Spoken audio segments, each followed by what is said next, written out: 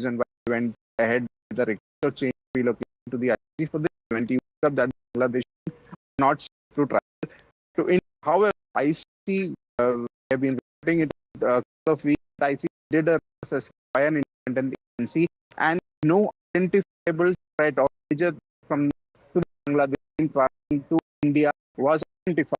The assessment report mentioned to moderate level risks with standard of all sport of sporting arena across the world. So no argument to be start off. That was like a for that Bangladesh.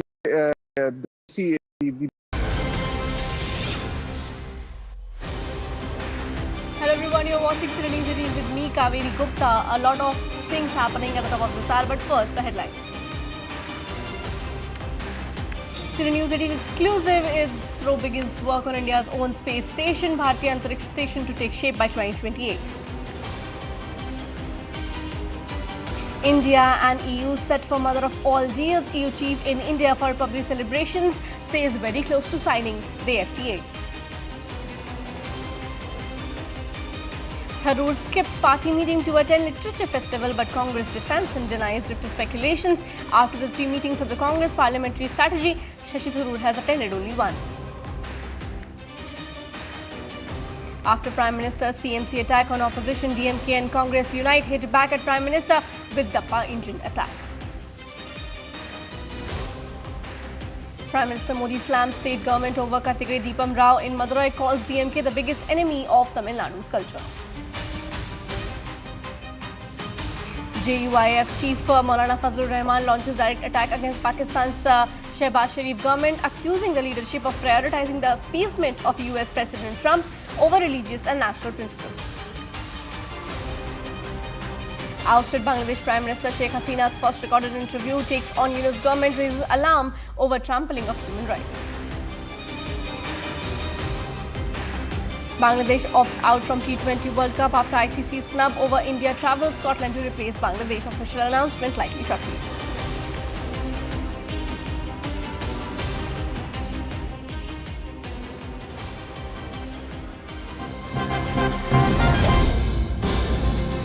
Alright, we have a breaking news coming in at the top of this hour. The CBI-led special investigation team has filed its final charge sheet in Tirumala Srivalli Laddu Ghee adulteration case after a 15-month investigation. The charge sheet names 36 accused, including the directors of Bhole Baba Organic Dairy, identified as the main hub producing that fake ghee, along with former TDD officials, suppliers and traders.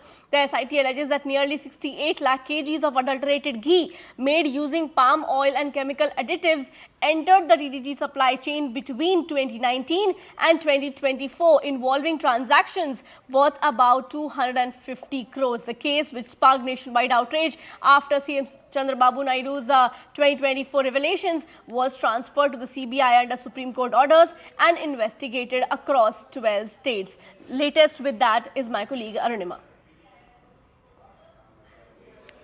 68 lakh kilograms of adulterated ghee procured over 3 years played with the life and with the faith of devotees of Tirupati.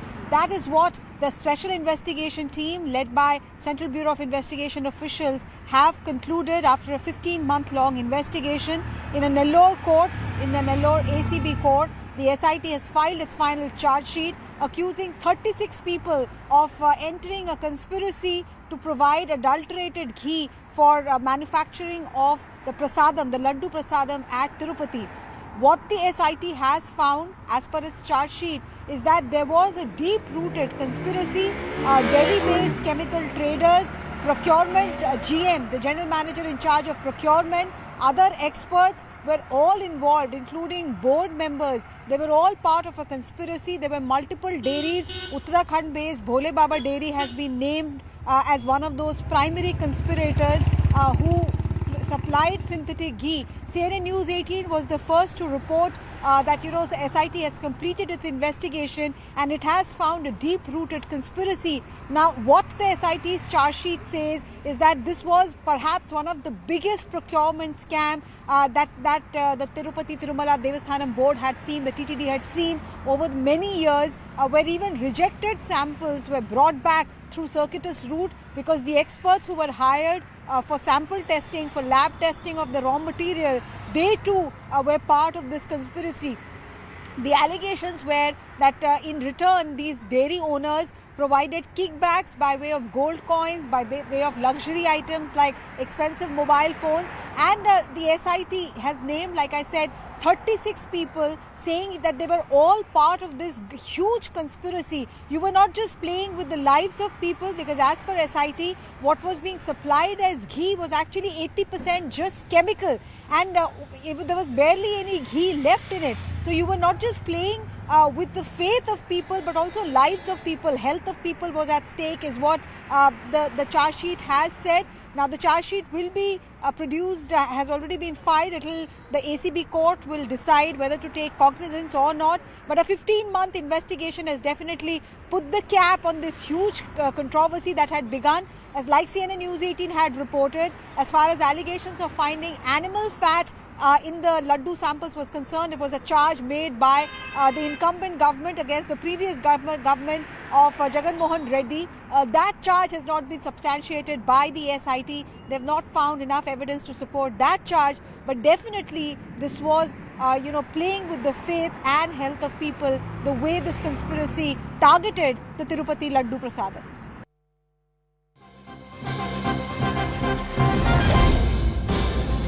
All right, another piece of breaking news coming in from down south. Karnataka Congress MP terms rape murder a small incident sparks controversy. Congress leader and Lok Sabha MP from Karnataka's Koppal, Rajsekhar Hitnal, triggered controversy after referring to last year's rape and murder of a foreign woman near Sanapur in Gangavati Taluk as a small incident. Speaking at a tourism exploration program held at the Koppal District Administration building, Hitnal said that there was a small incident here, a rape and a murder took place, repeating the description twice. Now, BJP has hit back at Hitnal, saying that this is how the Congress mindset is, and they have also questioned the Congress's Ladki Hu slogan. Listen to those reactions first. ಒಂದು ಮೊನ್ನೆ ಒಂದು ಸಣ್ಣ incident ಆಯ್ತು ನಮ್ಮಲ್ಲಿ ಒಂದು ಸಣ್ಣ incident ಆಯ್ತು ಅಂಜಾದ್ರಲ್ಲಿ ಒಂದು ರೇಪ್ ಅಂಡ್ ಮರ್ಡರ್ ಕೇಸ್ ಆಯ್ತು. ದೊಡ್ಡ ಇನ್ಸಿಡೆಂಟ್ ಆಗಬಾರ್ದು, ನೋವಿಂಗ್ ಸಂಗತಿ. ಆದ್ರೆ ಅದು ಎಷ್ಟು ಮಟ್ಟಿಗೆ ಪ್ರಚಾರ ಆಯ್ತು ಅಂದ್ರೆ ಇಂಟರ್ನ್ಯಾಷನಲ್ ಮಾಧ್ಯಮದಲ್ಲೆಲ್ಲ ಬಂತು. ಅದ್ರ ಇಂಪ್ಯಾಕ್ಟ್ ಎಷ್ಟಾಯ್ತು ಅಂದ್ರೆ ನಮ್ಮಲ್ಲಿ ಬರ್ತಕ್ಕಂಥ 50% ಟೂರಿಸಂ ಕಡಿಮೆ, ಈಗ 50% ಟೂರಿಸಂ ಕಡಿಮೆ. ಇಷ್ಟೆಲ್ಲ ಒಳ್ಳೆ ಸ್ಥಳಗಳಿದ್ರು ಕೂಡ ಪ್ರಚಾರ ಮಾಡಕ್ಕಾಗಲ್ಲ. ನೆಗೆಟಿವ್ ಆಗಿ ಒಂದು ಇನ್ಸಿಡೆಂಟ್ ಆದ್ರೆ ಅದು ದೊಡ್ಡ ಮಟ್ಟದಲ್ಲಿ ಪ್ರಚಾರ ಮಾಡ್ತಾರ. Congress MP from Karnataka has called rape and murder of 2 women and another friend of theirs, an Israeli woman, a tourist, as a very small and minor incident. This is the state of affairs and mindset of the Congress party. Their home minister says rapes, molestation that takes place during broad daylight are small incidents. Their Karnataka MLA says if you can't stop rape, the woman should enjoy the rape.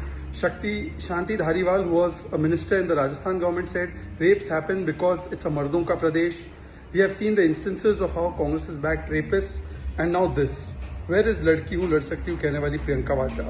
She's silent. She makes an issue about rapes when it happens in BJP ruled states, but in Congress ruled states, she allows such people to prevail with such mindset.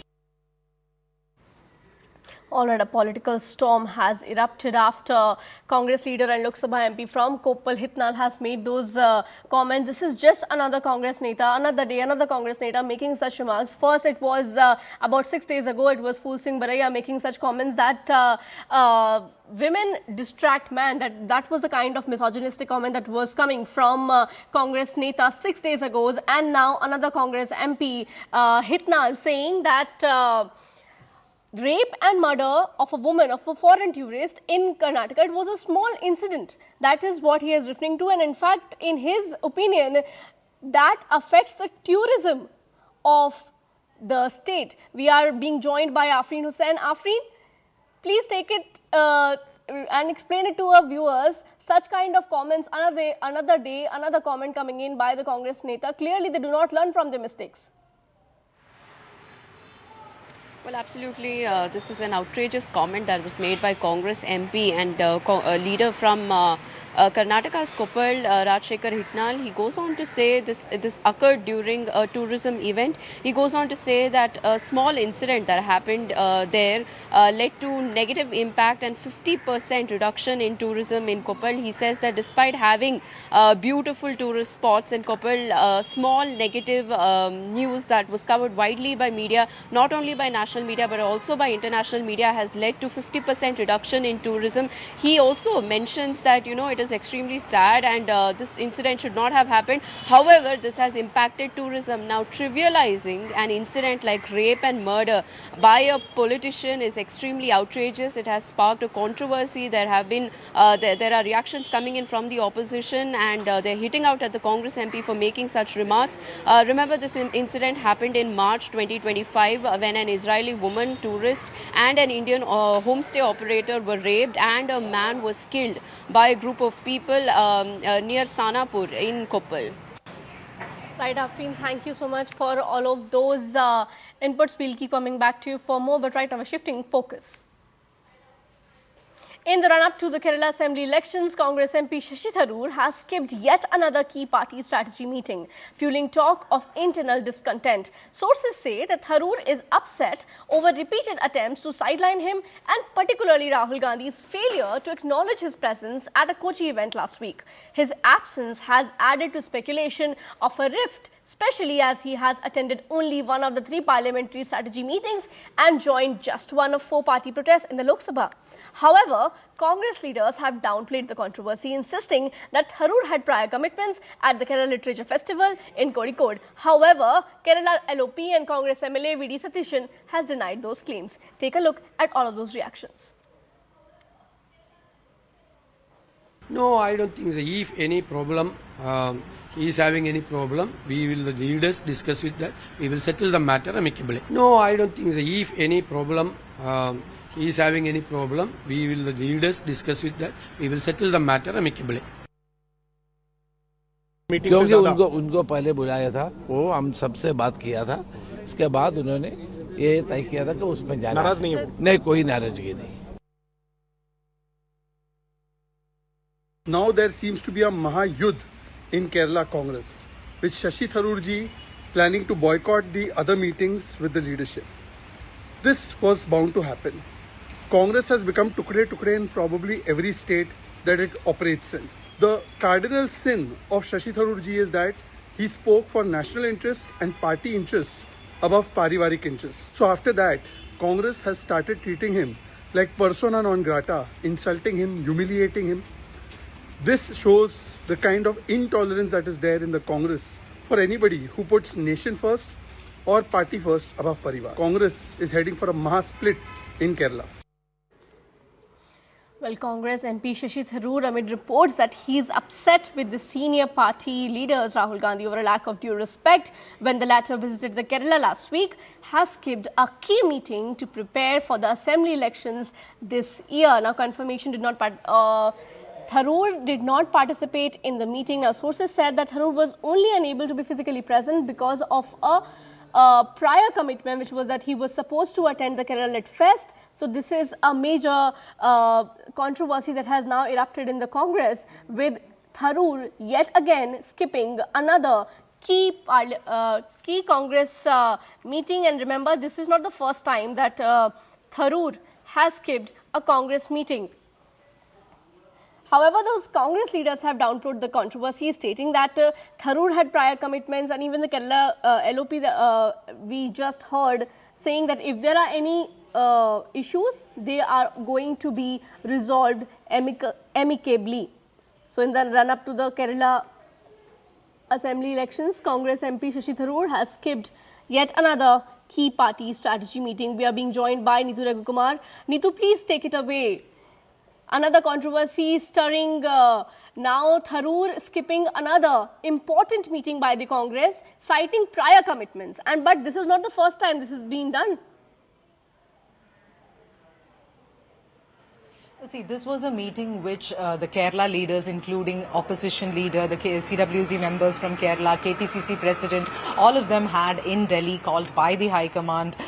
This is to discuss the election strategy in Kerala. Kerala is going into assembly elections in a couple of months. So this is a meeting which Shashi Tharoor had skipped, and sources close to Tharoor had told us that he was upset over the way in which he was insulted at the Mahapanchayat, which was organized by the KPCC in Kochi. And what the Congress's official stand, but what the leaders have been saying, including opposition leader, is that Tharoor had certain prior commitments and that is why he couldn't come. This is what he had informed to the party. Today, while asking the leader of opposition about this, he stated that if there are any issues, if anybody feels, we will discuss this and resolve this amicably. Yesterday, while we were discussing this issue, this is what we have been saying, that because the Kerala leaders would want to play this down because elections are coming and they wouldn't want to show that there is any kind of rift within the party, because what we are seeing in the Congress is that we are seeing a coordinated effort. Unlike the Congress that we have seen in the past elections or in the previous elections, we are seeing that the Congress is working in a coordinated manner in the state of Kerala, trying to put out candidates at the earliest, even for the local body elections in many places, including Trivandrum Corporation. We saw that they had put out the candidates even before the election dates were announced. So that is how the Congress is and the UDF is trying to work out in the state of Kerala ahead of elections, because this is a do or die battle for them. And ahead of this crucial assembly elections, they wouldn't want any kind of issues, especially with four-time MP of Thiruvananthapuram, especially when it is Thiruvananthapuram, one of the districts where the BJP has high hopes of winning at least a couple of seats for the assembly elections. Across the state, it is a fight between the LDF and UDF. The LDF is hoping that they will come back for a third term, and the UDF hoping that they can come back to power. So at this situation, they wouldn't want anything to flare up, and that is what we are seeing from the official reaction coming in from the leader of opposition.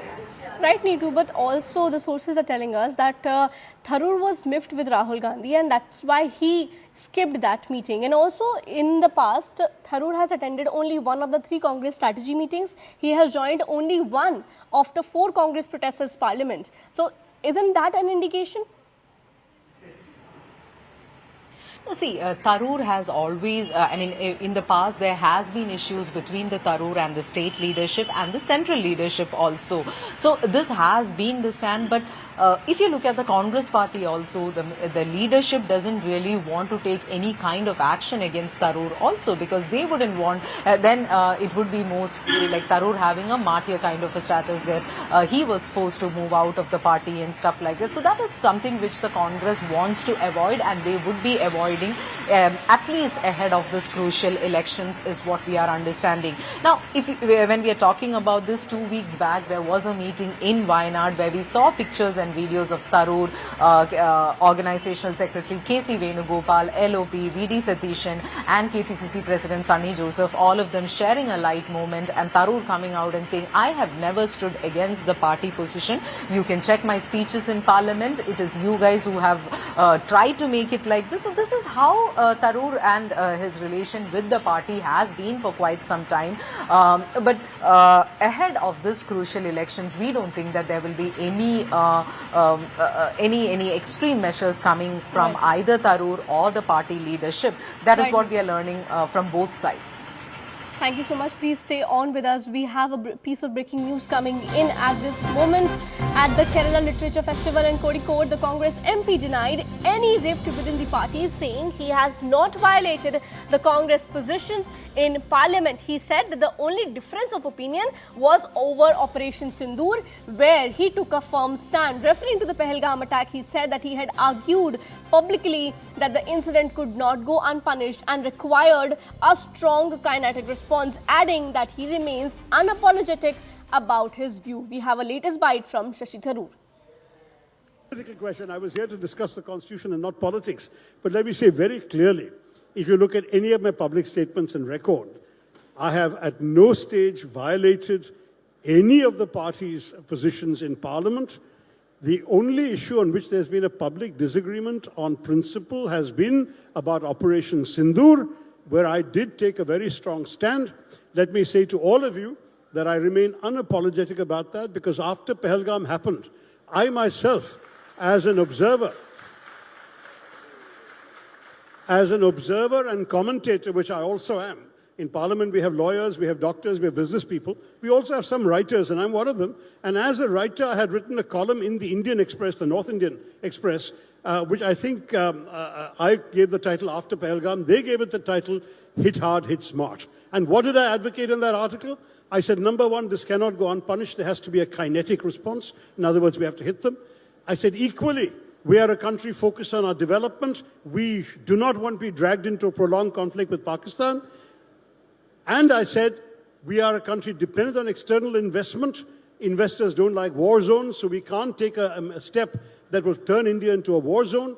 Therefore, hit only terrorist targets, a finite number of them, and signal very clearly that we Indians are only attacking terrorism. We're not attacking Pakistan. It's Pakistan's inability and unwillingness to curb terrorism that has obliged us to do this.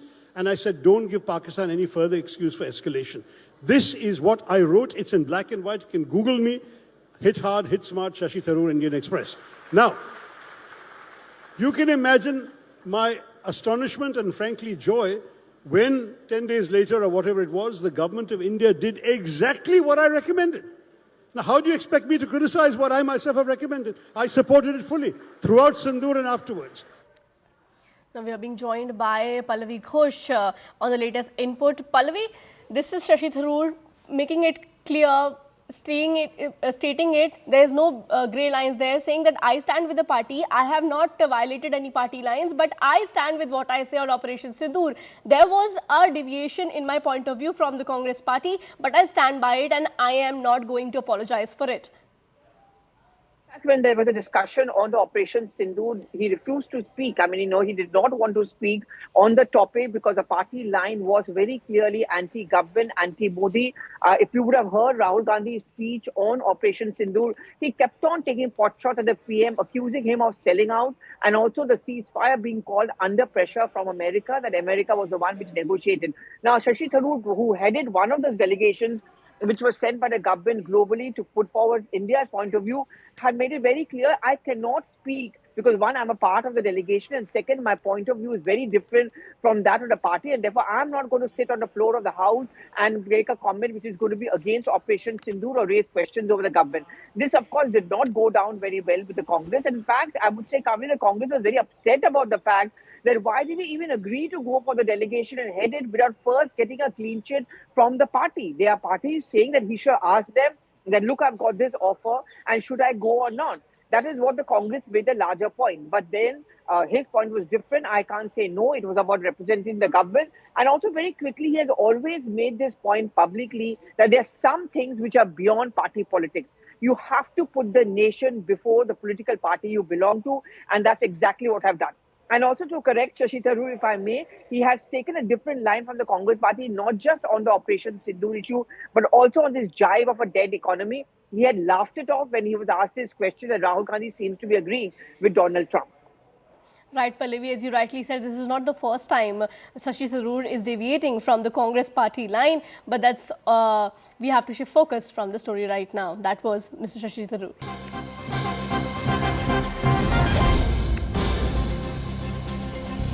Now, amid the growing differences, here are the possible options.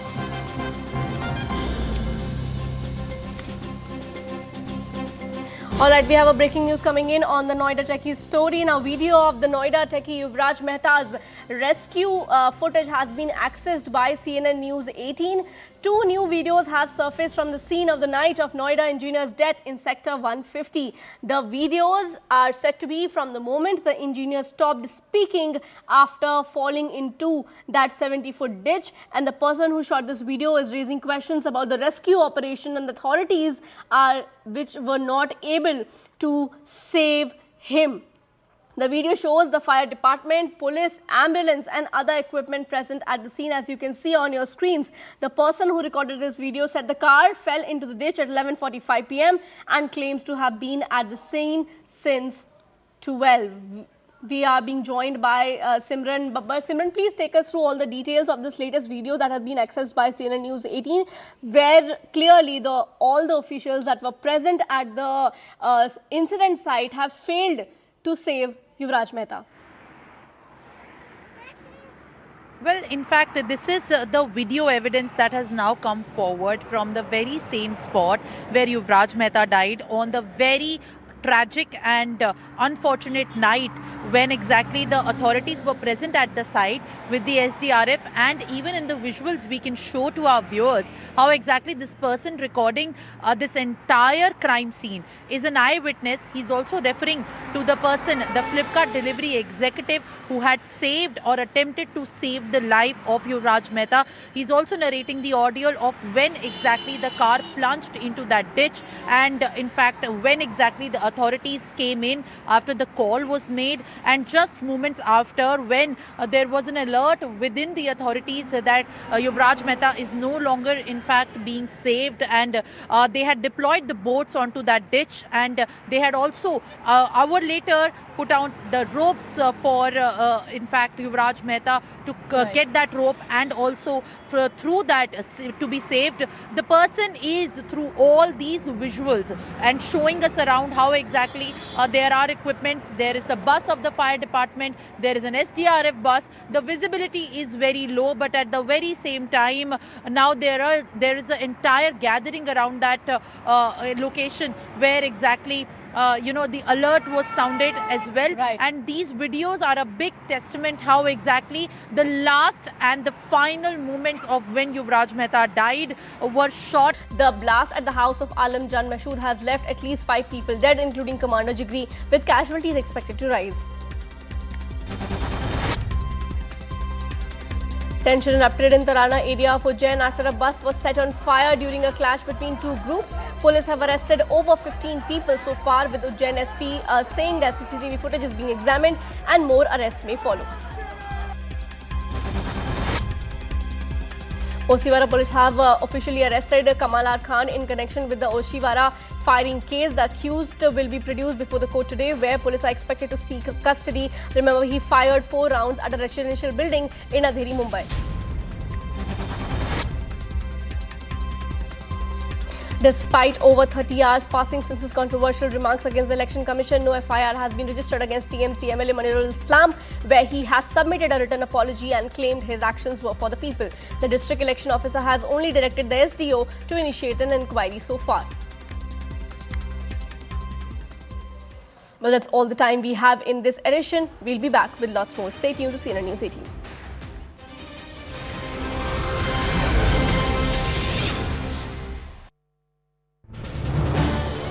This is News 18 Network.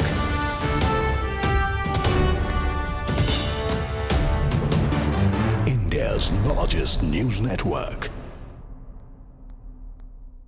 Bangladesh is out of the ICC 20 World Cup 2026 after rejecting the ICC's directive to play the matches in India, and with the line of pass, the ICC has begun the process of playing Scotland as Bangladesh replacement.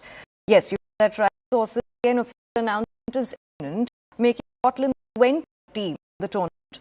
This decision follows a week of tension between BCB, ICC, BCCI, and marks a major shake-up at the stage after the World Cup begins. The Bangladesh Cricket Board cited security concerns and stood firm even after the ICC rejected their plea to shift games to Sri Lanka. We have Vinny Ramakrishnan joining us right now. Good morning and thank you so much for joining us on the broadcast. So, Vinny, can you please explain what are the specific security concerns that Bangladesh Cricket Board cited in refusing to play matches in India? How has the ICC responded to these concerns? You could give like a detailed account of it. Well, start off, there was been no specific security threat Bangladesh really put in their request to the ICC or cities and did not develop any of it. And they also said that under the YSR Congress, Andhra Pradesh was a Tughlaq regime. The YSR Congress also have been saying that the farms was a Tughlaq regime. The YSR Congress also have been saying that the farmlands that have been pooled and bought in is only for personal benefits of the TDP. But that also has seen multiple attacks, where the TDP has said that the land pooling, be it the first round or the second round that is going to take place, will only help the farmers, and they're striking gold. Because the farmers who have wholeheartedly given more than 34,000 acres of land in the first part of land pooling, well, that has now been slowly converted into this sustainably developed, beautiful capital city of Amravati, along with 9 other cities that will develop around it as well. The farmers slightly apprehensive even now because they feel that there is a need for a permanent status to be granted to Amravati, for them to feel relieved that what land they have given to the government will come back to them in big measures, and they may have struck gold. And this is what we're going to bring to you in this special report right here from Amravati. In India, governments change, policies change, even city names change. But it is rare for a state to spend nearly a decade caught in a simple question: where is the capital? For Andhra Pradesh, that question has not been administrative alone. It has been political, emotional, and politically divisive, with the people caught in the centre. The ruling Telugu Desam party has remained firm that Amravati must be the state capital. But since the bifurcation of Andhra Pradesh in 2014, the question of the capital has turned into one of the most contested political issues in the state, shaping elections, policies, and public sentiment. The push for Amravati begins the moment you land in Vijayawada, among the closest major cities. Just before you begin your drive of about 30 kilometers towards Amravati, the board appears, "I love Amravati."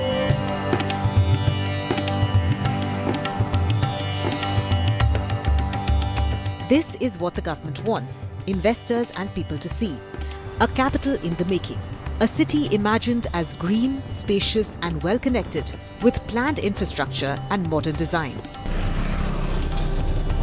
The capital dream of the TDP is trying to build India's first sustainable mega capital city.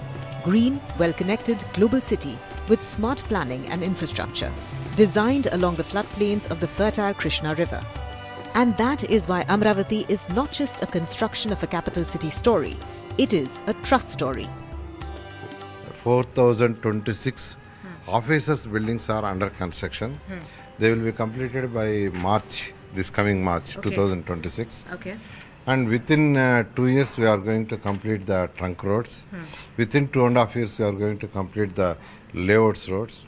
And within 3 years we are going to complete the iconic towers. So you have your roadmap in place, you have your targets in place, but in terms of investments also, I'd like to ask you, because one large thing was the land pooling that you did, but also bringing in real estate, bringing in investments. It's an important time when also we're seeing the World Economic Forum, Davos, and even the Chief Minister himself, along with his team of ministers there, and with the big, major responsibility you have of micromanaging from here to ensure that dream is fulfilled. How much of investments is coming in? Actually, for this, in this capital city, one is we are doing land pooling. We got some land. Almost, I think we got almost 5,000 and odd land. In that, actually, almost 1,000 acres we gave for different organizations. SRM, WIT, Amrita, like that, some hotels, some universities, some schools like that. They also started. For banks also, 14 banks we gave sites. They also started work. All that work actually started.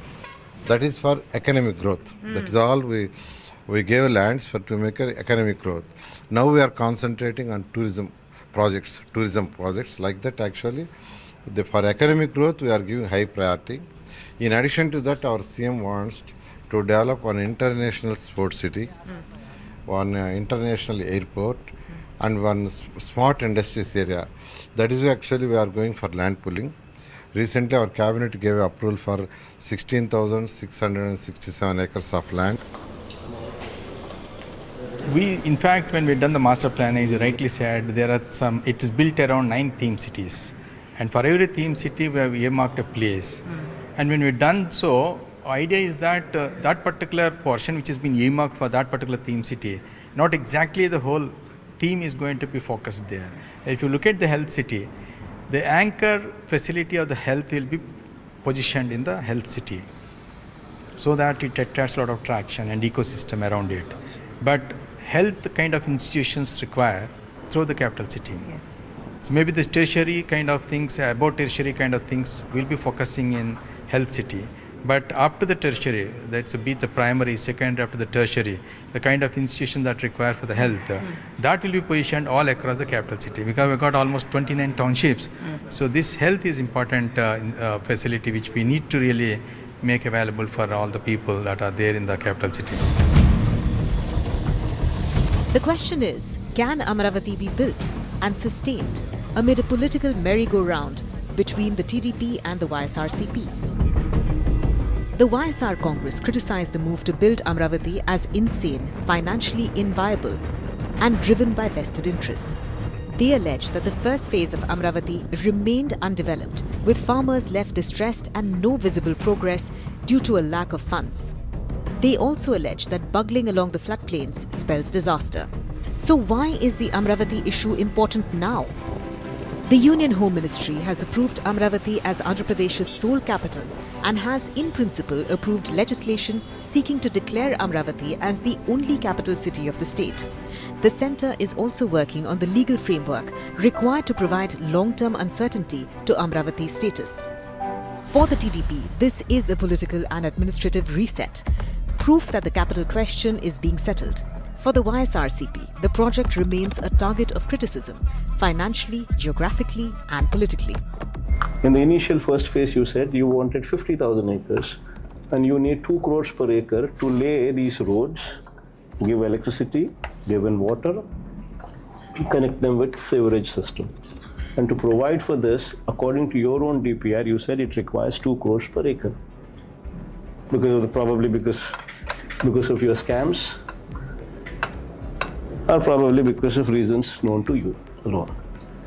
Now you and your Benamis have procured land here, so you've decided the capital here. But Chief Minister N. Chandrababu Naidu has responded to Jagan Reddy, saying several major cities in India and globally are located along riverbanks, and alleged that YSRCP leaders were misrepresenting facts by not distinguishing between a riverbed and a river basin.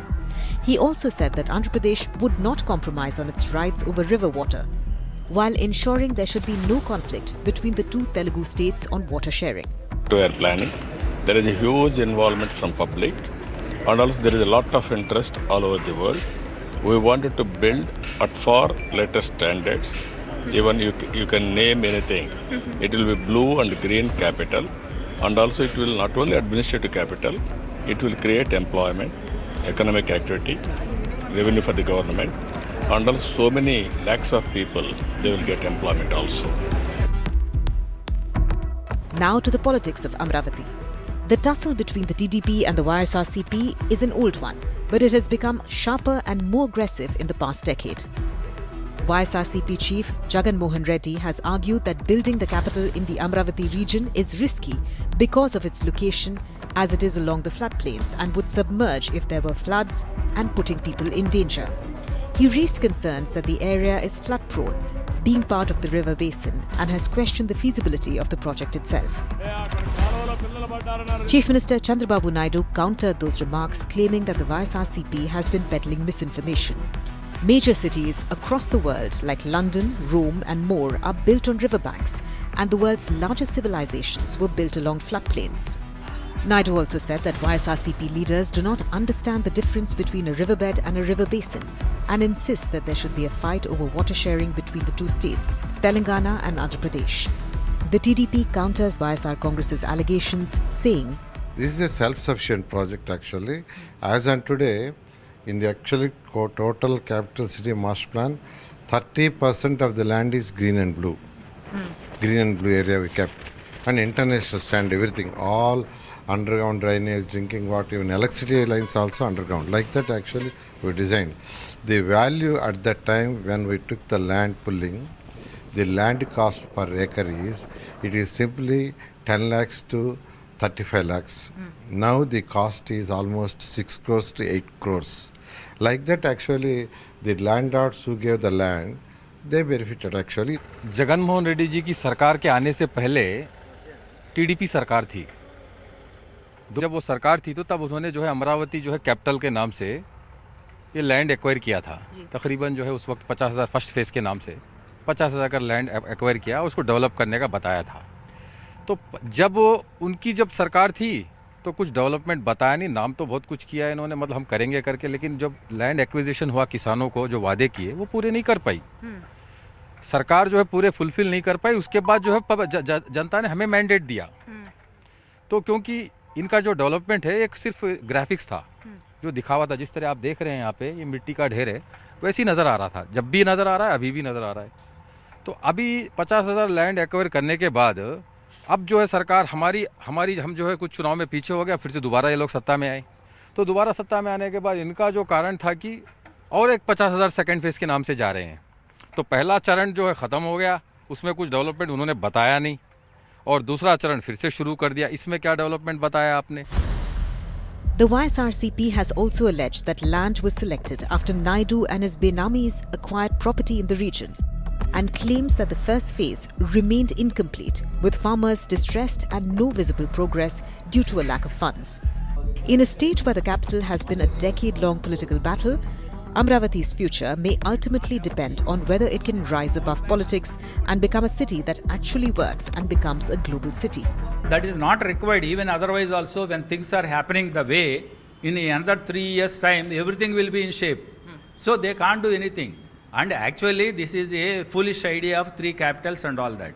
So growth centers have to come up in the state. So every region, they have a cluster-based development. Now Vizag is emerging in a big way rather than Amaravati. I can say, Vizag is attracting more investments in terms of data centers or IT. Similarly, Rayalaseema is emerging as an electronic city, drone city, then also, defense and aerospace establishments. So every area is coming up in a big way. So that's why I have a confidence that in the whole country, maybe 2-3 states will really push the GDP of the country. This Andhra Pradesh will be definitely in that. The Andhra Pradesh government has made it very clear. It's not just about the ease of doing business. It should now be about the speed of doing business. Because if investments need to come into Amravati to make it a world-class city, then things should speed up. What you're seeing right now here is the dredging work that is taking place for a structure of the APCRDA. And this has come in less than 6 months. This layout that you see is being put up as part of the deadlines that has been set up by the Naidu government, and want to ensure that the roads that lead towards Amravati, the roads that lead towards the building of these structures that include the executive, the judiciary and the entire legislature of Amravati is done at the speed of doing business. And that is what is important to them right now, and to ensure that these are deliverables. Here's a reality check on what Amravati looks like on the ground and what has happened since governments have changed since 2014. The ruling TDP government calls Amravati Praja Rajdhani, the people's capital, planned to spread across 218 square kilometers on the left bank of the Krishna River in Guntur district. The TDP says the centre's support has strengthened its push, and after Prime Minister Narendra Modi laid the foundation stone for the capital, it has given the Andhra Pradesh government another shot in the arm, and they say they are moving ahead with the speed of doing business. The Andhra Pradesh Capital Region Development Authority, or APCRDA, was formed as the nodal body to plan and drive the development of Amravati, responsible for implementing the capital region's master plan and coordinating key infrastructure works on the ground. It has set timelines, land pooling layouts, permissions for private construction, while also pitching Amravati as an economic hub as part of the effort to attract investment and generate jobs as the capital takes shape. This is a capital city different from the other capital city in several senses. First of all, the farmers' contribution, all of you must be knowing that this is one capital city which is founded on overwhelming support of more than 29,000 farmers. And then this is the first capital city for which the land pooling has been happened in a biggest manner. So this way, it's no exaggeration if I say that this is the the capital with what is the largest land pooling. Okay, so that is first point. And second point is that okay, fine, we come up with the master planning, and then for the master planning we taken the support of the Singapore government, yes. And then the authority has approved, which has been headed by our Honorable CM. So that's a master plan is a strong founding pillar for our capital city. And then more importantly, unlike other capital city, the sustainability is very much rooted in the planning philosophy of the whole capital city. That's a fundamental difference which when we compare with our capital city, with other capital cities which are already coming up or the cities which are already in move. But beyond the political messaging, the question remains the future of the farmers. The farmers who had initially given up their lands for development, they had also contributed to the government at the time, and now you're also looking at more land pooling. What are the benefits will those farmers get? Actually, whatever the land they gave, when we made a layout, then we allotted plot. Whoever gave us a land acre, it is a Jarib land, we gave 1450 square yards written. It is non-Jarib, we gave 1250 acres. Like that, it is the initial agreement. In addition to that, actually, every year for Jarib lands, we are paying 50,000 rupees as an annuity and 30,000 for non-Jarib lands for 15 years. Initially, it is 10 years. Last government, actually 5 years, almost these people suffered a lot. That is why our honorable scheme extended that to 15 years. So every year with 10% enhancement. Like that, actually, we are making a benefits to agriculture.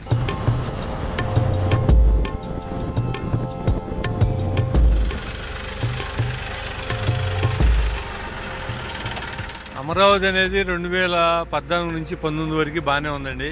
Chandrababu Naidu గారు పరిపాలనప్పుడు 2019 నుంచి 2024 వరకు మటుకు మా కష్టాలన్నీ మొదలైనాయండి. జగన్మోహన్ రెడ్డి గారు అధికారంలోకి వచ్చిన తర్వాత 3 రాజధానులు అనేది అసెంబ్లీ సాక్షిగా చెప్పడం వలన మా బాధలన్నీ మొదలైనవి. ఇక మా భూములు ఇచ్చాము సర్వస్వం అని చెప్పి ఉద్యమం అండి. మా ఉద్యమంలో కనీసంగా ఒక అద్దం పగలగొడతాం కానీ ఒక ఫ్లెక్సీ దించడం కానీ అటువంటిది ఏమీ లేకుండా 1634 రోజులు మేము శాంతియుతంగా ఉద్యమం చేసామండి. ఆ ఉద్యమంలో మహిళా రైతులదండి ముఖ్య పాత్ర, మాది కాదు మహిళలది. ఎందుకంటే మా భూములు మొత్తం ఇచ్చాము. మన ఫ్యూచర్ ఎట్లా, మనం ఎట్లా బ్రతకాలి ఏందనేది ఆలోచన మూలన వాళ్ళు కూడా మహిళల ఉద్యమం మూలనే మేము కొంచెం విజయం సాధించామని చెప్పి కోరుకుంటున్నామండి. దాని మూలనే జగన్మోహన్ రెడ్డి కూడా 152 సీట్లు అతనల్లా 11 సీట్లకు పరిమితం అయ్యాడు. మమ్మల్ని అన్యాయంగా రైతుల్ని దాదాపు 29,000 మంది రైతులు 34,000 ఎకరాలు ఒక్క నయా పైసా తీసుకోకుండా ఇచ్చామండి. మేము ఎకరం ఇచ్చి 25 సెంట్లు మేము తీసుకొని మిగిలిన 75 సెంట్లు ఆంధ్రప్రదేశ్ ప్రజలకు ఇచ్చామండి.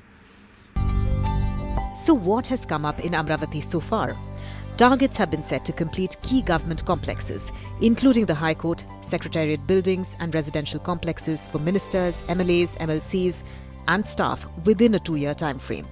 But at the heart of the Amravati story is still the farmer. Many who contributed land remain uncertain about timelines, returns and whether the project will remain stable across political attacks and counterattacks. Amravati is being developed as a greenfield, sustainable capital city in Andhra Pradesh, which will be in line with the top 5 global capitals in the country, being planned on the left bank of the Krishna River in Guntur district.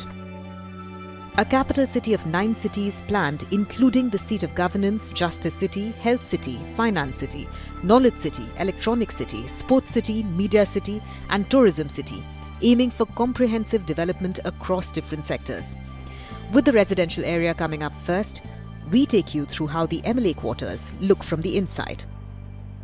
Building a capital city is not just about putting together a seat of governance, administrative facilities and other facilities so that people can come. It's also providing residential accommodation, not just to officials but also to the elected representatives.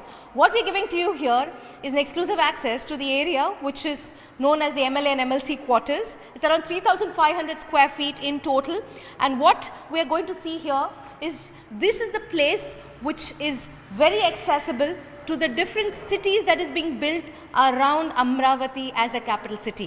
There are 9 cities that they are building. That includes the judicial city. They're also looking at the sports city, looking at the health city. So amongst that, accessibility to elected representatives, MLAs and MLCs, so that these become home offices and people's voices can be heard, because that is very important.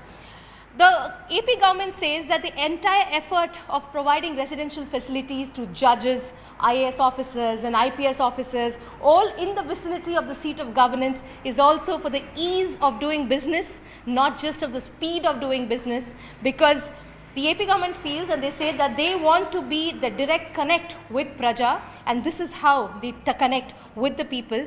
And such kind of accommodation facilities that is being given to various officials also make it accountable for them to ensure that the voices of people are heard.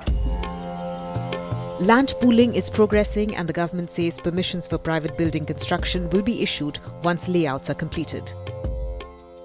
The project is being implemented by the Andhra Pradesh Capital Region Development Authority, or APCRDA.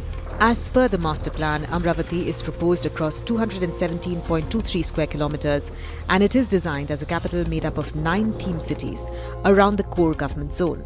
The idea is to create separate hubs for administration, health, education and business. The plan also includes an iconic assembly tower with a viewing deck, a 50-storey secretariat building and 4 42-storey HOD towers, along with wide arterial roads, land earmarked for green and blue spaces and planned underground infrastructure such as drainage and utility corridors.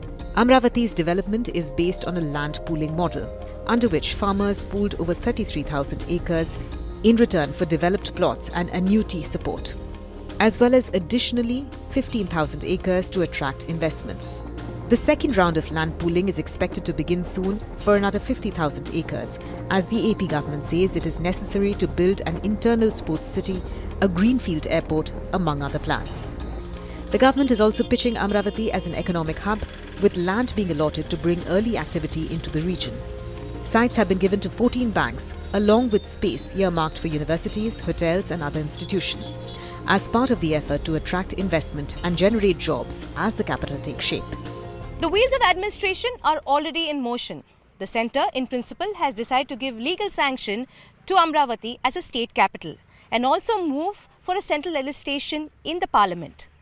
But all eyes will also be on what happens to those farmers who have given their lands and to the first part of the land pooling that took place and what is going to be converted out of it.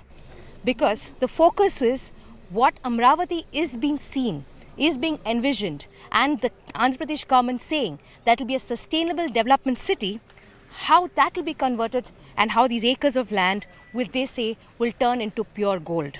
Now this will be closely watched by those whose land is yet to be acquired to make and build the state capital of Amravati block by block.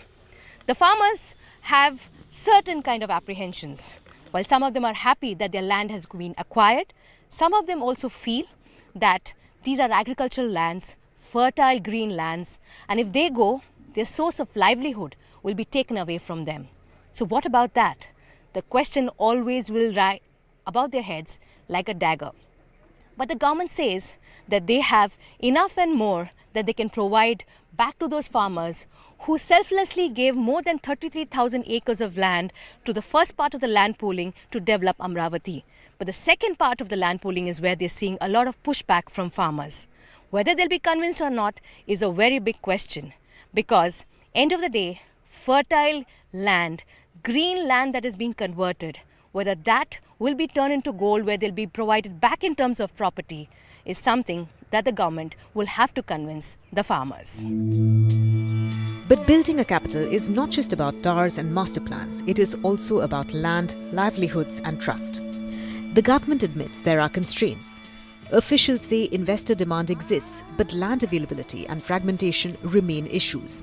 And they need to create anchor projects like an airport, a sports city and industrial clusters to make the city attractive. And then comes the most sensitive question. Is there pushback from farmers? ఎకరం భూమికి 10 సెంట్లు ఇస్తా ఉన్నారండి. మా ఇంట్లోనే ఇస్తా ఉన్నారు. ఇంకా మాకు అవన్నీ రిజిస్టర్లు కొంతమందికి అయినాయి, కొంతమందికి అవ్వలేదు. బాబు గారు ఉండేప్పుడు బాగానే చేశారు, మధ్యలో కొంచెం ఇబ్బంది పడ్డాము. ఇప్పుడు మళ్ళీ బాబు గారు వచ్చారు, అన్ని పనులు చేస్తున్నారు, బాగానే ఉంది, చేస్తున్నారు. మేము ఇప్పుడు ఇష్టపూర్వకంగానే అందరికీ ఇష్టపూర్వకంగానే ఇచ్చాము. ఇప్పుడు ఆ ప్లాట్లన్నీ బాగు చేస్తున్నారు, పనులు జరుగుతున్నాయి, మాకు ఆనందంగానే ఉంది. మాకు ఏ పనులు అయితే చెప్పారో అవన్నీ బాబుగారు చేస్తాము, 27 కల్లా మీకు మీ ప్లాట్లన్నీ అప్పచెప్తాము అని చెప్పారు. ఇంతకుముందు బాబుగారు వచ్చినప్పుడు 5 సంవత్సరాలు బాగానే ఉన్నాయి. అప్పుడే కొత్తగా అన్నీ పెట్టి చేస్తూ ఉండగానే మళ్ళీ ఈయన వచ్చాడు కదా, ఈయన వచ్చినాక మేము చాలా ఇబ్బందులు పడ్డాము. అసలు ఒక ఊరు నుంచి మేము విజయవాడ వెళ్ళాలంటే మళ్ళీ విజయవాడ నుంచి రావాలన్న ఆధార్ కార్డు లేనిది రాలా, మమ్మల్ని బయటికి వెళ్ళాల, మా మీద కేసులు పెట్టాడు. మేము నానా హింసలు పడ్డాము, చాలా బాధలు పడ్డాము. బాబుగారు వచ్చినాక మాకు చాలా సంతోషంగా ఉంది, ఎంతో సంతోషపడుతున్నాం. For some people, land is something which is emotionally attached. So from that standpoint, it is okay. But for a bigger cause, I think the government... for the greater good, as you say. 10 ఎకరం భూమి ఇచ్చాం. ఇప్పుడు మాకు 10 ఎకరానికి 10 సెంట్లు ఇచ్చినాడు, ప్యాట్లు ఇచ్చాడు. దాన్ని ఇప్పుడు శుభ్రంగానే ఉంది.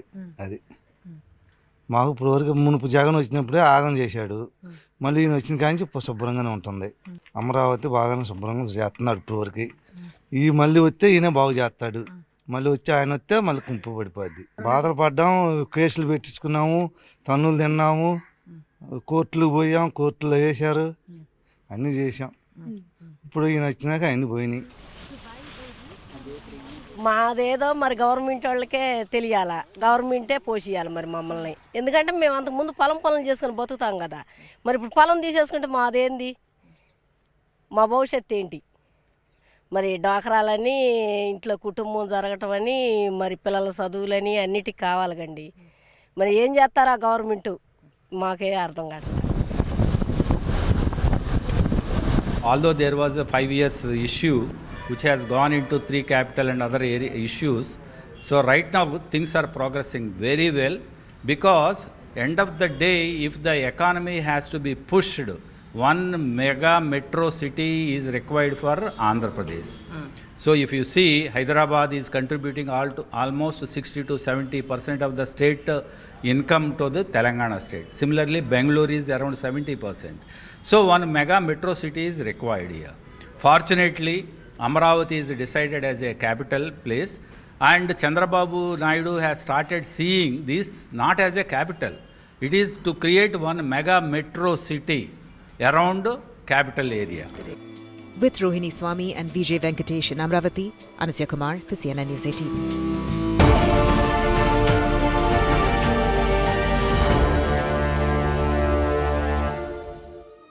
The budget is expected to give an impetus to the domestic economy, domestic tourism and agriculture, to rural sector in a big way. Investment in R&D so that we become more self-sufficient in technologies related to our high-value sectors. The startup economy, which are already creating a lot of jobs and need a lot more policy support. Watch me live, Sumita Davra, as we analyze the Union Budget 2026 exclusively on CNN News 18. This is News 18 Network.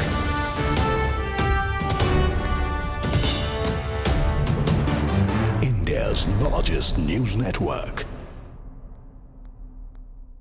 Bangladesh is out of the ICC 20 World Cup 2026 after rejecting the ICC's directive to play the matches in India, and with the deadline passed, the ICC has begun the process of picking Scotland as Bangladesh's replacement.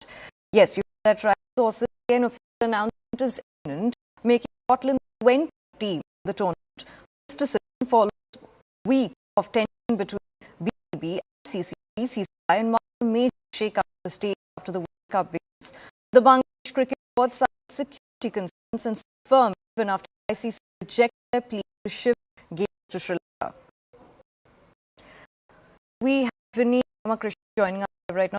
Good morning and thank you so much for joining us on the broadcast. So, Vinny, can you please explain what are the specific security concerns that Bangladesh Cricket Board cited in refusing to play matches in India? How has the ICC assessed the response to these concerns? Could give a detailed account of it. Well, sort of.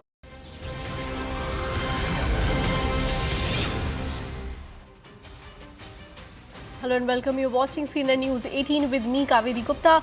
A lot of things lined up for you on the top of this hour, but first the headlines.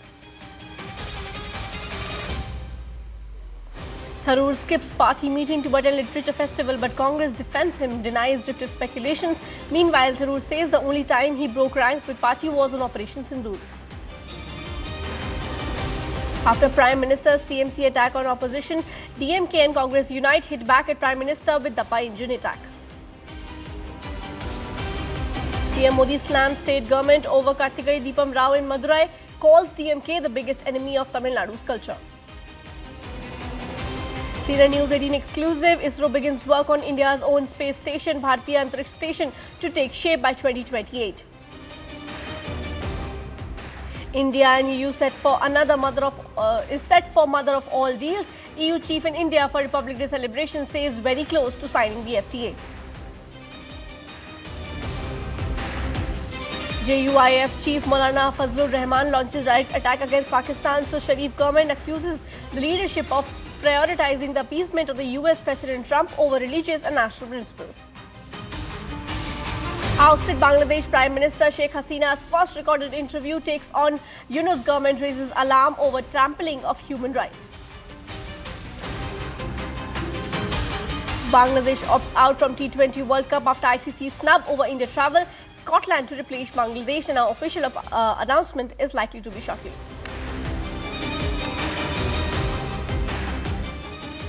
And the focus is on the top story. In the run-up to the Kerala Assembly elections, Congress MP Shashi Tharoor has skipped yet another key party strategy meeting, fueling talk of internal discontent. Sources say that Tharoor is upset over repeated attempts to sideline him, and particularly Rahul Gandhi's failure to acknowledge his presence at a Kochi event last week. His absence has added to speculation of a rift, especially as he has attended only one of the 3 parliamentary strategy meetings and joined just one of the 4 party protest in the Lok Sabha.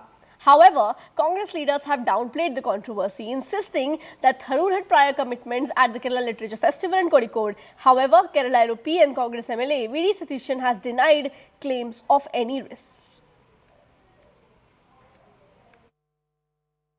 क्योंकि उनको पहले बुलाया था, वो हम सबसे बात किया था, उसके बाद उन्होंने ये तय किया था कि उसमें जाना। नाराज नहीं, कोई नाराजगी नहीं।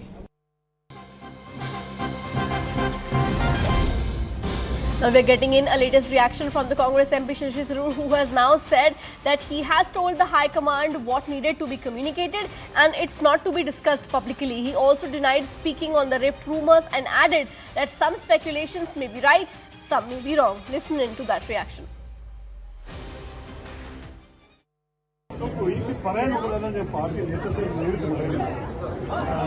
നിങ്ങൾ പല കാര്യങ്ങളും എഴുതിയിട്ട് മാധ്യമത്തിൽ അതിൽ ചില കാര്യങ്ങൾ ശരിയായിരിക്കും, ചില കാര്യങ്ങൾ ശരിയായിരിക്കും. ഞാൻ അതിനെക്കുറിച്ച് ഇവിടെ പബ്ലിക് ചർച്ച നടന്നിട്ട് ശരിയല്ല. ഞാൻ പോയില്ലേ, ഞാൻ പാർട്ടി നേതൃത്വത്തെ അറിയിച്ചു, നേരത്തെ അറിയിച്ചു ഞാൻ വരുന്നില്ല. എനിക്ക് എന്തായാലും ഇവിടെ വാക്ക് കൊടുത്താലും ഇതിനെ ക്യാൻസൽ ചെയ്തിട്ട് പോയിട്ട് കോഴിക്കോട് വരാനും പോകാനും കുഴപ്പമില്ല, അറിയാൻ പറ്റും. അപ്പോൾ ഒന്നുവരെയും ഇത് ചെയ്യണം, അല്ലെങ്കിൽ ചെയ്യണം. ഈ സ്ഥിതിയിൽ ഞാൻ ഇതാണ് ചെയ്യാൻ പോകുന്നത്. പക്ഷെ ഞാൻ ഉറപ്പുമായിട്ട് പാർലമെന്റിൽ എല്ലാ വിധത്തിലും പങ്കെടുക്കുക. പാർട്ടിയെ ആ സമയത്ത് കാണാൻ നേതൃത്വത്തില്ല. പക്ഷേ പറയാനുള്ളത് പാർട്ടിയുടെ അകത്ത് പറയാനുള്ളത് പാർട്ടിയുടെ അകത്ത് തന്നെ പറയുന്നത്, അത് മാധ്യമക്കാരല്ല. നിങ്ങൾ എല്ലാവരും നിങ്ങളുടെ കാര്യങ്ങൾ ചെയ്തോളൂ. ഞാൻ എന്റെ നിങ്ങൾ പറഞ്ഞു എനിക്ക് അസംതൃപ്തി ഉണ്ടായിരുന്നു, ഞാൻ അതിനെ വേറെ ഒന്നും അതിനേക്കാൾ കൂടി ചേർത്ത്. We have Neetu Kumar joining us on the broadcast. Neetu, please take us through the latest comment of Tharoor, where he is saying that there are several speculations on why I have not attended those meetings, and some may be right and some may be wrong. He is keeping everybody guessing as to why he skipped that important meeting for Kerala. No, Shashi Tharoor has clearly stated at this Kerala Literature Fest that he did not go for this meeting because he had prior commitments, and that he had informed his party leadership earlier itself that this is why he is not attending. And after that, when asked about that media, that there are reports that you were upset with this, that is when Shashi Tharoor said that, see, media has given out several reports, some are right, some are wrong. Whatever I have to say, I have communicated with the party leadership and I will discuss within the party, but not publicly. I will not say any word about this. But to why he skipped that meeting, Shashi Tharoor clearly stating that he did not attend because he had prior commitments at the Literature Fest. He had to miss the Jaipur Lit Fest and he didn't want to miss this too. And that is why he had missed this meeting, and he had informed the party about him not attending because he had prior commitments. So this is what Shashi Tharoor has said once when he was asked this question by the media at Kozhikode Literature Fest. Right, Neetu, please stay on with us. We are also being joined by Pallavi Ghosh on the broadcast. Pallavi, a thing that we were discussing earlier also about Tharoor saying that I have not violated any of the party lines. I only had a deviation from one point, and that was Operation Sindoor, and I still stand by it. That's right. In fact, there were two occasions on which it was very obvious that he had not toed the party line. One, of course, was on Operation Sindoor.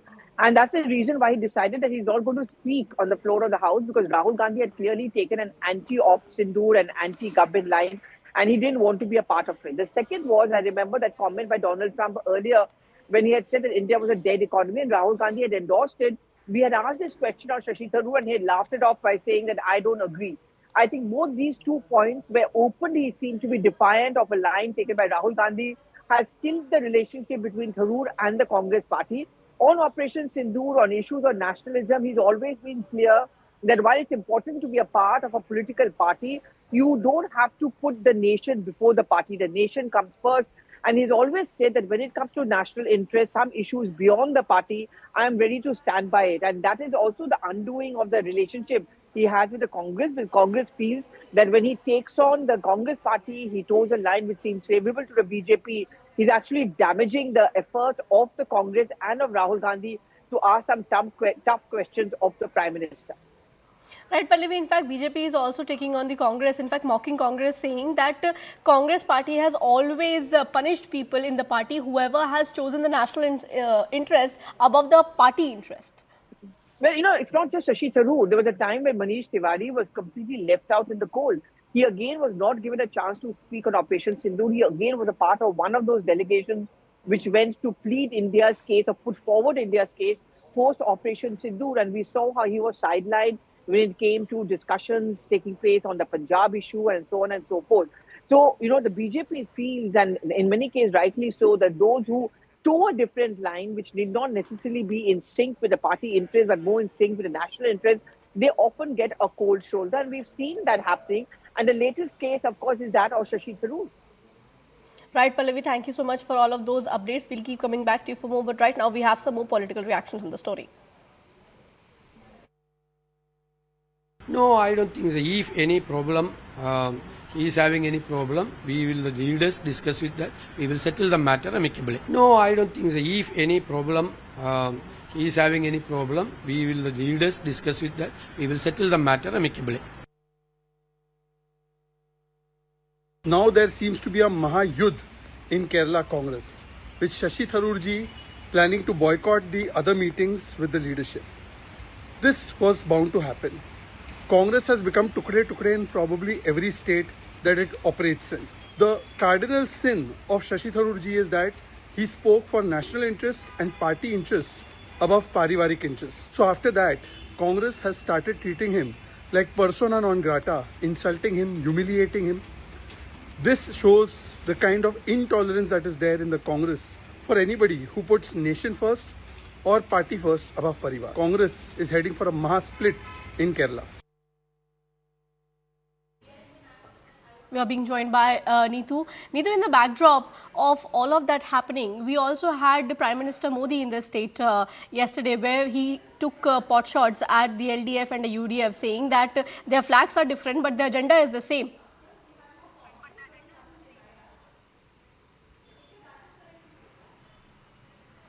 From the reactions we heard how the Kerala Congress is trying to diffuse, especially the state unit's leadership is trying to diffuse the situation. We heard opposition leader V.D. Satishan saying that if at all there are problems, we will discuss this and settle this amicably. So from both sides, and Tharoor also saying that he did not attend the meeting because of his prior commitment. So both sides are trying to diffuse this. As we have been discussing this from yesterday, both sides don't want want it to escalate further, especially ahead of the crucial elections. Now, yes, the Prime Minister was also here in the capital city yesterday, taking shots at both the UDF and the LDF, stating that only if the BJP comes to power, something will happen in Kerala, or Kerala will develop. To this, both the UDF as well as the LDF has questioned this, and certain issues that both the LDF and the UDF has been raising is that during the local body elections campaign, the BJP has extensively campaigned saying that once they win the Trivandrum Corporation, within 45 days the Prime Minister will come to Trivandrum and then announce his development blueprint. So there were high expectations yesterday on those lines. So immediately after the Prime Minister's visit, ministers themselves have started asking this question on where is the blueprint, what is the plan for development. So this is something which again to the Prime Minister's questions against the UDF and LDF, the UDF and LDF are raising these points, asking where is the development blueprint that you have promised, and and there's also a campaign going on related to what happened when the landslides happened in Wayanad also, and why no support has been given by the centre. So this is how the UDF and the LDF is countering what the Prime Minister has said in the state yesterday. Thank you so much, Neetu, for your valuable inputs. We'll keep coming back to you for more, but we have a breaking news coming in at this point.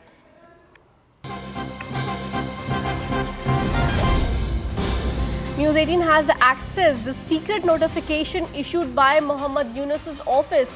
In that notification, it is mentioned that they have information that Rohingya camps have presence of armed groups and cache of illegal weapons. The notification also mentions that many Rohingyas have registered themselves illegally in voter lists and who will try to vote ahead of this Bangladesh elections, and the notification warned that individuals or the groups with vested interests will use Rohingyas to sabotage the Bangladesh elections and the surrounding areas. So this is the latest coming in. We are being joined by Anindya on the story. Anindya, first please take us through that notification. What are the details? Well, you have a Bangladesh election that is on 12th of February, and just ahead of that, it's less than a month from now on, and that's when you have Muhammad Yunus's office coming up with a notification that has some very serious charges. We assume that when it's a notification coming from that senior an office, they have some credible intel input. Now they have they have already barred the Rohingyas partaking into the electoral process. But what we know, there are some valid 2-3 points that they have made. One is that there are some presence of armed groups within the catchment areas of the refugee colonies. Two, what they're saying is that they have groups or individuals with vested interests can use those Rohingyas and mobilize them and sabotage the Bangladesh election, not only in surrounding areas like Cox's Bazar or southern Bangladesh, but even different parts of Bangladesh, be in Dhaka or different parts of northern Bangladesh. Three, that many Rohingyas have illegally registered themselves in the voter list, and they can prove to be a security threat. So very serious charges, very serious concern for them, and why it should worry not only Dhaka, why it has rang an alarm bell not only in Dhaka, but it should ring an alarm bell for South Asia and India as well, because any spillover and any security threat that emanates from south of Bangladesh can have a spillover effect to India as well. So very clearly, I'm sure that South Bloc is also watching it closely. Thank you, Anindya, for those exclusive updates. But in the first interview since her ouster, former Bangladesh Prime Minister Sheikh Hasina has accused the Yunus-led interim government of trampling human rights and driving the nation into chaos. Speaking through an audio message from exile in India, Hasina described Bangladesh as a land filled with cries of people struggling to survive amid destruction. She branded Muhammad Yunus a murderous fascist, usherer and plunderer, alleging that his policies have bled the nation dry. Hasina warned that people of freedom of the press has been extinguished, minorities persecuted and women subjected to unchecked violence. Listen in to that conversation. Our once serene and fertile land has been reduced to a wounded, blood-soaked landscape. In truth, the entire country has become a vast prison, an execution ground, a valley of death. Everywhere, one hears only the cries of the people struggling to survive amid destruction. A desperate plea for life, heartrending screams for relief. The murderous fascist news, a usurer, a money launderer, a plunderer, a corrupt, power-hungry traitor, has bled our nation dry with his all-consuming perditions, staining the soul of our motherland. On August 5th, 2024, in a meticulously engineered conspiracy, the national enemy, the murderous fascist Inus, and his anti-state militant accomplices forcibly ousted me, though I am the people's representative, directly elected. From that day forward, the nation has been plunged into an age of terror, merciless, relentless, and suffocating. Democracy is now in exile. Human rights have been trampled into the dust. Freedom of the press has been extinguished. Violence, torture, and sexual assault against women and girls raised unchecked. Life and property have no security. Religious minorities face continuous persecution. Law and order have collapsed. From the capital to the remotest villages, mob terror, mass looting, armed robbery, and extortion reign supreme. Our institutions of learning are plagued by chaos, and justice has become a nightmare. The frenzy of militant extremism has cast a pall of fear across the nation. Even more dangerously, there is a treacherous plot to barter away the territory and resources of Bangladesh to foreign interests. By betraying the nation, the murderous fascist Inus is pushing our beloved motherland toward the furnace of a multinational conflict. In this grave hour, the entire nation must rise, united and galvanized by the spirit of our great liberation war, to overthrow the foreign serving puppet regime of this national enemy. At any cost, the brave sons and daughters of Bangladesh must defend and restore the constitution written in the blood of martyrs, reclaim our independence, safeguard our sovereignty, and revive our democracy. We are being joined by Madhuparna Das. Madhuparna, Sheikh Hasina has launched a blistering attack against Yunus, calling him and accusing him of running an illegal and violent interim government in Bangladesh. And this comes at a time when Bangladesh elections are closer and the Awami League has been barred from voting. Yes, we must note that this has been Sheikh Hasina's first open public address. She addressed foreign media, of course, including Indian media, and she made 3-4 very important points. Three primarily very important points that she tried to drive in. And the first was she called Uni's government, of course, an illegal government. And she also said that her ouster was planned, was conspired with the help of foreign powers. And the second point that she made that was that, the people, they have to fight and they cannot give in at this point of time. She kind of appeal to her voters, not only to her voters, but the people of Bangladesh, at large. She appealed to them to boycott the election because according to Awami League and according to Sheikh Hasina, this election is not going to be free, fair, and inclusive because her party has been banned from even participating in that election.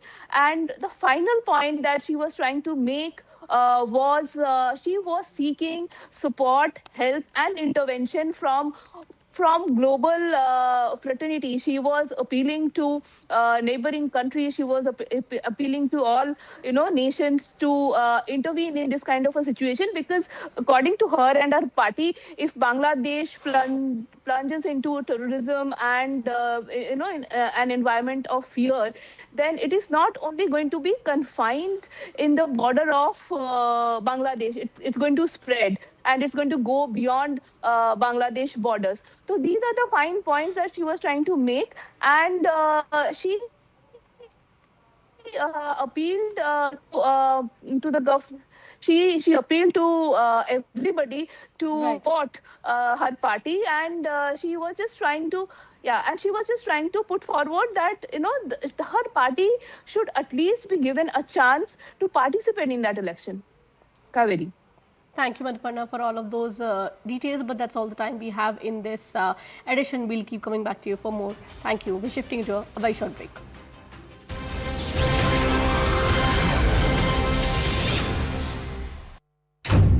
Before February 1, the hard questions. Can India sustain growth surge in an uncertain world?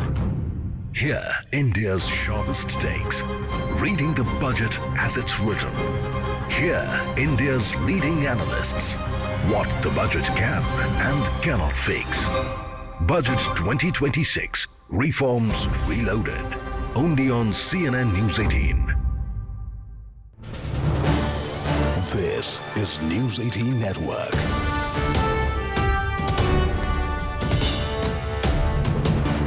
India's largest news network. Bangladesh is out of the ICC 20 World Cup 2026 after rejecting the ICC's directive to play the matches in India, and with the line pass, the ICC has begun the process of playing Scotland as Bangladesh replacement. Yes, you heard that right. Sources say an official announcement is imminent, making Scotland the 20th team in the tournament. This decision follows a week of tension between BCB, ICC, BCCI, and marks a major shake-up in the state after the World Cup begins. The Bangladesh Cricket Board cited security concerns and stood firm even after the ICC rejected their plea to shift games to Sri Lanka.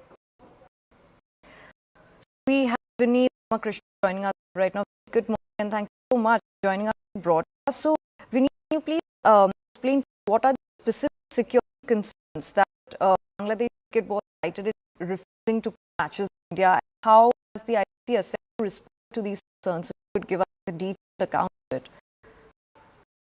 Well, to start off, there will be no specific security threat that Bangladesh put out in their request to the ICC for a new relocation. It will come down to what happened to Mustafa Rahman, Bangladesh player, who was released in the KK squad IPL. That only major argument that the BCB has in terms of security threat to their team. Hence, the reason why it went ahead the request to change relocation to the ICC for the 20 that Bangladesh not to travel. However, ICC been reporting it over a couple of weeks. ICC did a risk assessment and independent agency, and no identifiable threat or major from to the Bangladesh travel to India was identified. The assessment report mentioned low to moderate level of which standard all sporting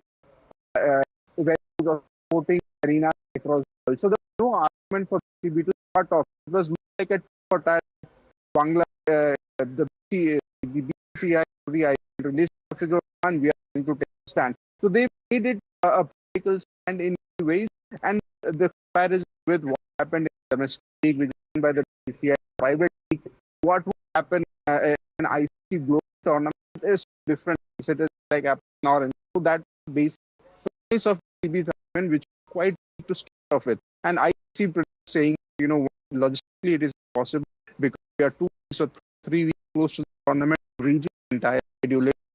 It would mean that they have to read the schedule of the other teams. So that's the main thing that ICC put. And again, I said 10 points out of ICC.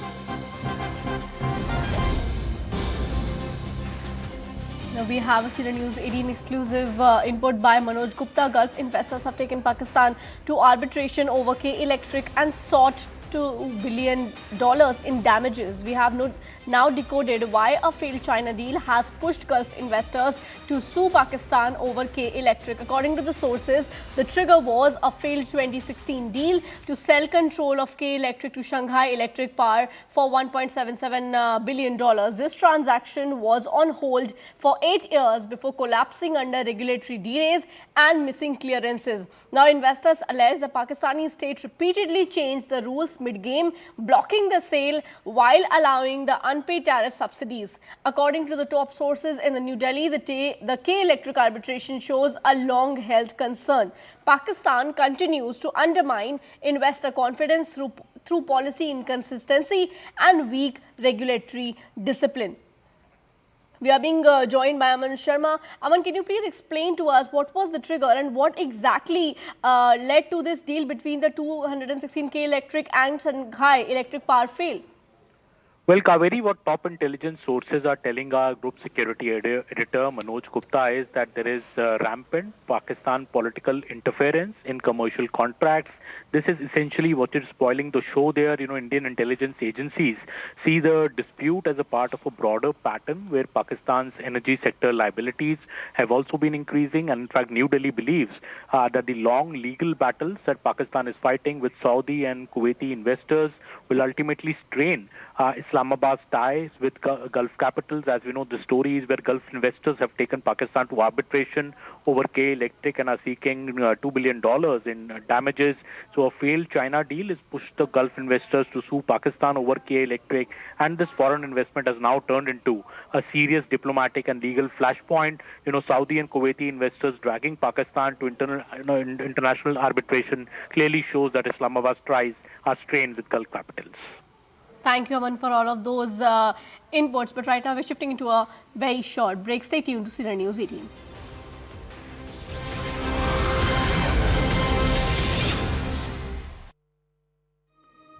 The private sector should be encouraged in all which ways possible in this coming budget. We also want to make sure that we are not entirely dependent on imports for our critical sectors like solar energy and semiconductors. The government to take steps which will generate large-scale employment in the country. Watch me, Rajiv Kumar, as I analyze the budget exclusively for CNN News 18. This is News 18 Network.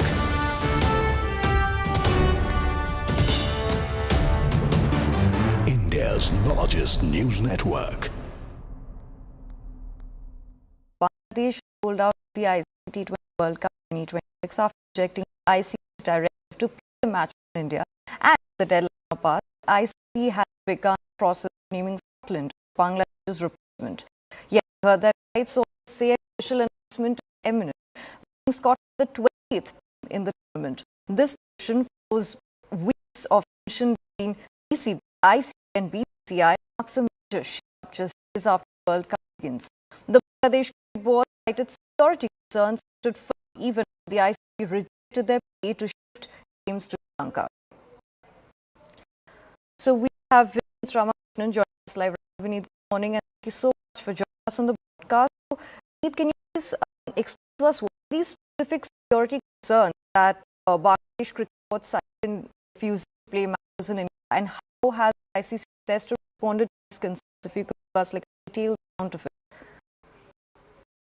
To start with, there has been no specific security we think that Bangladesh really out their quest to ICC for a venue location. It all comes down to what happened with Hafiz Rahman, the Bangladesh who was released from the ILT, and it is the only major argument BC has in terms of security to their team, and that's the reason why they went with request of change of relation to ICC T20 World Cup. The Bangladesh team are not safe to travel to India.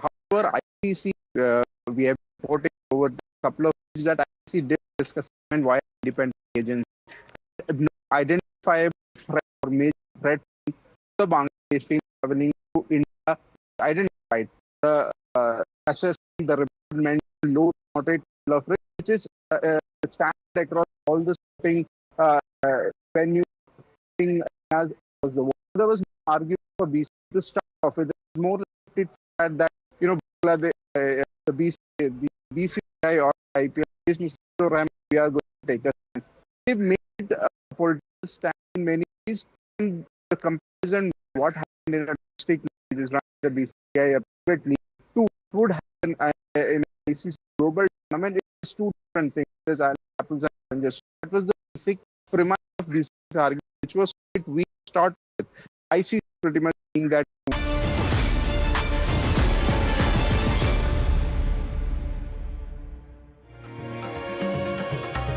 South India has been a powerhouse when it comes to manufacturing, IT, startups and tourism.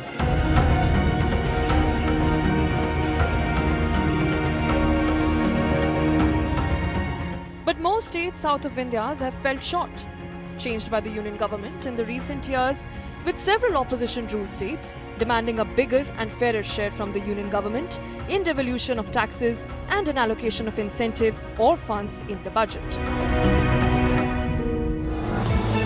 Once again, all eyes are on the union budget to see what this budget has in store for southern states, especially the poll-bound states of Tamil Nadu and Kerala.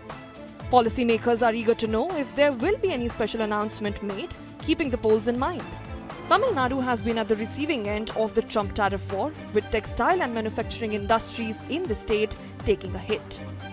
The textiles industry expects a wide range of incentives and concessions in this budget, from lower tax rates for new manufacturers to supporting exporters through GST rate cuts and tax allowances. Exporters believe this budget can be a great catalyst of economic activity at a time of challenging exports environment. What's your expectation the budget is? Mainly now because of tariff issue, we want a market focused scheme for export to USA, especially 20% we are requiring because we are already started accruing losses. We have started sharing our penalty, but now our capital is eroding.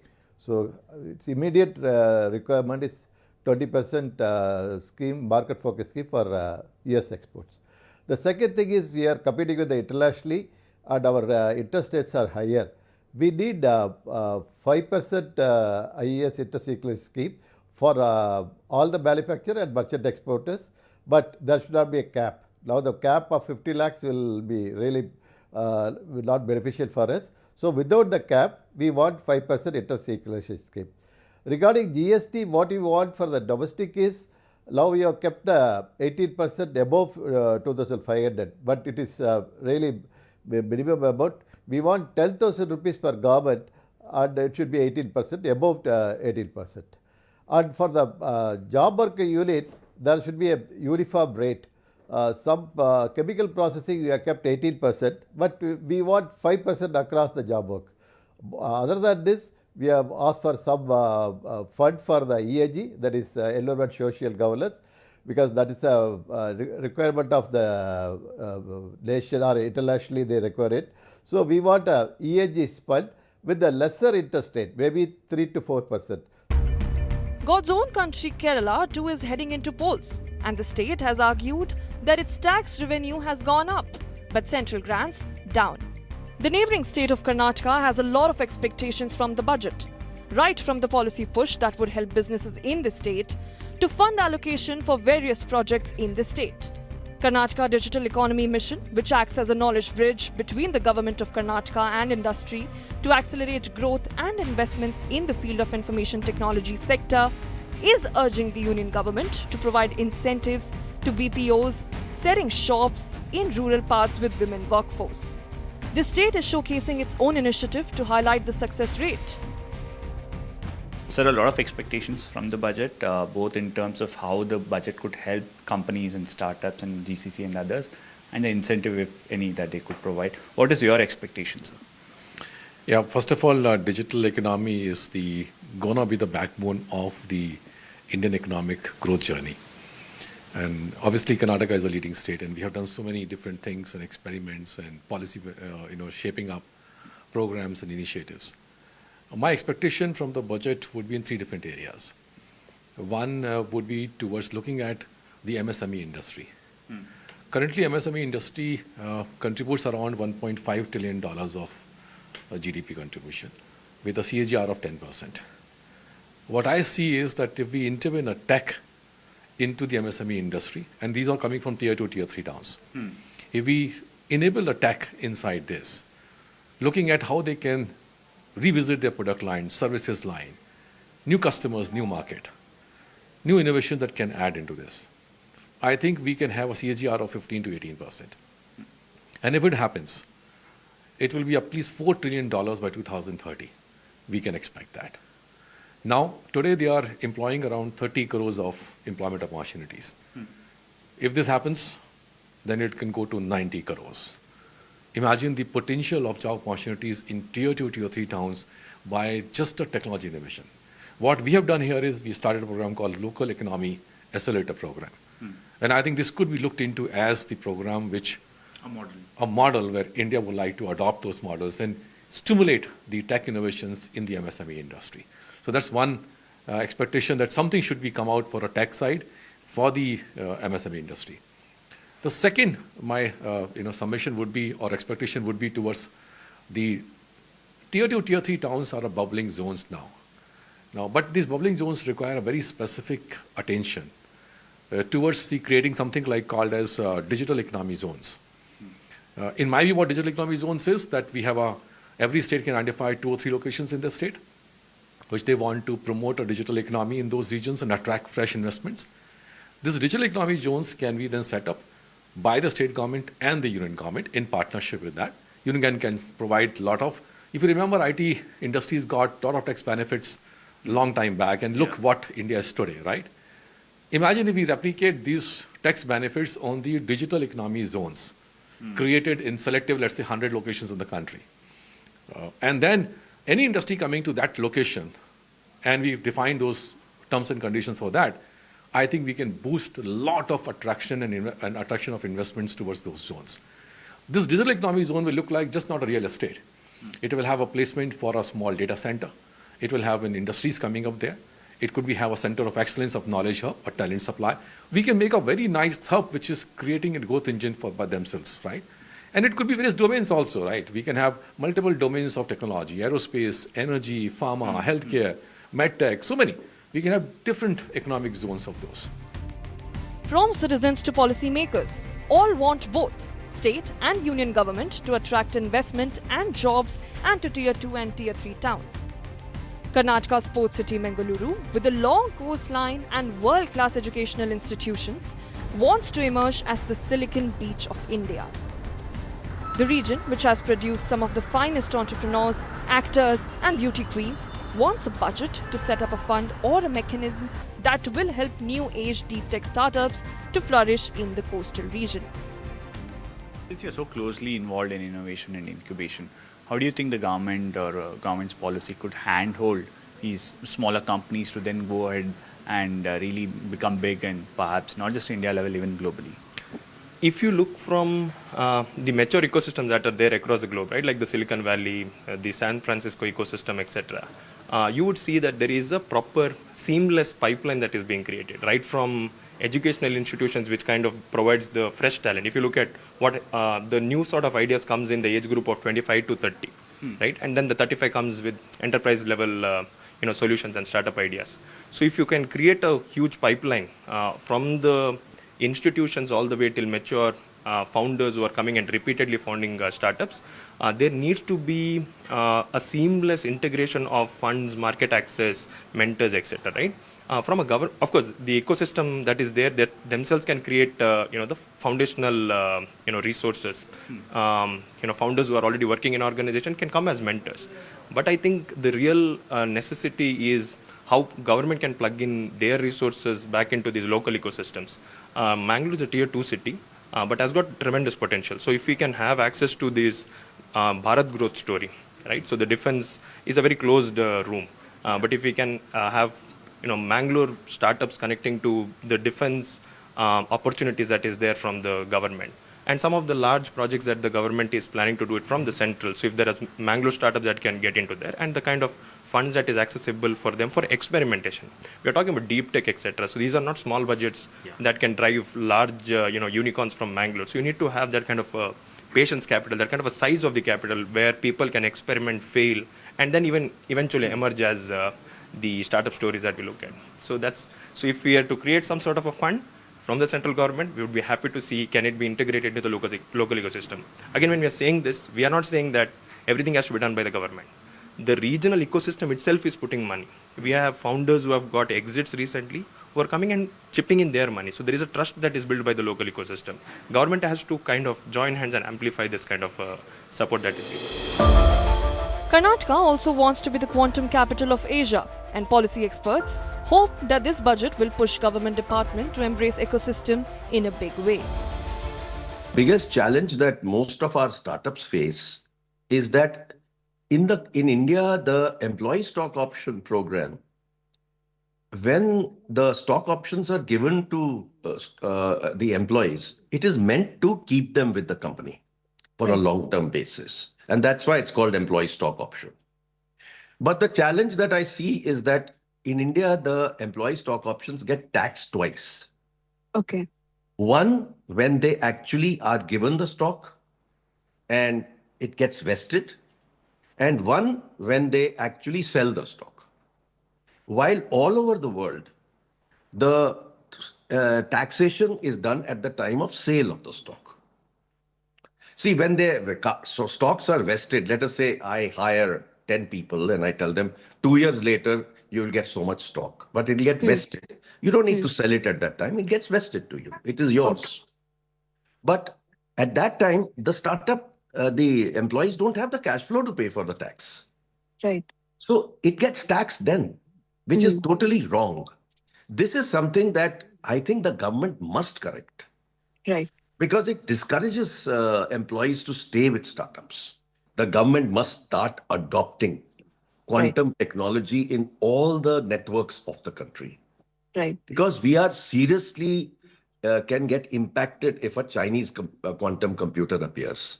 So I think the government must provide funding to various ministries to actually implement quantum secure networks. Right. Because we have already tested a 500-kilometer quantum secure network. So now the technology is proven. There is nothing to worry about the technology. What now we need is that more and more government departments start to adopt quantum security. And that will help the startups, that will help the country. Karnataka has accused the union government of diverting semiconductor fabrication units to Gujarat, but industry experts urge to set aside the bickering and want the budget to help consolidate the strengths in allied component manufacturing and electronics sector. What should the budget do to give a push to the semiconductor and electronics industry across the country? I would say right now India has already moved on with a lot of policy support and initiatives for semiconductor electronics sector, which is already growing leaps and bounds actually. Good foundation has been laid. And we should not be looking at budget only for a particular sectoral incentives. Having said that, there are several things which are important. Those will come in a budget, particularly correcting some of the duty differentials, inverted duties, getting some depreciation benefits. Particularly, there are two important things here. One is the policy approval on the Semicon India program and a design link incentive. Both policies have done phenomenal catalytic effect in terms of growing the industry. Now these policies are up for renewal. Now whether they come in a budget or after that, from my perspective, it does not matter actually. Though expectation is it should be done as soon as possible, and the Honorable Union Minister and Secretary of MeitY have been also saying that they will come out with these two policies renewals. So that's the first thing, which is most important thing actually. If it happens in budget, great. But my view is even if it doesn't happen in budget, it will happen finally. Now, the rest of the topics are important. There should be some proper benefit given to the MSME sector. This has been still lagging, and this is really a backbone, which is growing leaps and bounds. The R&D and startups are already been supported. So some additional help is required over there in terms of those execution and allocation for that. The R&D fund, as you know, $100,000 worth of the 100,000 crores was approved already. So this has to be stepped up, and fund has to be implemented accordingly. In addition, sometimes there is a request by some industry players to reduce the duty on importing of the components. Yes. And actually, IESA, we don't support those things. Our view is already for electronic component manufacturing scheme was announced, 46 projects are approved. So now we have to give the faster disbursement of those projects. So the budgetary allocation has to come for disbursing the money to these ECMS projects. The Semicon India projects, those are already approved. $10 million was allocation actually, but the disbursements are to increase. So my expectation from budget clearly is the increment of the disbursement for these multiple schemes. Those were already announced and projects well approved. This is going to be important actually over here. The state government is urging the union government to allocate at least 1 lakh crore for Bengaluru's infrastructure and a favourable policy to bring big ticket investment to the state. Fairly, if they do the budget, Karnataka should get much more than what we are getting today. The budget is partisan and against South Indian states. That Mr. Modi has demonstrated in his 11 year of tenure. And we have seen how semiconductor units have been pressurized to shift to Gujarat or any other state, despite the ecosystem being in Karnataka. So what we expect from Modi government is, please don't be partisan. Please don't calculate electorally while creating your budget. Calculate on the potential across the country, what can be harnessed where and what should be given to which part of the country. So South Indian states have in last 11 years faced multiple instances of policy which is created against them. Intent of the government is to push them backward. So these things Mr. Modi and his government should stop. She is the lone woman in Prime Minister Modi's top 5 hot seat, and this time she will be presenting the budget for the 9th time. From 2019 to 2026, it's been a long journey for the woman who began her career as, believe it or not, a saleswoman at a grocery store in London. From the BJP headquarters to the parliament, it's been quite a journey for Nirmala Sitharaman, with memes and with many potshots directed at her being consistently trolled. Nirmala Sitharaman has often been projected by her opponents as someone who has got a job on her lap. But over the years, with her work and her determination, she has emerged as one of the core members of the Prime Minister's top team. This is despite the fact that her trolling continues. In the last 1 year, 2 big decisions by the Modi government has placed the finance minister on a mantle which has been a strong rebuttal to those who have been poking fun at her. Congress social media handles, for example, have called her Nimmo Tai. But for many, she became the Amma who had brought smile on their faces. I am now happy to announce that there will be no income tax payable up to income of 12 lakh.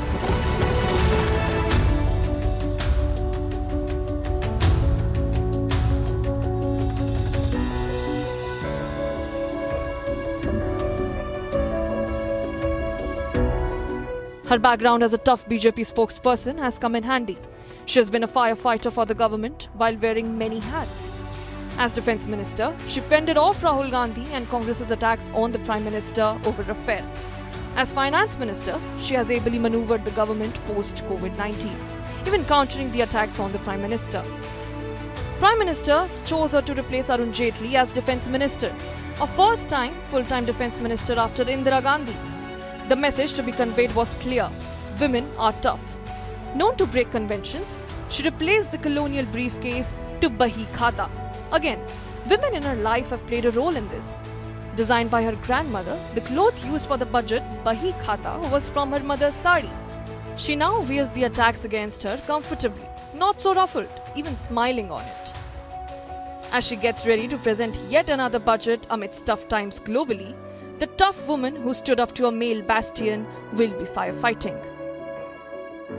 As she gets set to present her 9th budget, the tough times are there, which puts pressure on Nirmala Sitharaman once again.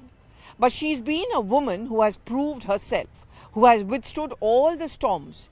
In a global scenario where there are pressures on India economically, India has stood tall. And there is this expectation from her party that she will too. But let's not also forget the battle for Tamil Nadu, the state where she comes in from. So the many roles of Nirmala Sitharaman is what is going to be seen in this year 2026.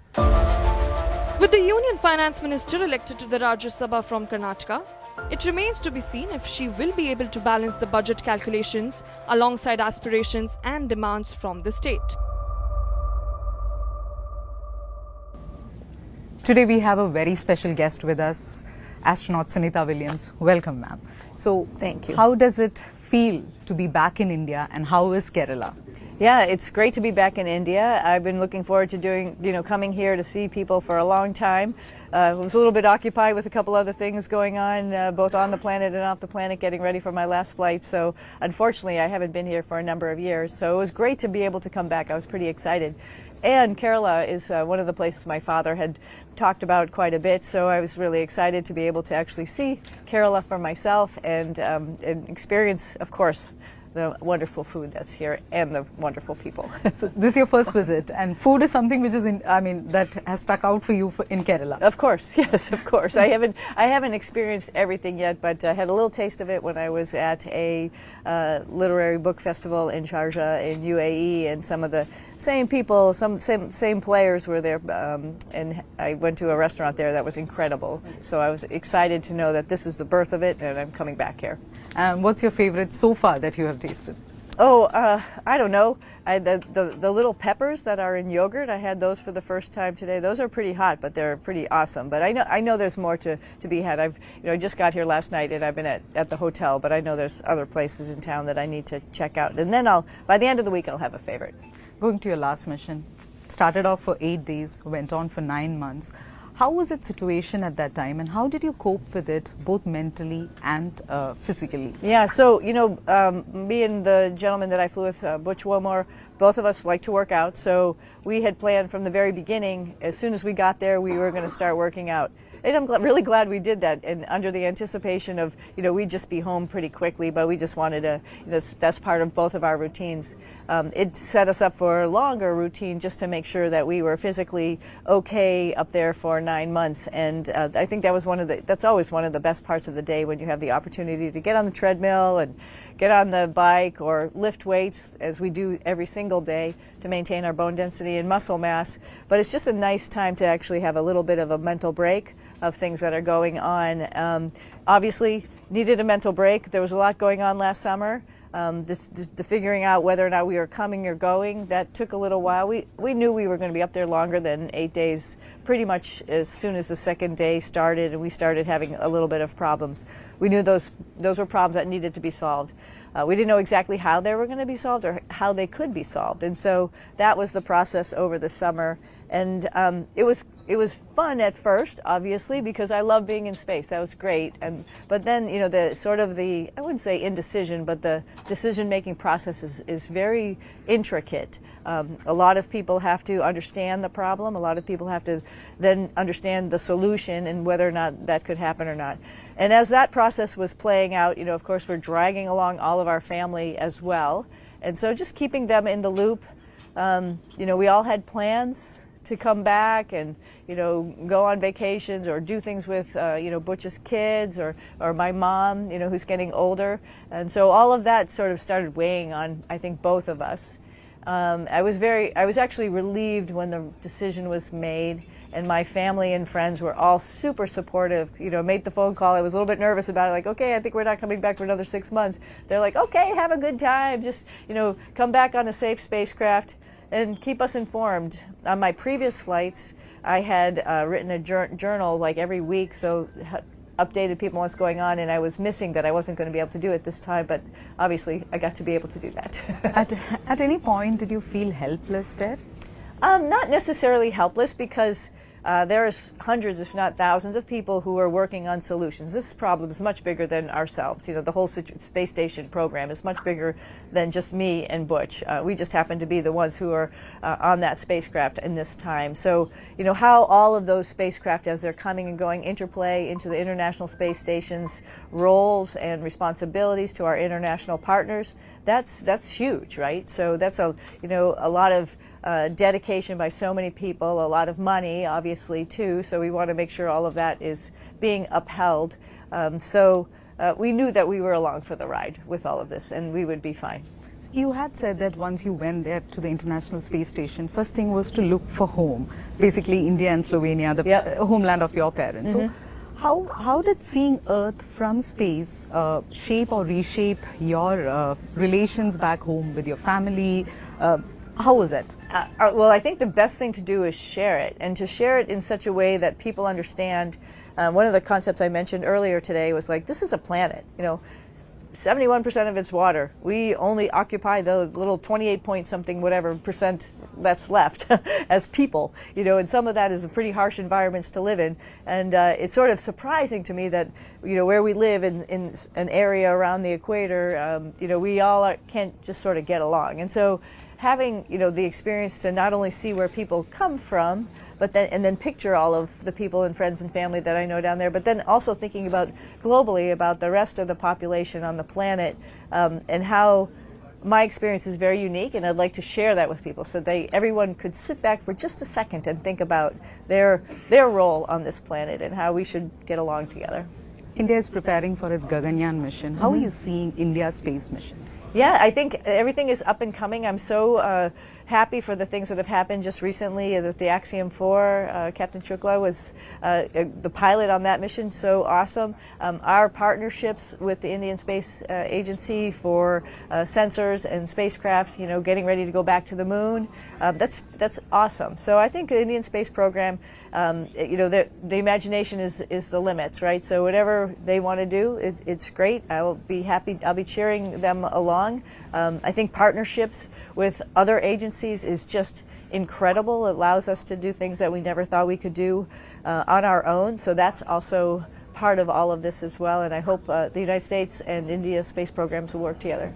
So we see that India is expanding, there is expansion on the space program. So on an international level, are you seeing collaboration, especially between NASA and ISRO in the future? How do you think about it? Oh, absolutely.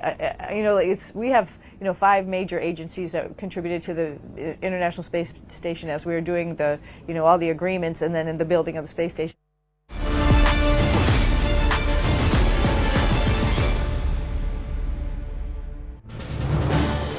This is News 18 Network.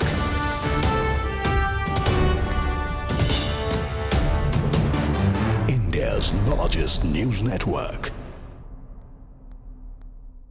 Bangladesh was pulled out of the ICC 20 World Cup 2026 after rejecting the ICC directive to play the matches in India, and with the deadline passed, the ICC has begun the process of picking Scotland as Bangladesh's replacement.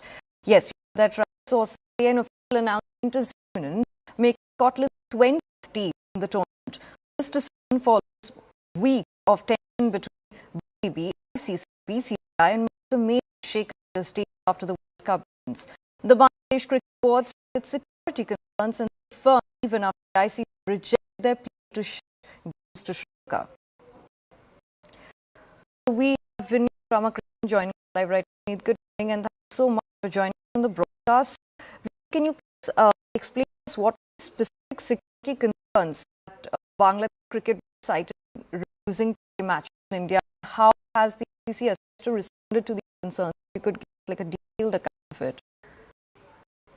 When we started, there was being no specific security threat. Bangladesh really put in their request to the ICC for venue relocation. All comes down to what happened with Mustafizur Rahman, the Bangladesh player who was released from the KKRs for the IPL. And that's the only major argument that the ICB has in terms of security threat there. And hence the reason they went ahead with the register change relocation to the ICC for the T20 World Cup that Bangladesh team are not safe to travel to India. However, ICC we have been reporting it a couple of weeks that ICC did a assessment by an independent agency and no identifiable threat or major threat from to Bangladesh team traveling to India was identified. Assessment report mentioned 2 to moderate level risk, which standard across all the sporting news of sporting arenas across the world. There was no argument BC start with it. Was more like for that the BCC or the IPL reviews of Rahman are going to get started. So they made a political stand anyway. Comparison with what happened in a domestic league run by BCC, a private league, to what happened in an ICC global tournament, it's two different things. Like an so that is the basic premise BCC argument was quite weak to start off, and ICC must say that logistically impossible because we are 2 weeks or 3 weeks close to the tournament to read the entire schedule. It would mean that we'll have to change the schedule of the team as well. So that was the main point that ICC put out, and as I said, main here also was ICC the risk assessment. There is no identifiable threat as well. So, it was the main concern there. ICC pretty much telling them that is not going to happen. So can you? Right. Thank you so much for sharing that information with us and for putting things into perspective.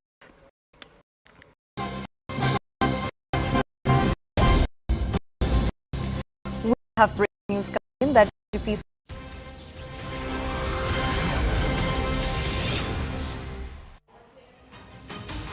Hello and a very good afternoon. You're watching CNN News 18 with me, Kaveri Gupta. A lot of stories lined up for you at the top of this hour, but first the headlines. Congress denies it to speculations, but Tharoor keeps party guessing, refuses to comment on Fisher's, say will communicate with the High Command. Days after Noida Techi's harrowing death, 11-year-old boy loses life after drowning in open drain in Ghaziabad. No lessons learned as glaring lapses emerge. After Prime Minister's CMC attack on opposition, DMK and Congress unite, hit back at Prime Minister Modi with the Pai-Injur attack. Ahead of signing the mother of all deals, EU Chief Ursula to land in New Delhi shortly, set to participate in Republic Day celebrations. FTA talks soon also on agenda. Gaza Board of Peace triggers storm in Pakistan. Top cleric Maulana Fazlur Rahman accuses Shehbaz government of prioritizing West appeasement over national principles.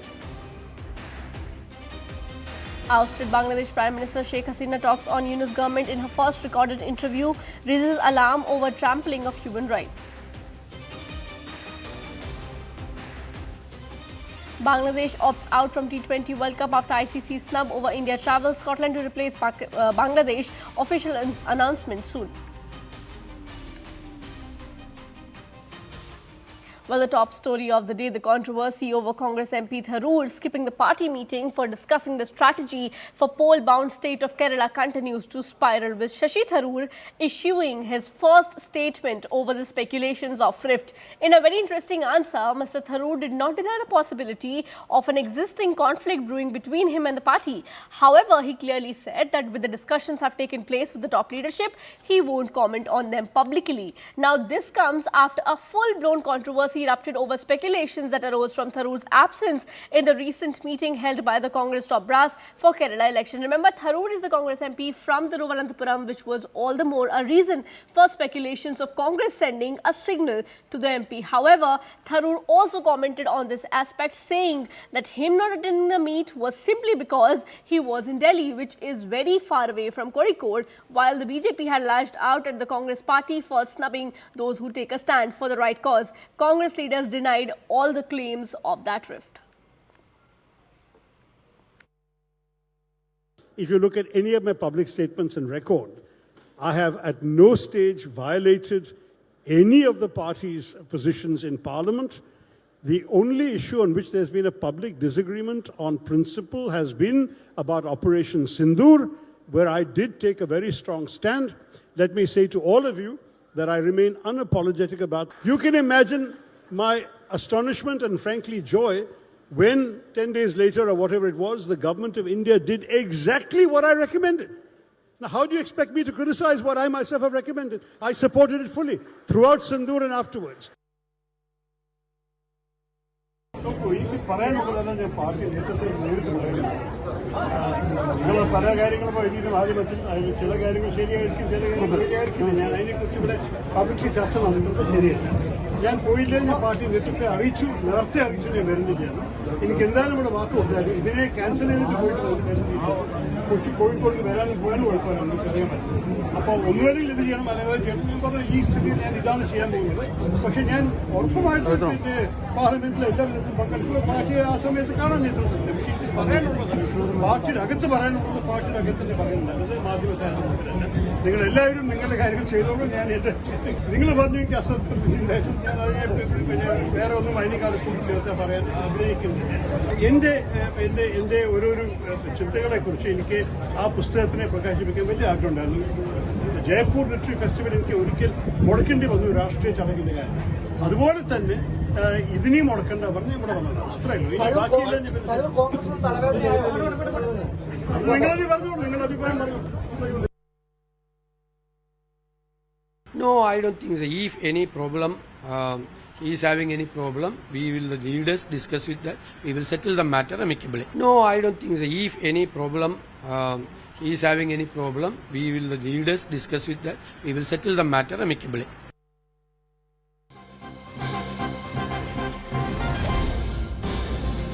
Alright, we have a breaking news coming in. Now, Congress MP has now made light of the Tharoor versus Congress rift, saying that if he wasn't there, he was, and there is not a big issue to be discussed. This is what Imran Masood is saying. Listen to what he had to say.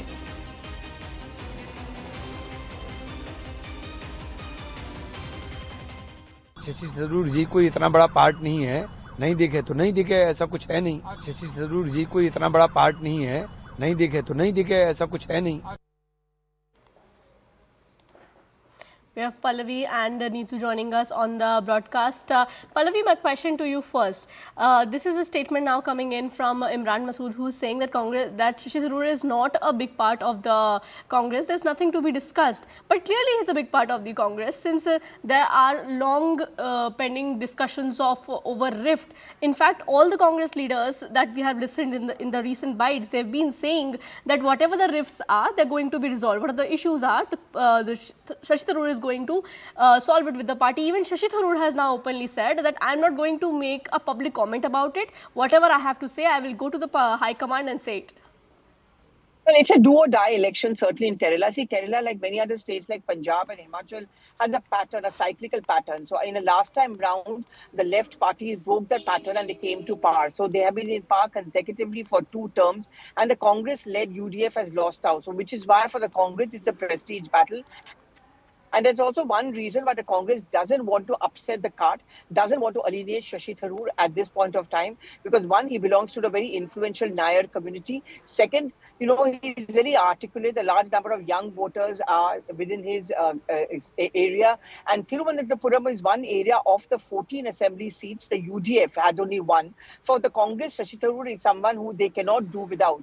But at the same time, that's precisely the problem. It's a catch-22 situation for the Congress. They can't do without him, especially ahead of Kerala elections. Will they take a call on him post the Kerala elections, either which way, whether the Congress wins or loses? At this point of time, the BJP is smiling because someone who's an insider is speaking like an outsider and emboldening the BJP. The Congress doesn't want to make Tharoor a martyr. Tharoor himself doesn't want to walk out on his own. He would prefer if he's thrown out. But for now, Tharoor is very much making it clear that you cannot take my presence in the party for granted. Whenever he has a chance, he does make the point that for him, the national interest will always come first over and above the party.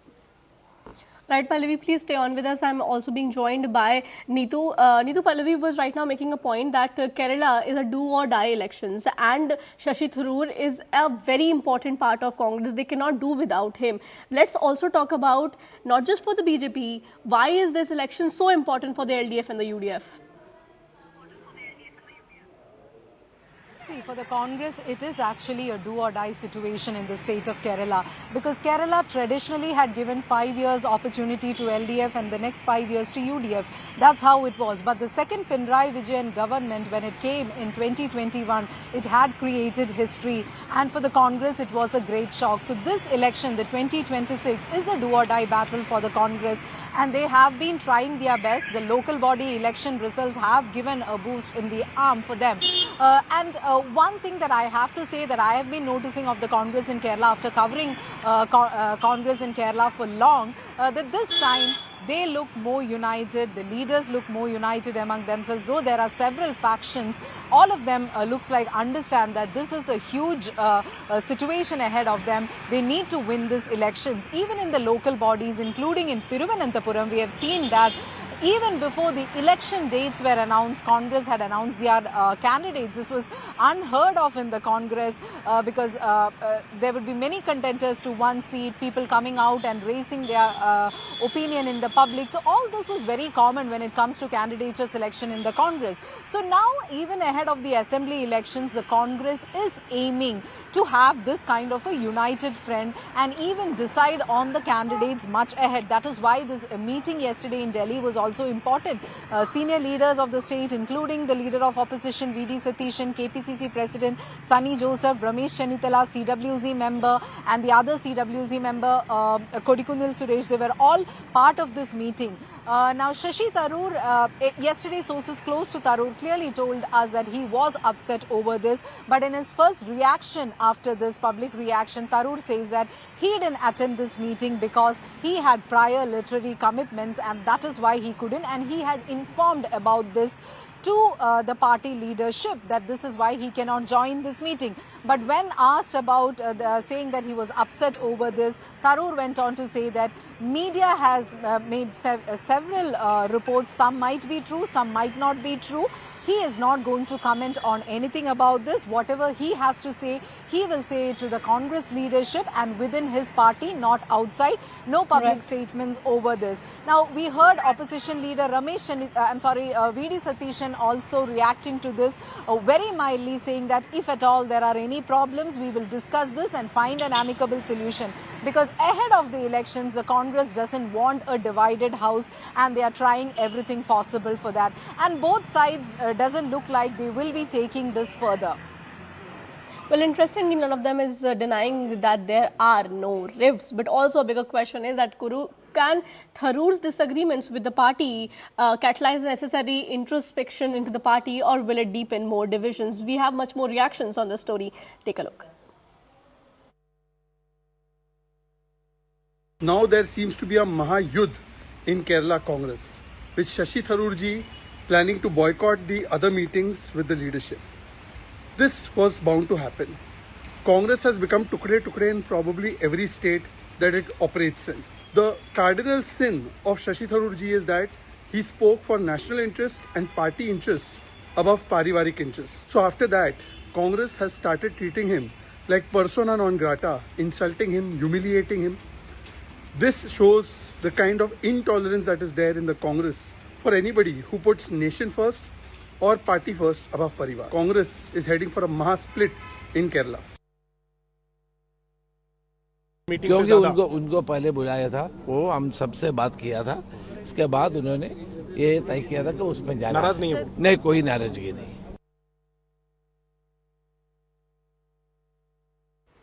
All right, we're shifting focus. Now, CNN News 18 exclusive. India has quietly taken its next giant leap in space. The Indian Space Research Organization has begun the groundwork for building the Bharatiya Antariksh Station, India's very own permanent space station in low Earth orbit, envisioned as the country's answer to the International Space Station. Now, CNN News 18 has learnt that ISRO's Vikram Sarabhai Space Center has formally invited Indian companies to help build the first module of the space station, marking the first concrete step towards putting Indians in a continuously inhabited space laboratory by 2035.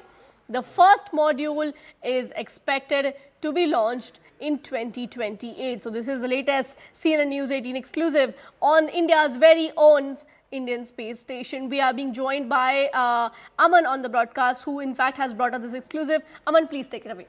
Well, Kaveri, see, this is India's big dream. India wants to replicate the International Space Station and, build its own Bharatiya Antariksh Station by 2028. The first module is expected to be launched, and now for the first time, we have a blueprint of what the Bharatiya Antariksh Station first module would look like. You can see this is the habitable module where the astronauts will be living, and niche you can see this is a propulsion bay from which the entire module will be launched. This is the first module of the Bharatiya Antariksh Station, the blueprint of which has been put out by ISRO for the first time, asking private companies to come and help them build this module for the first time. And this project, India's own permanent space station in low Earth orbit. This is envisioned to be our first own, and this is a big proud moment envisioned as India's answer to the International Space Station. Also, this particular first module is expected to be launched in 2028. That is the ISRO's deadline. The fully operational by 2035, and India plans to put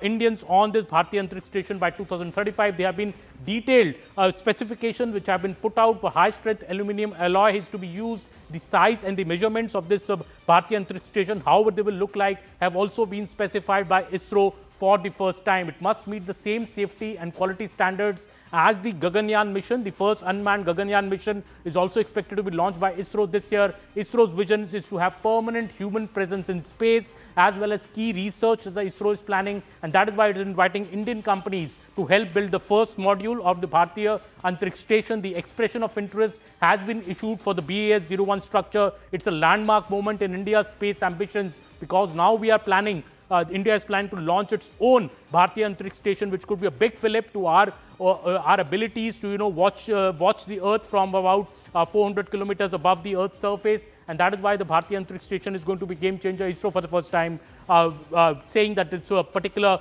first module will be launched by 2028.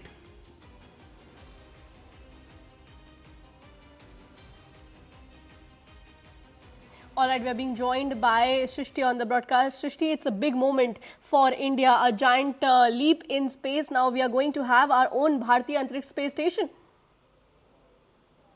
Definitely, it's a piece of great news that the ISRO has already set the target for building the Bharatiya Antariksh Station by the year 2035. But as we are highlighting, that the first module is likely to be launched by the year 2028.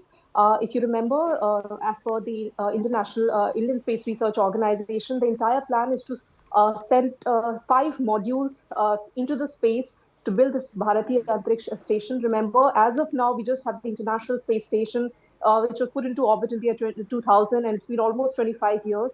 But India has already set its target in basically cementing its place in the space arena, and Bharatiya Antariksh Station is that big dream for us. It's also coming closer to Gaganyaan, which is India's human spaceflight mission. Now, in order to build this Bharatiya Antariksh Station, Indian Space Research Organization has been really working hard over the past few years. Remember the space docking experiment which was conducted last year? It was again, one of those measures which will help ISRO to realize this dream of Bharatiya Antariksh Station. And as Aman highlighted in the news report, we now have the proper design which has been approved by the government, and we are now seeking private participation.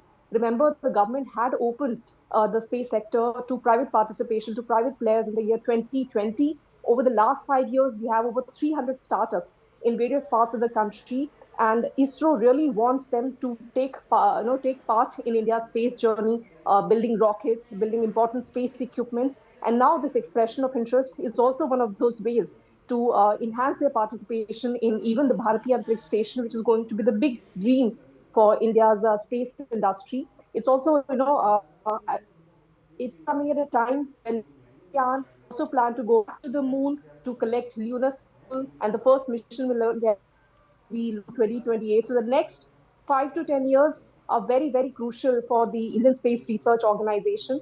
And this comes as a piece of great news that we are also seeking private participation in realizing that big dream. Back to you.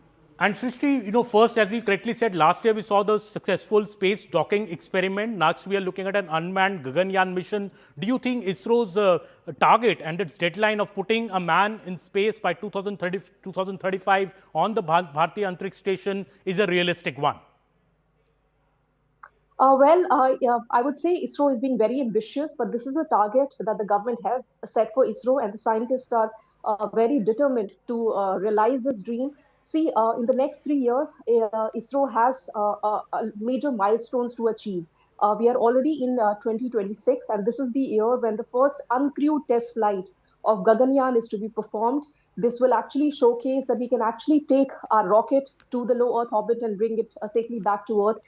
First of all, it's for us to achieve the dream for Gaganyaan, take our 3 of our astronauts to the low Earth orbit and bring them safely back to Earth. Then, in the next 2 years, if we succeed in this mission, it will give us more confidence to achieve the next phase of Chandrayaan 4 and then obviously the Bharatiya Antariksh Station. But the challenge with Bharatiya Antariksh Station is it's a humongous exercise. Like the 2 modules that you talked about, these are very heavy modules, weighing about, I think, more than over 8 tons. So need head rocket, head rocket that carries the LVM Mark III. So that can only give us the capacity to launch the first 2 modules. So after that, ISRO will need a much more robust, much more heavier rocket to lift the next 3 to 4 modules into the Right. space. And once all these modules will be launched into space, then there'll be space docking to ensure that all of this comes to build the International Space Station. So yes, I would say it's a very ambitious target, but we should be confident considering the space history that we have, that our scientists would be able to perform it. But we'll have to see how the journey goes in the next 3 to 4 years.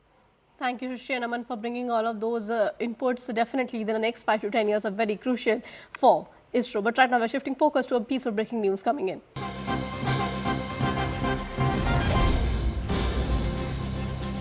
After top Jamaat leaders Islamic Republic post, now Congress has distanced self. Kerala LOP VD Satishan has said that if Jamaat wants to take a theocratic stance, then they won't accept their support in the assembly elections. Listen into that.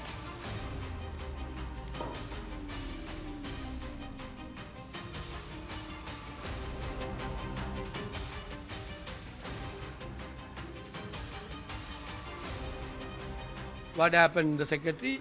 I don't think that they will support the statement made by the Secretary Jamaat Islami. We don't support the statement made by the supporter. We will not appease either majority communalism or minority communalism. We will oppose majority communalism as well as the minority communalism. We have a very strong secular positioning. If somebody is working against any religion or any community is working against the secular positioning, we will question that. Sir, Definitely. sir, We have a specific stand. In local body elections, they had extended support. Assembly elections are coming. So if their stand is still, they have said that their stand is still this. So what will be the Congress's and If they are taking the same stand the secretary stated, we will not accept their support. Definitely. Don't worry. We are being joined by Neetu Raghukumar. Neetu, after Jamaat's Islamic Republic post, now Congress has distanced itself, saying that we are not going to take the support of Jamaat if they are going to stand on their post that they posted about Islamic Republic. First, delve into what the broader issue is, and now the statement by VD Satishan. Jamaat-e-Islami had extended their support even in the last local body elections to the UDF. And for quite some time, even during the Wayanad Lok Sabha by-polls, when Priyanka Gandhi was contesting from Wayanad, Chief Minister of Kerala, Pinarayi Vijayan, and the CPIM has been raising this issue and stating that Congress is winning with the support of forces like Jamaat-e-Islami, which talks about Islamic Republic. And this is the Congress's stance. So the CPIM has been attacking the Congress over this. And about 7 to 8 months when this question was posed to VD Satishan, the opposition leader, he said That was Jamaat-e-Islami's earlier stand, and they don't stand for it now.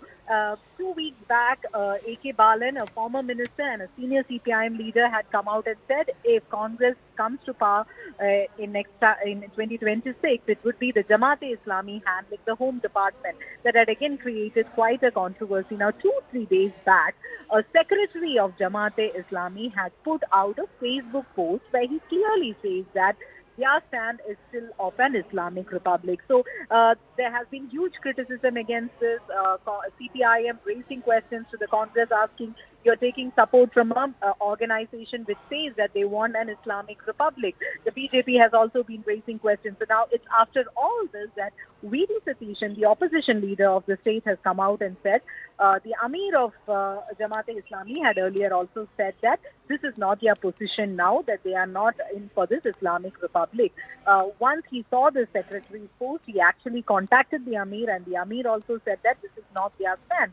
And he says that he thinks that either the Jamaat-e-Islami head or the Welfare Party would be issuing a statement related to this. Right. And he went on to say that they are against any form of communalism, whether it's minority or majority, and they are against this stand taken by the secretary. If this is their stand, if Jamaat's stand continues like this, they will not accept their support if they decide to support them in the assembly elections. This is what Right. the leader of opposition has said. Thank you, Nitu, for all of those updates. But that's all the time we have on this edition of the Bulletin. But we'll keep coming back to you with more updates. Stay tuned to CNN News 18. This is me, Kaveri Gupta, signing off.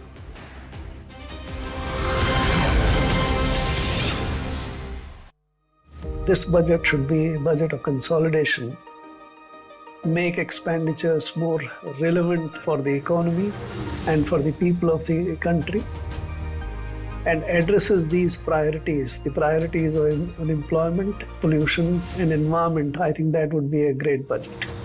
Watch me live, Subhash Chandra Garg, on CNN News 18 on the budget day.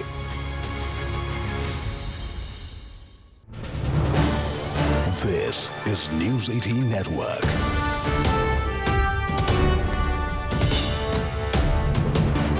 India's largest news network.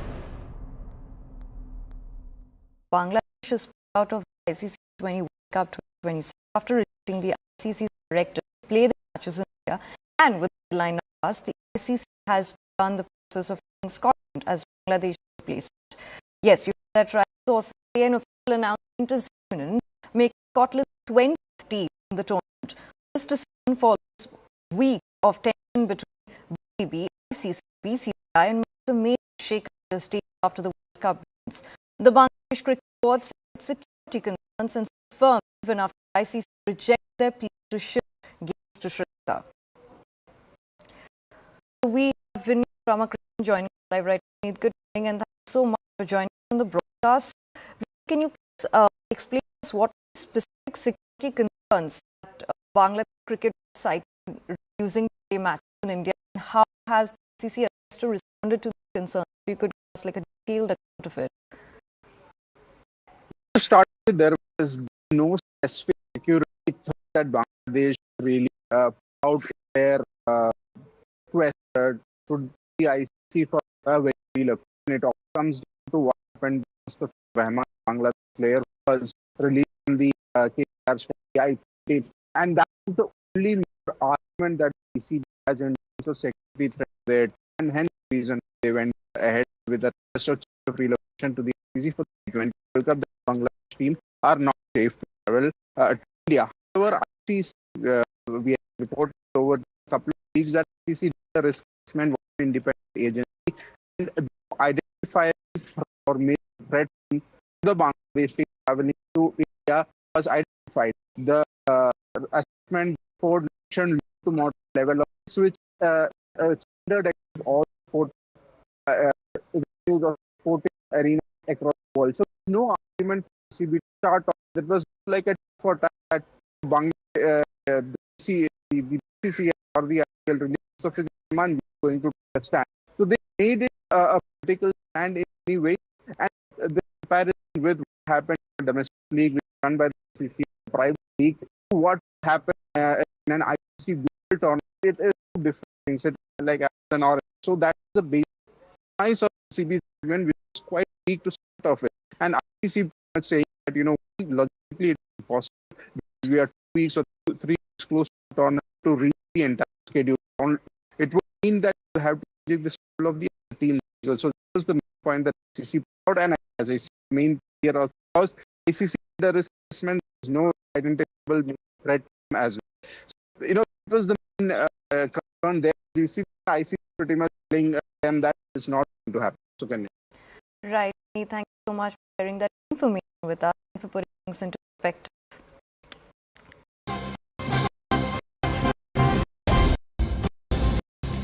We have breaking news coming in that BJP sources have said further big instruction from BJP's national president Naveen after taking over as party president, minister and MP asked to organize 2 to 3 programs for participation of Ram Jewel in their constituencies to counter the narrative of Congress opposition on the bill. We have CNN News 18 Siddhanta joining us live now. Good morning. Thank you so much for joining us on the broadcast. So please tell us a little bit about the narrative they're talking about and more important, how is opposition parties, especially Congress, is expected to respond. This is a breaking news and I know we don't have much information yet. How are they expected to respond to this mobilization of the budget session? A very good morning. We've seen that how opposition parties have started creating a narrative around entire. Pratt & Whitney, an RTX business. Century of innovation. 100 years ago, Pratt & Whitney took flight with a mission to transform aviation. From dependable early engines to today's most advanced propulsion systems, the company has powered the evolution of flight. 10 decades of engineering excellence, 10 decades of trust, reliability and technology that has shaped civil and defense aviation worldwide. The company also shares a deep and expanding partnership with India, strengthening the nation's progress, enabling growth and contributing to a safer, more connected aviation ecosystem. At Pratt & Whitney, we are deeply embedded in the fabric of Indian aviation, starting with the Indian Air Force's DC-3 Dakotas to the C-17 Globemasters and the C-295. Pratt & Whitney has been powering Indian aviation both on the civil and military side. Today, we have over 1,500 engines and APUs in the country that power over 500 aircraft and service many airline customers, as well as in the civil and military domain, as well as for helicopters. To mark their historic milestone, Pratt & Whitney's global journey came alive in New Delhi, where customers, OEMs, partners and RTX's leadership gathered for a centennial celebration, honoring a century of trust, engineering excellence and shared ambition. As Pratt & Whitney charts its course for the next century, the mission remains unchanged. From powering India's aviation growth with cutting-edge engine technology to nurturing the next generation of aerospace talent, the journey ahead is built on innovation, partnership and purpose. To talk about the company's vision and its plans for India, CNBC TV 18's Shireen Bhan sat down for an exclusive conversation with Shane Eddy, the president of Pratt & Whitney, discussing the future of global aviation. Hello and welcome to a very special episode on CNBC TV 18. Today, Pratt & Whitney, an iconic name in global aviation, marks its 100th anniversary of engineering breakthroughs. Joining us on the program today is a man who's been responsible for spearheading operations. Shane Eddy, many thanks for joining us here on CNBC TV 18. Appreciate your time and congratulations on 100 years. We've seen significant changes in the aviation market in the last 100 years. As you look ahead, as you look forward, what do you think will be the trends that will shape the next 100 years for global aviation? Yeah, I mean, the last 100 years for Pratt & Whitney and for the entire industry has been marked by many milestones and many step changes in improvement in the efficiency, the productivity, the capability of our products. And really, I think that that's what we're going to continue to see in the future. At the end of the day, we have always had the belief from our founder, Frederick Rentschler, from the early days, we've always had the belief that the best airplanes are always going to be designed around the most capable and the best engines. And this is important. Capability, dependability, that allows our customers to do what they do. And our customers, quite frankly, have incredibly important missions. They connect people, they grow economies. I think you see that happening here in India. And of course, on the defense side, we defend freedom. So I think you'll see us continue to improve the capability, the effectivity, the efficiency of our products into the future for generations. You know, you talked about India, so let me ask you about the ambition and the aspiration as far as Pratt & Whitney and India are concerned. I mean, this is a significant market for you, especially on the commercial aviation side, significant orders being placed both by Indigo as well as Air India. How do you assess the Indian market today? Well, I think it's the third largest by passenger market in the world today, and growing at a pace, 7% to 10%, growing at a pace that is second to none. So it's an incredibly important market for us. Not only the domestic market here, which is heavily served by single aisle aircraft, but also the regional market. I know there's been a focus by the government to develop airports, to develop that regional market. And one of the other things that we do at Pratt & Whitney, we almost invented the regional turboprop segment with our PW100 product. And so I think that's another area where we're going to continue to see growth as those regional markets develop here. But overall, for Pratt & Whitney, it's really growth in India. I mean, we're part of RTX. At the RTX level, we have over 8,000 employees today in India. About 900 of those are with Pratt & Whitney, and we're talking about engineering, supply chain, manufacturing, digital capability, training, in fact. And so we're going to continue to see that grow. And in fact, the rate of growth, I think, is going to accelerate. Our supply chain here at the RTX level, again, a little over $500 million a year. That we're buying from trusted Indian suppliers. And I think that number has been growing rapidly, and you're going to continue to see that grow forward. So it's really a growth story. We're really, I think, well structured at the grassroots level. This is a highly technical business, so we have really strong technical teams here in India from which we can continue to grow our presence and really the overall supply chain here. So let's unpack some of what you've just told us, and let me start by talking to you about the supply base here in India. You said you're sourcing about $500 million worth of components from from India, and the aspiration is to accelerate the growth in that number.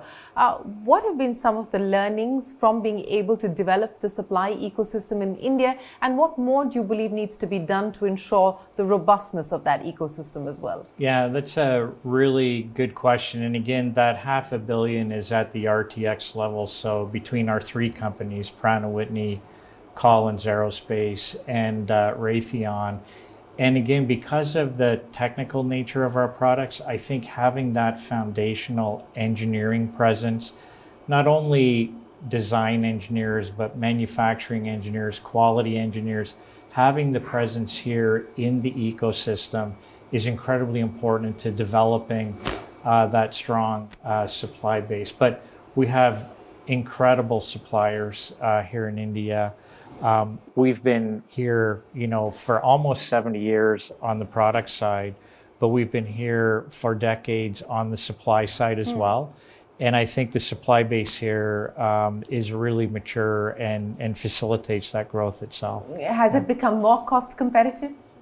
I think it's always been cost competitive, but certainly the capabilities, in particular in aerospace, have also increased dramatically. So I think conditions are very, very good for continued growth. I also want to address the issue of partnering with Indian startups, and I know that that has been a focus area for you as well. We've seen an acceleration of the startup ecosystem, and many in this space and in allied spaces close to what you're doing. What is that collaboration and that partnership meant for you? It's meant good things. Honestly, we like to be involved with startups. We have a ventures arm at RTX that specializes in that. But an example we have with our Precept product here in India that was co-developed, locally, and is providing AI support to our fielded fleet of Pratt & Whitney Canada aircraft. So I think, that's a great example of what we can do on the digital side, alongside the, if you will, brick and mortar supply chain side. You talked about AI, and every industry is going through its own transformation as well as its own disruption on account of the use of AI. How are you incorporating AI into the business today, and what does it do for you? What does it do for your end customer as well? Well, I think you have to look at that through two lenses. One is a process lens, so the process, if you will, that takes us from design through to manufacturing in support of our products. And being able to connect that ecosystem digitally just drives a lot of efficiency and increases in quality, quite honestly. There's also the product side. Our products generate tremendous amounts of data, and being able to leverage that data to understand more quickly, more effectively what's going on with the product and what we can do to improve the performance of the product is another opportunity for AI. So early days, I would say, in aerospace in general for AI adoption, AI deployment, but certainly something that we're very much doing, and something that we're doing here in India as well. Speaking of the capabilities that you're developing here in India, you have a capability center in Hyderabad. How much of what is being designed and developed here in India is value-added IP for Pratt & Whitney? I think there's a balance of both, I'll say, value-added IP, and then also, I'm going to say, more process-oriented IP. Again, I'm getting back to those things that enable the supply chain to function day in and day out with the complexity of the products that we make. So it's a balance of both. Pratt & Whitney, an RTX business. Century of innovation. This is News 18 Network.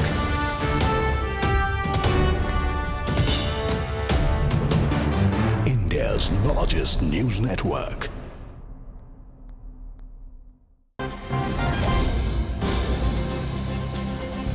And we start this bulletin with a piece of breaking news. In fact, this is a CNN News 18 exclusive.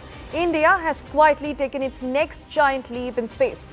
The Indian Space Research Organization has begun the groundwork for building the Bharatiya Antariksh Station, which is India's own permanent space station in low Earth orbit, which is envisioned as the country's answer to the International Space Station.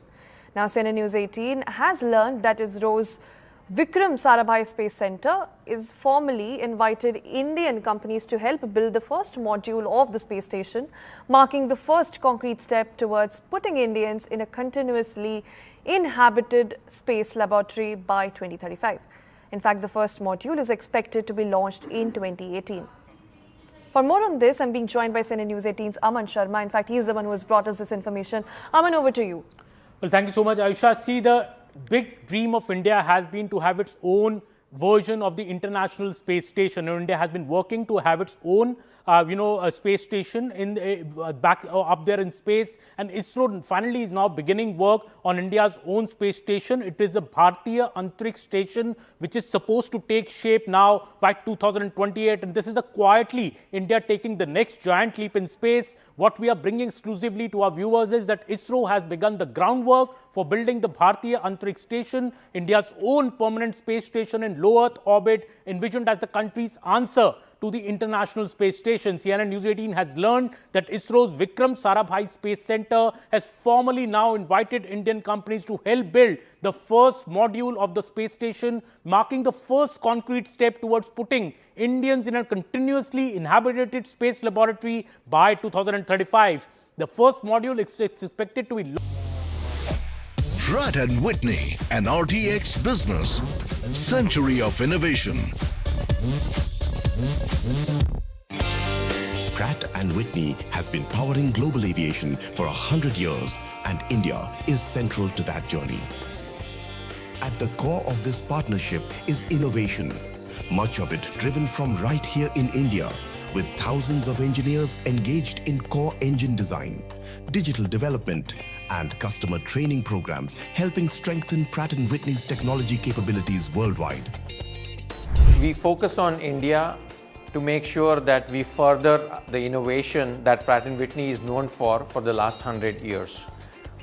We have close to 1,000 engineers working for us in India in engineering, digital as well as customer training.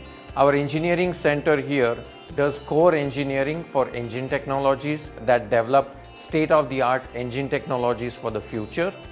Our digital team here focuses on AI, ML and analytics capabilities, again for the sustainability and core engine applications. And our customer training center in Hyderabad actually is focused on training customers all the way from Far East to Asia to the Middle East. We are also looking to increase our supply chain spend close to 10 times over the next 5 years. This means forging deeper partnerships, more investments, and making sure that we develop the supply chain to come to our global standards, compete with our suppliers globally, and deliver to our global cost, quality, and delivery standards.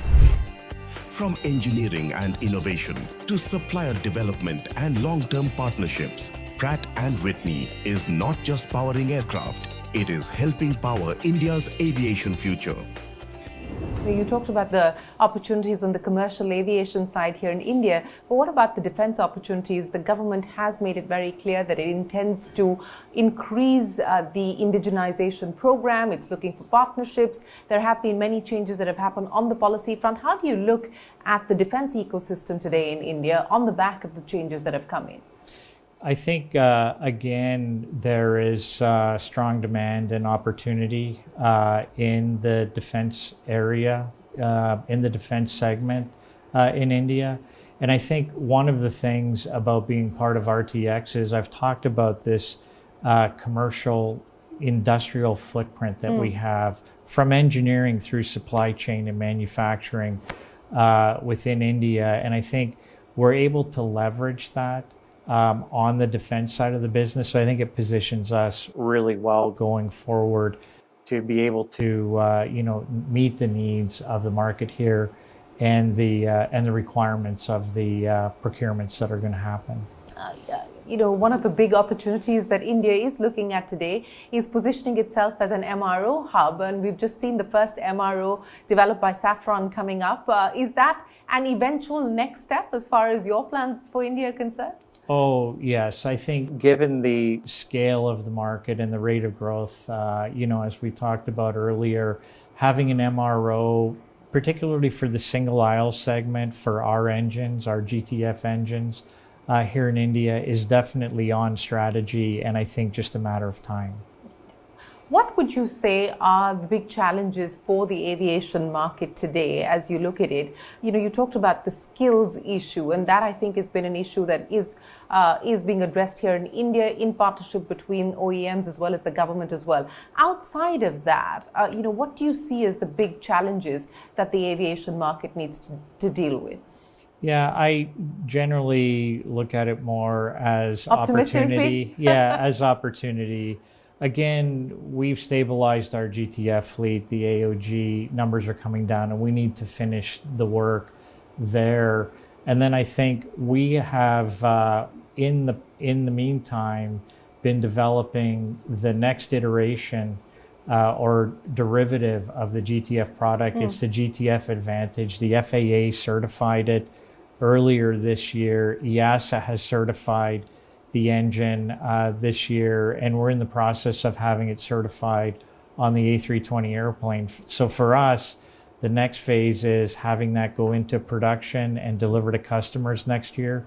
And eventually by 2028, we'll be delivering the GTF Advantage to all of our customers. It brings additional fuel efficiency over what we have today.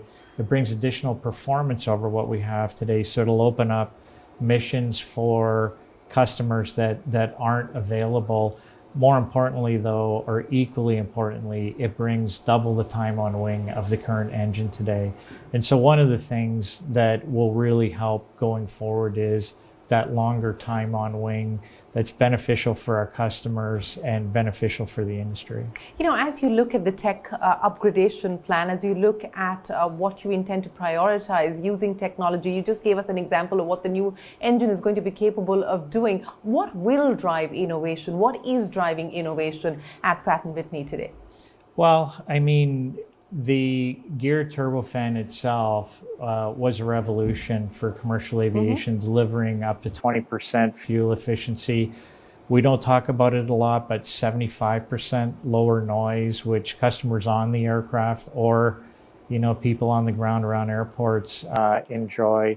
And I think we know that the next generation of products are going to be geared. So we're going to continue that evolution in efficiency going forward. And we're doing the same on the military side, quite honestly. We have, for the last 40 years, we have been the player in fighter engine technology. I see the great picture of an F-35 behind us that is powered by Pratt & Whitney engine with Raytheon munitions on board the aircraft.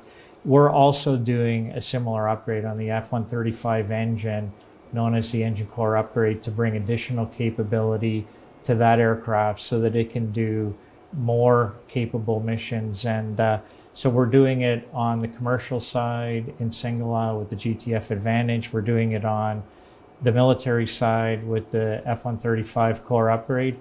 And I talked about earlier the regional turboprop market, which is quite honestly a market that I think 9 out of 10 regional turboprops are powered by Pratt & Whitney engines.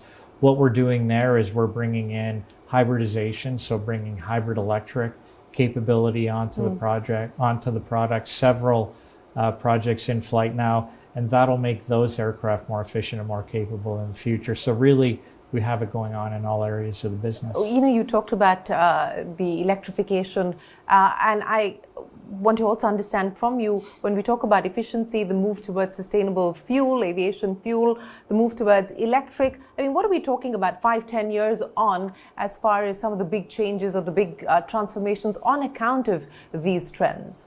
Yeah, I think we're going to see continued push towards sustainable aviation fuels. There's a lot of work to do there to scale the infrastructure, but certainly from an engine point of view, we're making engines now that are compatible with those more sustainable fuels. Eventually, hybridization, hybrid electric, I think will find its way into that space as well. We're looking at alternate fuels such as hydrogen. We have a couple of projects going on today where we're looking at what could the efficiency be with a hydrogen powered, and what are the technical challenges we would have to solve to get there. I think that's maybe a few decades out in front of us, but I think the next generation of aircraft that are coming will be, for us, like a second generation of the geared turbofan engine. Again, it was a step change in efficiency, and we can do more with that engine to improve the propulsive efficiency, but also the combustive efficiency with smaller cores and higher capable materials inside the engine to drive efficiency. So I think that's the near term, and the future has more in the long term. Well, you said the future is at least a couple of decades out. So in the near term, what are you most excited about in terms of step changes? Oh, I'm excited about introducing the GTF Advantage and getting that in the hands of our flying customers. I think it's really that doubling of time on wing and the efficiency and the capability it brings is something that's going to be incredibly important for our customers. So back to India, is this one of your most exciting markets today? Is it one of your high growth markets today? It is definitely a high growth market and exciting, and that's why we continue to invest here. Very capable workforce throughout the entire value stream. And so, yeah, we're very excited about continued growth in India. Would you leave us with a number in terms of what the incremental investment into India could possibly look like over the next few years? Well, as I say, we've invested $250 million over the past 5 years, and I think we're on a trajectory to continue that investment going forward. And I think more you're going to see our supply base, as I said, $500 million in sourcing from India at the present time. I think you're going to see that rate of growth increase significantly also going forward. So I think, you know, we're very proud to have been part of the aerospace industry, the aerospace journey, the aviation journey in India for the past 70 years. You know, going back to the DC-3 Dakotas that were powered by our WASP engines. And we're very excited about the future of aviation in India. You know, Shane, you've met with government officials here in India. Is there any specific ask that Pratt & Whitney has in terms of, you know, regulatory changes or anything to do with the further ease of doing business that would get you to do more here in India? And has there been an ask from them of you? Not a specific ask. Obviously, I think they'll always be interested in us having larger infrastructure, a larger supply chain in India. And I think there are great examples in other industries where the government has helped facilitate the growth and the pace of growth. And I think aviation is one of those industries where they'll be looking, hopefully, to do more of that as well to help us accelerate the rate of growth. Well, we're at the end of 2025. You know, the outlook for 2026 on the back of, you know, all the visibility that you currently have. Yeah, I think demand continues to be strong. As I said, our supply chain is stabilizing. We see our fleet health improving going forward. And I think more of the same for 2026. Well, Shane, we wish you the very best of luck. Thank you so much for joining us here on CNBC TV 18. And we look forward to more visits from you here to India. I look forward to coming back as well. And Shri, thank you again for having us on today. Our pleasure, and congratulations once again on 100. Thank you. Well, with that, it is time for us to wrap up the CNBC TV 18 special from all of us here on the team for now. Goodbye, and many thanks for watching. Pratt & Whitney, an RTX business. Century of innovation. This is News 18 Network.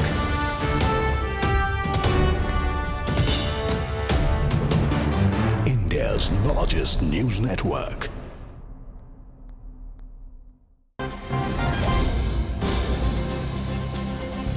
And we start this bulletin with a piece of breaking news. In fact, this is a CNN News 18 exclusive. India has quietly taken its next giant leap in space.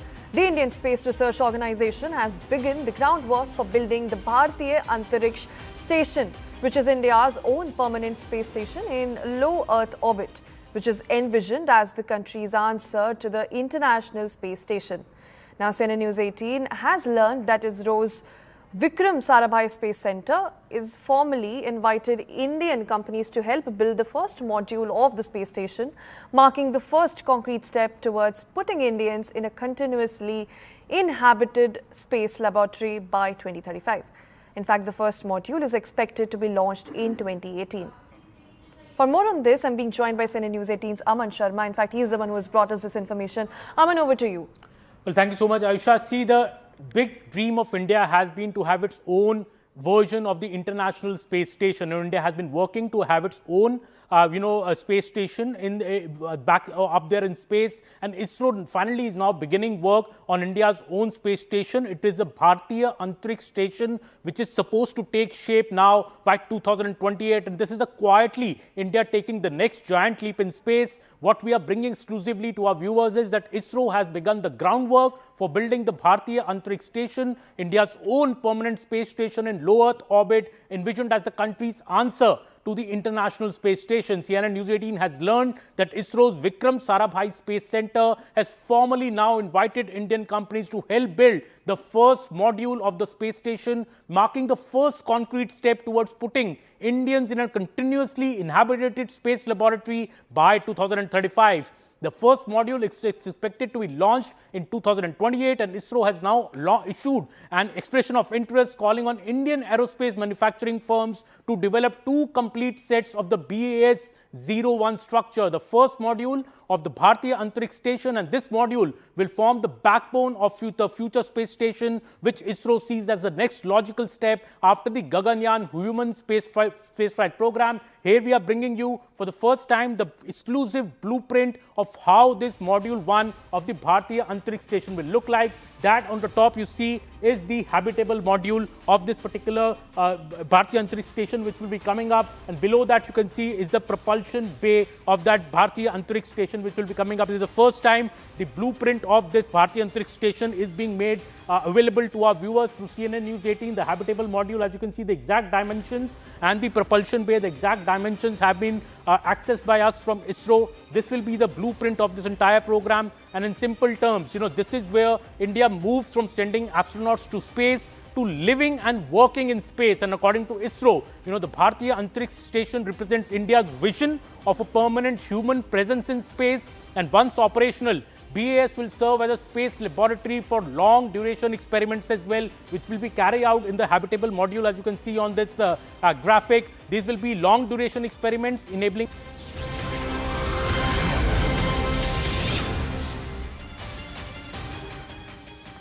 Good afternoon, I'm Pallavi Ghosh, and there's been plenty of news even on this Saturday. Let's take a quick look at all the top stories that we have been following, both national as well as international. Well, former Congress loyalist Shakil Ahmed launches a scathing attack, calls Rahul Gandhi the most cowardly leader in Indian politics who doesn't like strong leaders. Congress denies rift speculations, but Tharoor keeps the party guessing, refuses to comment on the differences, says that whatever has to be communicated, I will do so with the High Command. And after a storm over top Jamaat leaders, Islamic Republic post-Congress tries to distance itself, says that if Jamaat won't lose a theocratic stance, that the Congress will not accept their support. Days after the Noida techie's harrowing death, 11-year-old boy loses his life after drowning in an open drain. No lesson seems to have been learned as glaring lapses emerge. And after Prime Minister Modi's CMC attack on the opposition, the DMK and the Congress unite. They hit back at the PM with the edging attack. And ahead of signing of the mother of all deals, the EU chief Ursula is to land in New Delhi shortly. She's set to participate in Republic Day celebrations. FTA talks are also on agenda. The Gaza Board of Peace triggers a storm in Pakistan. Top cleric Maulana Fazlur Rahman accuses Shehbaz government of prioritizing Western appeasement over national principles. Ousted Bangladesh Prime Minister Sheikh Hasina takes on the Yunus government. In her first recorded interview, she raises an alarm over what she calls trampling of human rights. And Bangladesh opts out from the T20 World Cup after the ICC snubs it over its refusal to travel to India. Scotland is to replace Bangladesh. An official announcement can be expected anytime soon. Okay, in an exclusive conversation with News 18 Uttar Pradesh, the former Congress loyalist Shakil Ahmed has now hit out at Rahul Gandhi, saying that he is the most cowardly leader in Indian politics. He called him very insecure. He said that he doesn't like strong leaders. He added that Mallikarjun Kharge is only a president for name, but Rahul Gandhi makes all the decisions himself.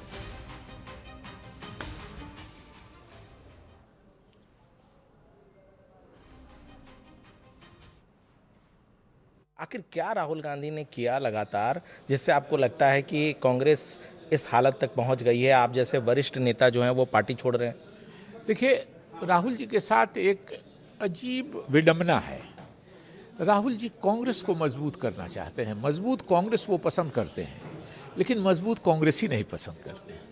उनको कमज़ोर से कमज़ोर, जो उनके अलावा किसी को नहीं जानता हो, जो टोटल उनके भरोसे पे, एक तो ये है कि उनको कांग्रेस मजबूत चाहिए लेकिन कांग्रेस ही कमज़ोर चाहिए। हम लोगों के गुलाम नबी आज़ाद साहब वो अलग हो गए पार्टी से, लेकिन अगर ये भी रहते पार्टी में तो उनकी भी वही हालत होती जो शकील अहमद की हो रही है। इसलिए कि राहुल गांधी जी के साथ शायद, मतलब निगेटिविटी में भी कुछ पॉजिटिव चीज़ होती हैं, शायद उनकी अपब्रिंगिंग ऐसी है कि अपने से उम्र में बड़े लोगों के साथ उनको बैठने में झिझक महसूस होती है, जिसको उनको आप जी कहना पड़ता है। He is not comfortable with them. तो जाहिर है कि वो ऐसे लोगों को पसंद करते हैं जो जिसके साथ बैठने से राहुल जी को बॉस वाली फीलिंग आवे कि हम बॉस हैं, तो हम लोगों के साथ जाहिर है कि नहीं हो सकता है। आपने एक बिंदु पे आप बताइए। हमें लगता है कि आपके पास दोनों बिंदु पे मैं बताऊंगा आपको। एक आपने वोट जोड़ो यात्रा की बात की। मुझको भी, मैं मुस्लिम हूँ, मुझको भी था कि बीजेपी वाले इलेक्शन कमीशन से मिलके वोट कटवा रहे हैं। मैं 2-3 मुस्लिम गांवों का नाम आपको बता सकता हूँ। औसी है हमारे यहाँ, छछुआ है हमारे बिस्ट्री में, जहाँ से मैं एमएलए होता था। मैंने वहाँ मुस्लिम समाज के लोगों से पूछा कि भाई आप लोग होशियार हो ना, बीजेपी वाले इलेक्शन कमीशन से मिल के वोट कटवा रहे हैं। कहा कि एक वोट हम लोगों का नहीं कटा है। ये लोग कहते हैं 65 लाख लोगों ने वोट कट गया।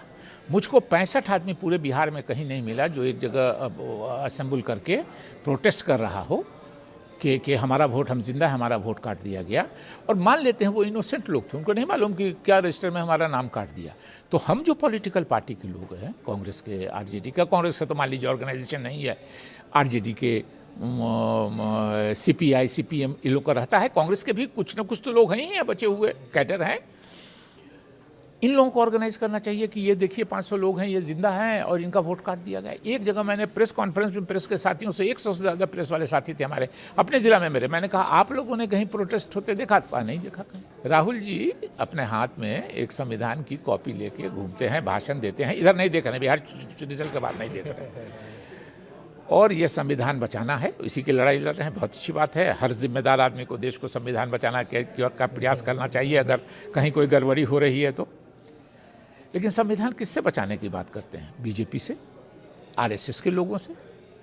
लेकिन इलेक्शन के पहले मैं आपको दिखला दूंगा, वीडियो है, इलेक्शन के एक रात पहले से लेके नॉमिनेशन के 1 महीना के बीच में 16-17 लोगों को आरएसएस और बीजेपी से बुला के कांग्रेस का टिकट दे दिया। और वीडियो है, रिकॉर्ड है।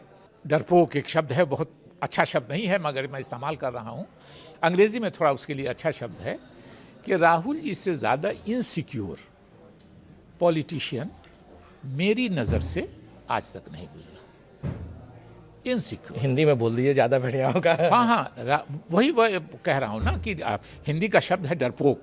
अब मुझको डरपोक बोलने में ख़राब लग रहा है, जो बात सच्चाई है, इसलिए मैं अंग्रेज़ी बचाती है कुछ इज्जत, तो मैं ये कहता हूँ कि राहुल जी को हर मजबूत कांग्रेसी से उनको अपने को थ्रेटन फील करते हैं। उनको लगता है कि ये जब अलग होगा हमसे तो हो जाएगा। तो आप पूछेगा कि भाई कांग्रेस चलेगी कैसे, मजबूत कैसे होगी? आपके दिमाग में, किसी का भी दिमाग में सब, तो उनका एक सेट गोल है। उनको लगता है कि अगर मुसलमान मेरे साथ में रहा, मेरे साथ फोटो आ गया, बगल में रहा, तो बीजेपी वाले उसको ट्विस्ट करके हमको प्रो मुस्लिम साबित करेंगे। इसलिए थोड़ा जानबूझ के बचते हैं। हम लोग उनको बेनिफिट ऑफ डाउट इसका देते हैं। और ये अगर उर्दू में एक बात कही गई थी, हिकमत अमली ये है कि आप को दिल में कुछ है मगर मजबूरी में आप कभी कुछ ये कर रहे हैं मजबूर होके, तो ये हिकमत अमली है कि उन्होंने मुसलमानों को अपने पास से हटाया है कि फ़ोटो फ्रेम में मुसलमान नहीं हो, क्योंकि बीजेपी वाले उसका गलत इस्तेमाल नहीं। लेकिन ये तो बड़ी भ्रम की स्थिति वाली बात ये होता है पॉलिटिक्स में, ये होता है पॉलिटिक्स में।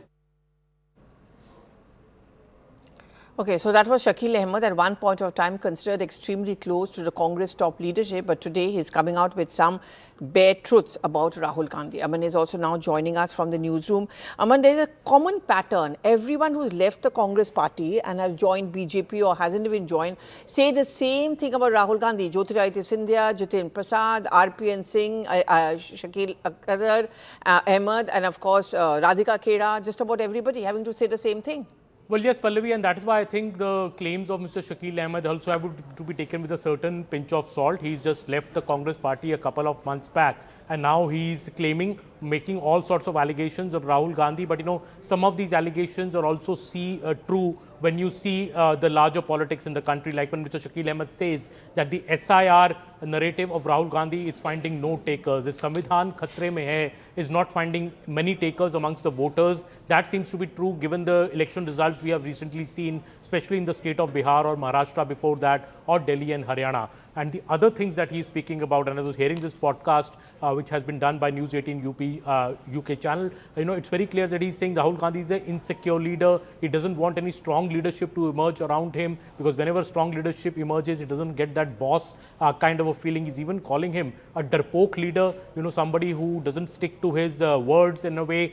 So I think these are all sort of allegations. Also, questions will be asked that why do Congress leaders, once they leave the party, you know, realize all these things about Rahul Gandhi when they're inside the party, they are seen as one of the most closest leaders, you know, be it Shakil Ahmed or be it some others, the names you have taken. So clearly this criticism will come, but what Shakil Ahmed is now also revealing, and I think this point I found very interesting in his interview, when he says that all the decisions in the Congress are also taken by Rahul Gandhi. Mallikarjun Kharge is the president only in name, while decisions mostly are taken by Rahul Gandhi. He's also said that Congress के बड़े नेता मुसलमान और मुसलमान नेताओं के साथ photo खिंचवाने से डरते हैं Rahul Gandhi, because he thinks if the Hindu vote bank may shirk the Congress party. So, you know, all these allegations are being made by Shakil Ahmed, but I think you know this better than me, covering the Congress party, that, you know, earlier also leaders have said the same as your names you narrated, but the question mark again remains that if that is so, why is Rahul Gandhi as the LOP, and why does his party believe in him so much that he is the face of most of the agitations and most of the narratives that the Congress party weaves against the BJP? But, you know, Aman, just look at the pattern. I mean, you know, we can doubt what Shakil Ahmed has to say, but look at the pattern. Isn't it a fact that riding on the BJP's narrative, it goes in for that Hindutva agenda, you know, those temple runs by Rahul Gandhi, suddenly trying to project itself as a Hindu party, I'm a Janeo-dhari Brahmin, and also anyone who's considered to be a little bit more brighter than Rahul Gandhi has never really reached the top. They are perennially in waiting. One example which often comes up is people like Sachin Pilot and so many others as well. This criticism also comes in, and I guess Shakil Ahmed is talking about that when he calls him, you know, insecure. Well, clearly, Pallavi, a lot of good talent, I would say, has left the Congress party, becoming frustrated with the way the Congress party has been working, you know, much under, I would say, Rahul Gandhi, be it Jyotiraditya Scindia earlier, be it many other leaders. Jaiveer Shergill is there, you know, there are multiple leaders. Jitin Prasad is one of them, who left the party after serving it very long. You know, some people like Jyotiraditya Scindia, when they left, you know, they moved to the BJP and moved to become even a union minister. But some leaders inside the Congress remain very frustrated, be it Sachin Pilot, who believes that he's never got his due in Rajasthan, or be it DK Shiv Kumar. You know, look what is happening in Karnataka, because DK Shiv Kumar clearly wants to be the chief minister. He claims there was an agreement of a 2.5 year kind of a deal with Siddaramaiah, but now it's not being followed up. So what is happening there, nobody really knows. Mr. DK Shiv Kumar has been made the poll in charge of Assam for the upcoming elections, that clearly he's not becoming the chief minister anytime soon. So I think the frustration which sets into Congress leaders over time because of Congress indecisions by the top high command is something that has been repeated again and again in many such cases. But what now, Shakil Ahmed, you know, as you know, he was one of the closest leaders, one of the confidants, now revealing that Rahul Gandhi does not want to see Muslim leaders close to him, photographed with them, because he thinks the Hindu vote bank will go away, is something that, you know, is a big allegation. And also him saying that he's an insecure and a darpok leader who does not take a stand. I think this is something that Rahul Gandhi and the Congress party may have to reply at some stage. I mean, let's talk about the BJP in the context. How would the BJP then look into this? Because, you know, the Prime Minister talks about everyone should be given a chance, talking about young talent. But, you know, everyone who's left the Congress party with this grudge that they were never allowed to grow has actually grown within the BJP. I mean, whether it's a Mrs. Scindia, whether it's a Jitin Prasad, and all of them have actually been made ministers and are also given that opportunity to play an important role as far as, say, even electoral management is concerned. Well, absolutely. And, Jyotiraditya Scindia is one key example, with Jitin Prasad, I think was a minister earlier in the UP government as well, So I think these people have got much better positions inside the BJP, and that is what the BJP says, that we are not a dynastic party. We don't go by the whims and fancies of a high command. A normal Karyakarta can rise and become, even the BJP president, Nitin Nabin, for example. So BJP will use this interview, I think, to hammer the Congress party even more over its dynastic politics streak, which we have seen in the last many, many years. Absolutely. Thank you very much, Aman, for giving us those details. We also have the BJP spokesperson, R.P. Singh, now joining us. Mr. R.P. Singh, I'm sure you've heard what Shakil Ahmed has had to say, and I'm sure you would agree with him. Well, 100%. The problem with the Congress is they don't believe in their party cadres, and they are not prepared to hear something which is sensible. And then the problem is Rahul Gandhi, who thinks that it's like my way or highway. I mean, whatever I say is right, whatever everyone else is a foolish guy. And so that's the problem. So, but that's making the Congress also suffer. But Mr. R.P. saying the Congress is hits back by saying that in the BJP everything is centralized. It's all about the Prime Minister. No, not at all. I mean, you know party now very well now. We have a mandal level, we have block level, we have president, we have the Jilla level. I mean, everywhere there are people who work, and then these are taken as per the party cadre, party Karyakarta. Had that been the scene, then how could Nitin Nabin be the party president? So it's the cadre which works, it's the party system which works, and decisions are taken from the polling booth level to the, Panna Pramukh level to the polling booth to the mandal, to the district, then to the state, then to the national level. Okay, thank you very much, Mr. R.P. Singh. Well, let's see whether any reaction comes in from the Congress party to Shakil Ahmed's exclusive podcast with News UP. But we are going to shift in focus to a big development which is taking place. And these are the first pictures you're getting of the EU chief Ursula, where she has just landed in the national capital ahead of the Republic Day celebrations. And there she's here to sign the mother of all deals, which is the FTA between India and Economic Union and European Union. And she's in fact also going to be one of the chief guests at the Republic Day parade on 26th of January. Here you can see shaking hands with the MOS, IT as well as Commerce Minister Jitin Prasad. We also have Siddhant Mishra, who's now joining us on the phone line. Siddhant, if you could just break down for all of us the importance and the significance of, one, the pact, and second, her presence over here in the national capital. Okay, I'm going to try and connect with Siddhant Mishra. Remember, in the backdrop of the trade tariff turmoil which is taking place with America, India's stand has been very clear that we are going to look at other countries, other options in signing up these kind of trade deals. European Union consists of large number of conglomeration of some powerful countries, and India is looking at signing this trade deal with the EU. Siddhant is with us at this point of time. Siddhant, what I was essentially asking is the significance of the presence of the EU chief in Delhi and the deal. What is the deal going to be? Well, Pallavi, honestly, we know very little about the deal. All we'll get to know is on 27th when finally this deal will be announced between India and the European Union. In fact, just a short while back, Ursula von der Leyen, the president of the European Commission, has arrived in India. In fact, he was received by Minister of Electronics, Mr. Jitin Prasad, at the airport. Day after tomorrow, on 26 January, both the EU Commissioner President of EU Commission and EU Council, Antonio Costa, will be present at the Republic Day parade along with Prime Minister Modi and President Murmu. And on Tuesday, which is 27 January, there's going to be the announcement of the mother of all deals, the big India-EU trade deal. Now, Pallavi, this deal has been in both sides have been engaging to get these deals signed from last 2 decades. But after 2022, both sides accelerated, perhaps in terms of negotiations, and there were some modules which were zeroed down by both the sides. and finally it is happening. So this deal will create market for more than 2 billion people, and in fact, this deal will also be contributing to a quarter to the world's economy, and perhaps this is the reason that this deal is being called as mother of all deals. Indeed, there has been sticking points between India and and European Union when it comes to CBAM, when it comes to mobility, when it comes to the other issues, but agri and dairy products, Pallavi.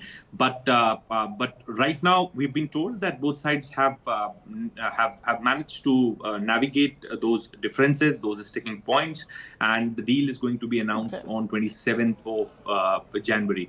So again, a message which is being sent out to the world is that India believes in doing deals. India believes in free market access. This is going to be the 9th free trade agreement which India will be signing with any country or group of countries, and this is the biggest free trade agreement which India will be signing ever. All right. Thank you very much, Siddhant, for getting us those details. And of course, everyone is looking at what is it that the deal is going to get for all of us. We go into a break, but news continues over here on CNN News 18.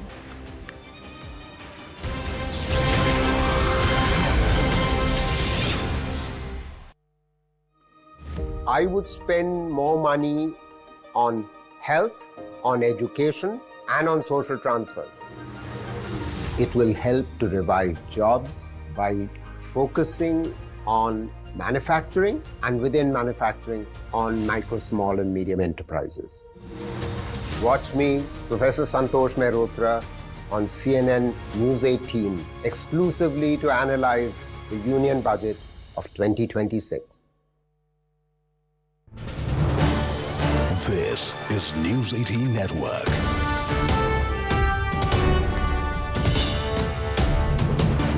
India's largest news network.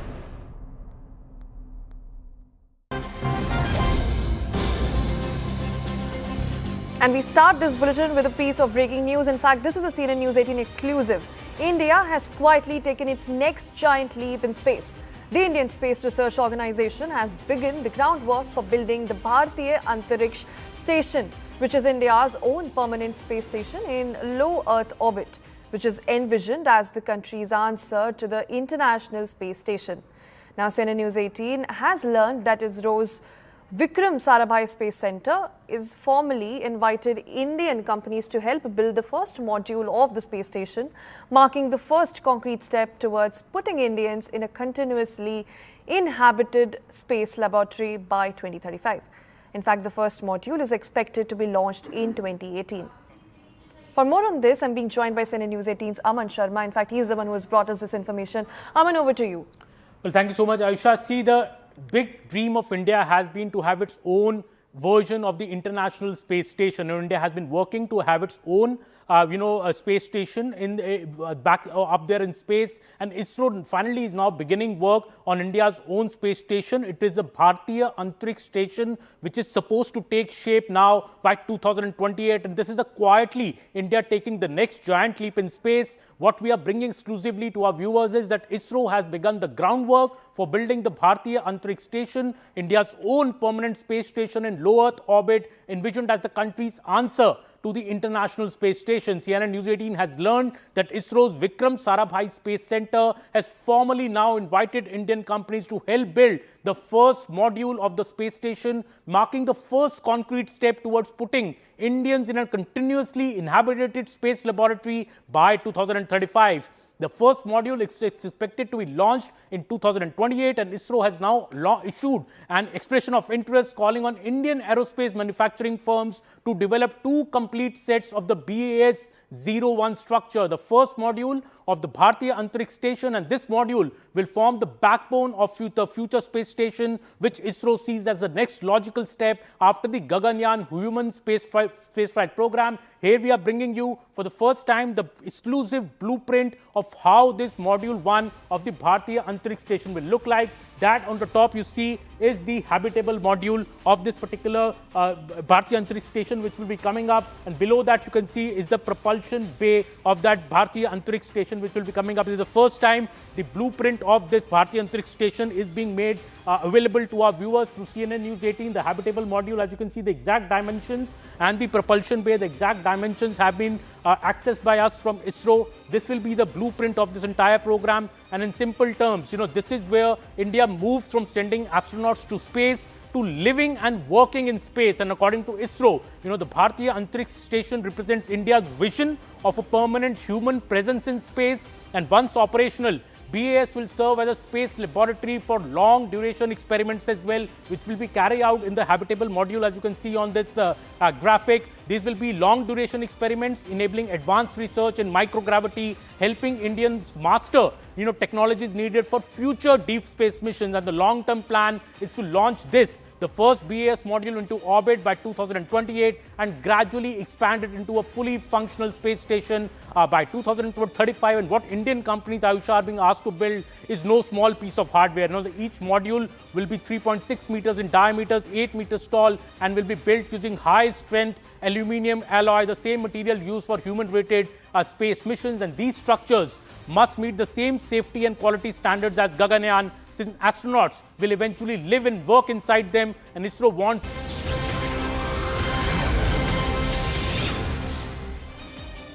Okay, thank you for staying with us. But there's some big news coming in from the T20 match. Bangladesh, as we know, pulled out of the ICC T20 World Cup 2026 after rejecting the ICC's directive that it has to play its matches in India. And now that the deadline has passed, top sources have told CNN News 18 that ICC has replaced Bangladesh with Scotland at the ICC Men's T20 World Cup 2026. Scotland will be placed in Group C along with Italy, Nepal, West Indies and England. Getting us all these details, my colleague Payal Mehta is now joining us. Payal, just take us through, please, the details of what is it that ICC has said. Okay, I'm going to try and connect with Payal, but basically, given the backdrop of the strain between India and Bangladesh, especially with a large number of Hindus being killed in Bangladesh, Cricket Board had expressed its reservations of playing a match in Kolkata, saying that they feared the security of their players. Well, ICC has said that nothing doing, you have to play, and now that formal notification has come, Payal Mehta is now joining us with this. Payal, yes, go ahead. Well, as far as the international tournaments are really concerned, there are certain rules by Pallavi, and therefore, since Bangladesh has constantly been pressing that they do not feel secure in India despite the assurances coming in from the highest level of the ICC and the BCCI, therefore it has been decided that Bangladesh will be mooted out and Scotland will replace Bangladesh in the upcoming T20 World Cup, which is going to be hosted jointly by both India and Sri Lanka. Okay, thank you very much, Payal, for getting us all those details. So Bangladesh is not playing, but Scotland is. Those are those big details which Payal got for us. With this, we come to the end of the bulletin, but news continues over here on CNN News 18.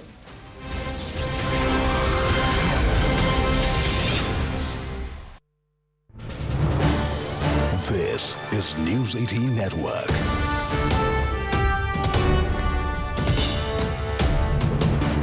India's largest news network.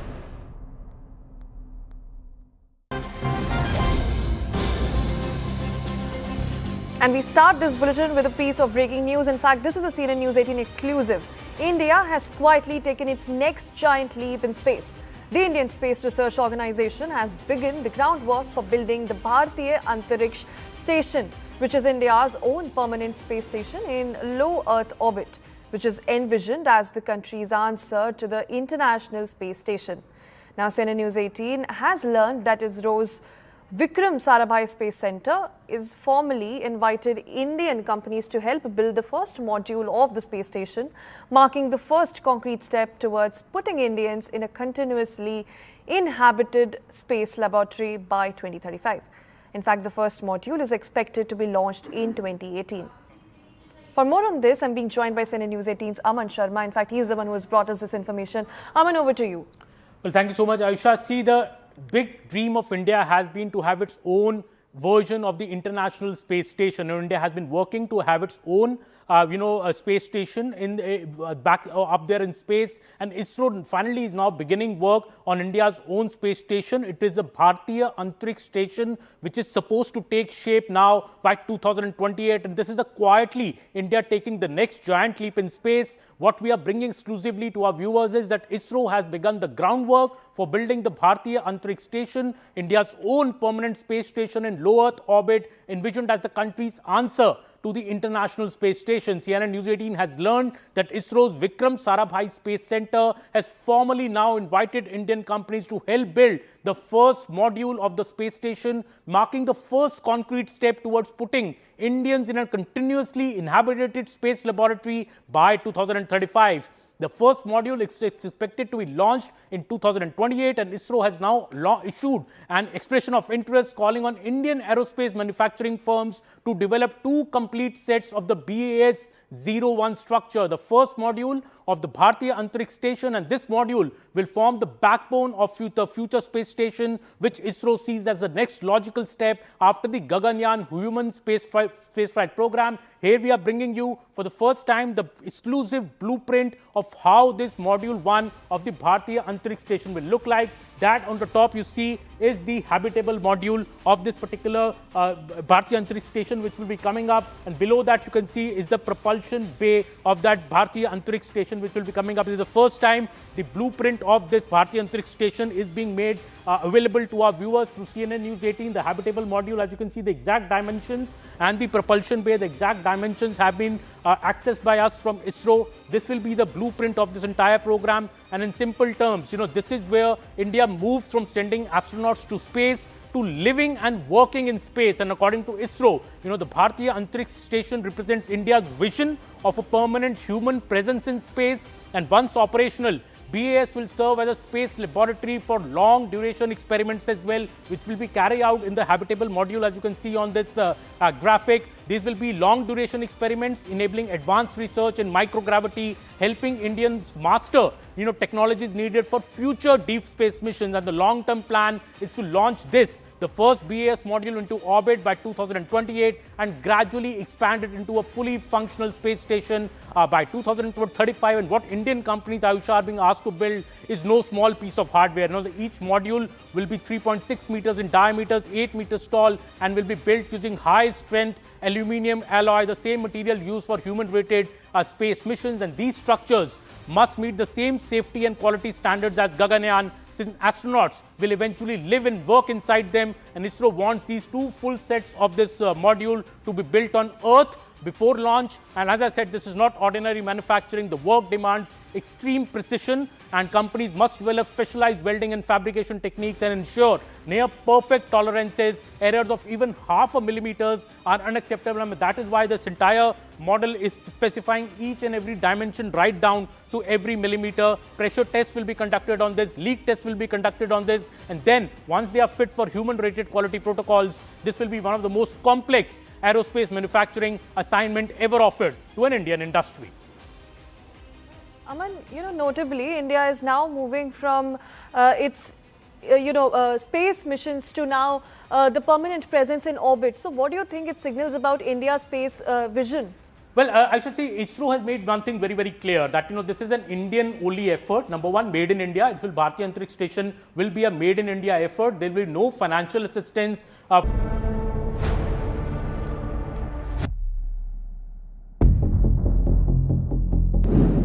A heartthrob actor, ambitions of political beginnings, and then a stampede.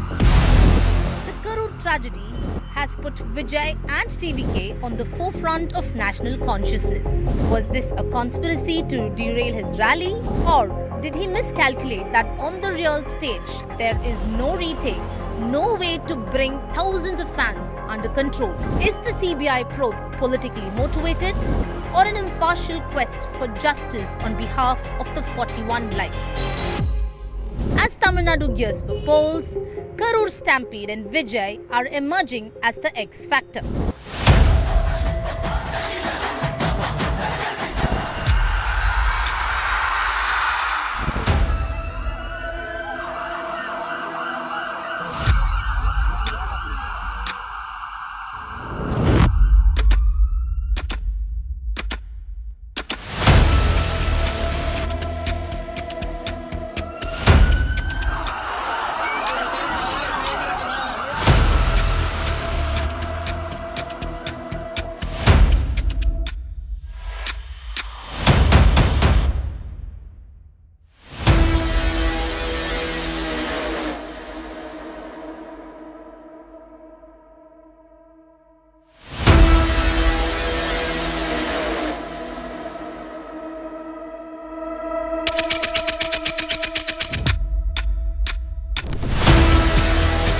actor turned politician Vijay trying to assure fans that all is well. 2 days of questioning by CBI had set the tongues wagging.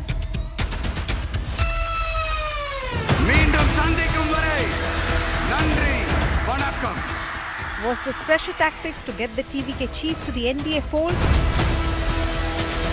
Or a genuine quest by CBI to uncover the truth of Karur? Definitely BJP is putting pressure on TVK. BJP's only aim is to misuse the official organizations for their political ends. They don't have people, they know that people will have no faith on us. They will not support us. So some by crook or hook or crook they should come to power. So they will misuse all the governmental agencies. BJP is I can say that they don't respect law. They are a barbaric group. Only barbarians will not respect law. And these people also, BJP also will not respect law. They will misuse every governmental agency for their political ends. Vijay himself or his party colleagues have given no indication of what their political alignments would look like in the run-up to Tamil Nadu elections. Keeping the focus strictly on the investigation part. Based on the witness summon provided to our leader has come to appear, and we have appeared in the CBI headquarters today. And our leader has done the cooperation on all the aspects and all the questions which have been asked by the officers today.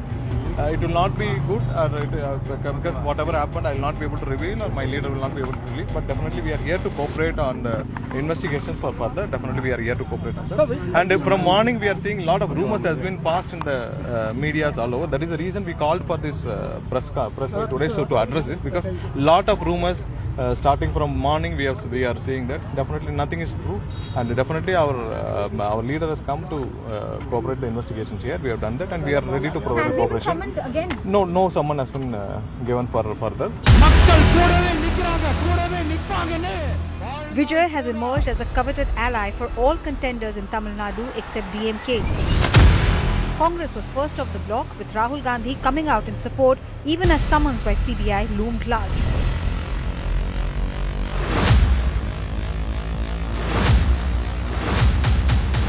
The move strained the DMK-Congress alliance even as rumour mills worked overtime. I am coming. Was CBI still questioning Vijay as a witness or a suspect? The agency says it has not given a clean chit to anyone at this stage. The heart-rending scenes at Karur, where 41 people lost their lives, has forced agency officials to comment. There clearly was no hand of God here. Either the organizers or the administration is to be blamed for these deaths. They are Vijay fans, but they should have considered their safety first. Once the crowds got bigger, they should have left the place. I don't blame anyone for this tragedy. My wife and daughter said they'll return after seeing Vijay. I tried calling them, but their mobile was not reachable. At 8 p.m., someone else picked up the phone and shared the news. Vijay has blamed local officials for the stampede, but Central Bureau of Investigation, as per sources, had some pinpointed questions for the actor turned politician. What was the reason for his delay? CBI suspects that Vijay took a 2-hour break en route to Karur, and the crowd was misinformed about his arrival during noon hours. Was this done deliberately to keep the crowd hopeful, enthusiastic and energetic, thereby painting a positive picture for an outfit taking baby steps in the world of politics? These specific visuals are also making Vijay's defense weak. Announcement being made for a missing child. Water bottles being thrown towards the crowd. Vijay cutting short his speech and retreating. CBI, sources say, is relying heavily on the video evidence from Stampede side along with witness testimony and post-mortem reports of victims to build a case that what happened at Karur was not an accident, it was death due to negligence. The agency is also examining if a far stringent charge of culpable homicide not amounting to murder is made out. கீழே விழுந்து கை கொடுத்த ஆரம்பிச்சா நம்மளே இழுத்த ஆரம்பிக்கிறாங்க, தள்ளி விட்டுறாங்க, மூச்சு தம் கட்ட முடியல. அதில் எனக்கு வீசிங் ப்ராப்ளம் இருக்குது. அதனால் வந்து ஒன்றும் சமக்கட்ட முடியல. கொஞ்ச நேரம் தான் நானும் இப்படி இருப்பேன். முடிச்சிருக்கேன். தக்கி புக்கி எப்படி ஒரு ஆளை கீழே பிடிச்சி கையை பிடிச்சி வெளியே வந்துட்டேன். Statement of witnesses and the video evidence could prove crucial to determine who's responsible for the Karur stampede. Investigators feel that if repeated announcements about a missing child were made, if water bottles were thrown towards a restive crowd, this shows that the organizers had knowledge about worsening crowd control situation. The big question is, did they push on with the event even with this knowledge that the situation could endanger lives of people? Senior officials of Karur administration too have been questioned by CBI. But some questions remain for the police too. While bandobast documents have been cited by local police to show deployment, probe suggests some officials were missing from duty location as crowds swelled. Was this dereliction of duty or part of a larger conspiracy against growing political popularity of Vijay, as his party alleges? As I had mentioned even before, DMK is speaking in support, and what BJP leader has spoken again regarding this Karur incident, this everybody knows. It is very clearly the local administration, the state government is at fault. Mr. Vijay has got every right to come anywhere. It's a political leader, he can come. Mr. Vijay's fault, according to us, is the way the public program is designed. You can't keep it on a weekend. I am criticizing it from day one. Because children will come on a weekend. That is why 10 children died. We did nothing wrong except speaking at the designated spot. But police cases have been filed against our leaders, friends and social media partners. Chief Minister sir, if you have revenge plans, do anything to me. Do not touch my leaders. I'll be at home or in my office.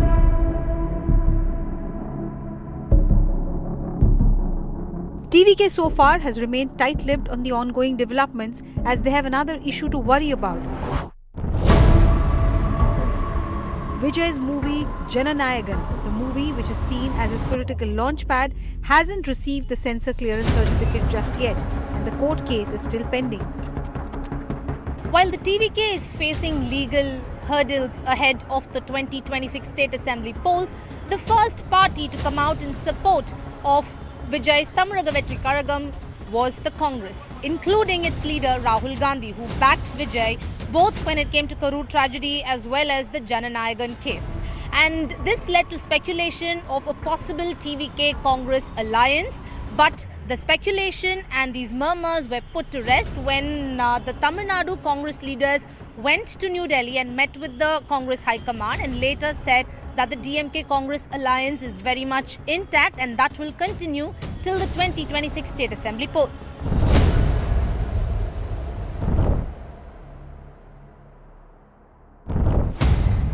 Is the DMK afraid that the Congress may sort of join hands with the TVK because several leaders, including Rahul Gandhi, has backed Vijay over the Jananayagan case, and there have been Congress leaders from Tamil Nadu openly talking about or backing Vijay. Are you afraid that the Congress may perhaps join the TVK alliance? Do you know one thing? Even our Chief Minister supported Vijay, saying that the BJP is misusing the CBFC also. Does that mean we will join TVK? See, for a specific incident, when the government of India is misusing their powers, opposition parties will attack. Rahul Gandhi attacked, our leader attacked. That doesn't mean that we both are going to join TVK. So there's nothing more to it rather than Yes. a support. Yes. So far, the TVK appears to be isolated, with TTV Dinakaran joining hands with the BJP and smaller parties like the DMDK also holding discussions with the BJP to join the NDA fold. But the larger question is whether Vijay and the TVK may join the NDA front. BJP says its doors are open. Are more parties expected to join the NDA fold? Yes, of course. NDA is been led by, here by ADMK and also at the center by the BJP. So in every state, that NDA in each election, we are proving our strength by way of how the people of India are supporting in a different region. So in Tamil Nadu also, we are very much hopeful and we are very confident that day by day the NDA strength is getting increased, and today Mr. TTV Dinakaran has joined and he want to perish all the differences that had existed before with ADMK, and he want to join in NDA and to see to that in 26 election they have to form a government with the blessings of Honorable Jayalalitha Amma. DMDK on the cards? See, all these things that would happen, and it is in the process. We will see that. But more parties expected to join the... we are hopeful that even before election, more parties would come to us. Is that an indication of TVK? See, you can name that all the political parties. Okay, what I would say, if anyone is accepting us, everyone is accepting NDA, we are welcoming them. Last question, who is going to be the chief ministerial candidate of the NDA? That in NDA alliance, meeting our leaders, they would express that. What is the doubt about it? The bone of contention is already Honorable Home Minister has told categorically about this. Then why again and again the same question is coming? We don't understand. See, even today, the words of Mr. Dinakaran, TTV Dinakaran, he has said about that. Whatever the differences that we had before, I want to forget about it. Because now we are having a larger goal. So is Edapadi the CM face of the NDA? See, already Honorable Home Minister, what he has said about it, there is no change about it. Its ally, the AIADMK, too hopes that Vijay will ultimately join the NDA Parivar, as a third front would lead to splitting of votes, which could ultimately favor the ruling party. We need a double engine sarkar. Means the government which is there in the center and the government which is formed in the state should work together to bring in more growth in the state of Tamil Nadu, which is going to happen in the upcoming elections, is the message. So now the stage is all set. AIADMK has formed a formidable alliance to face the upcoming assembly elections. There is no more fake narratives that DMK can peddle. All they have to fight is what is the promise they had given, why they failed to do so, why they pushed this Tamil Nadu into darkness, and will they be able to give answer on the dynast rule? Will they be able to give answer for Congress, who hosted a similar rally and said we will demand 117 seats and we will share power? Tamil Nadu has seen several stars from the celluloid world enter politics, and Vijay is arguably the largest after MGR and Jayalalitha. And the stakes are high, but the timing is everything. If Vijay is able to make the dent in terms of vote share and sustain the momentum, then he could well be one of the leading contenders going forward. But if charged for the tragedy, how will the political wheel of fortune spin for him and for the state? Tamil Nadu is watching.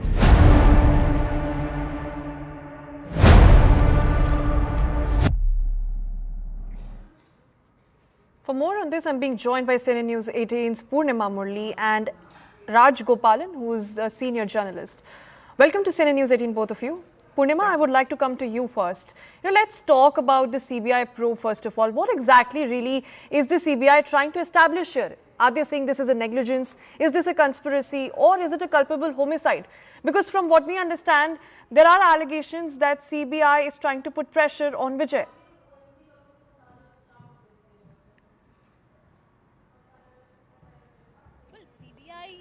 Is to establish whether the sequence of events that led to the Karur stampede where 41 died, and this happened on the 27th of September. The Tamil Nadu government's version is that there was a delay in Vijay's arrival for about 7 hours. People waited without food, without water, and in that scorching heat, and that led to the stampede. TVK and the leaders alleged that there's conspiracy, it was planned, and that's their allegation. So now the CBI is trying to get evidence or documents supporting each of these claims made by both the parties to establish what really happened and why did the stampede take place. And they've not given clean chit to any of them.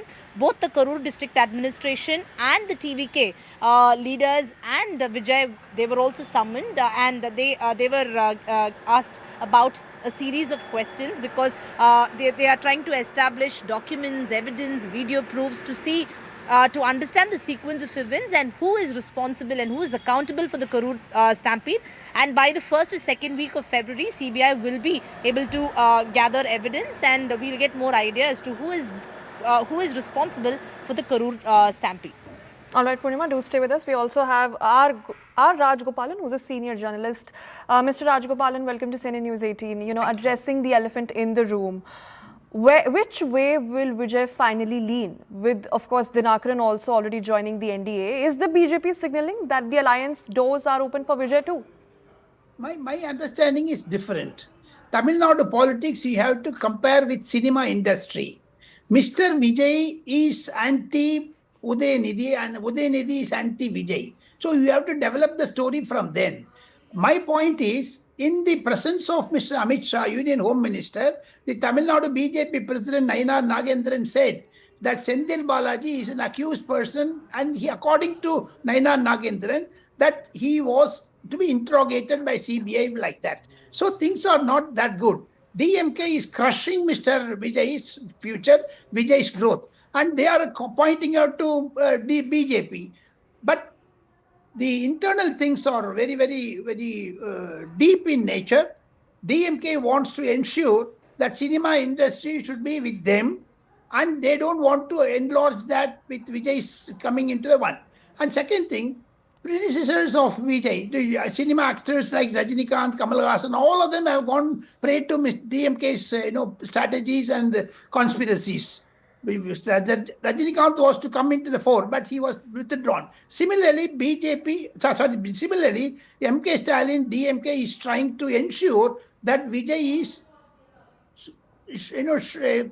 quietened. Vijay is compressed. Vijay is put in a tight spot. That is, but tomorrow the meeting of Vijay's state secretaries are taking place. What is the decision he will take or we don't know. But at the same time, Rahul Gandhi, the Congress leader, also has got in touch with Mr. Vijay.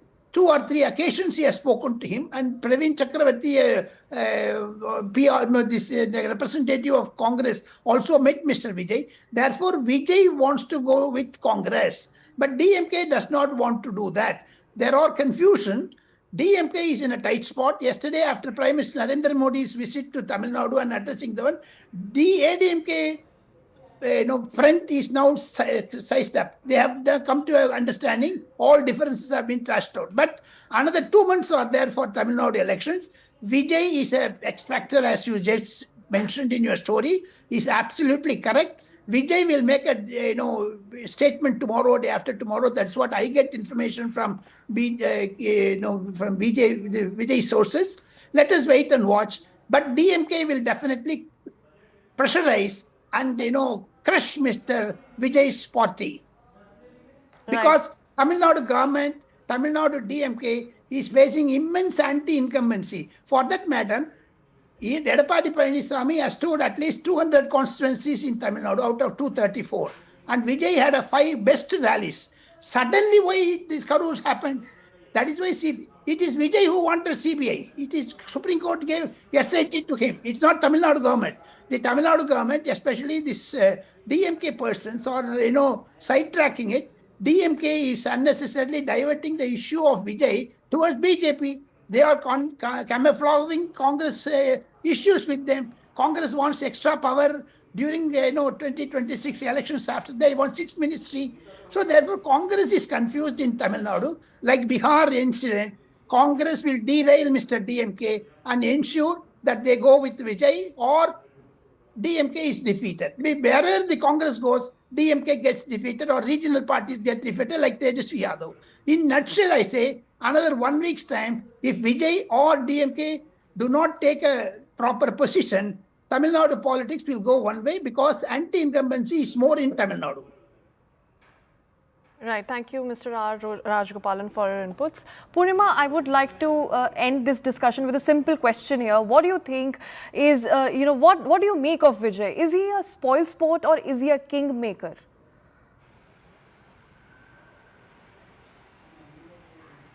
Well, that's a $1 million question. Everybody is saying that yes, Vijay is definitely going to make an impact, but how much of an impact?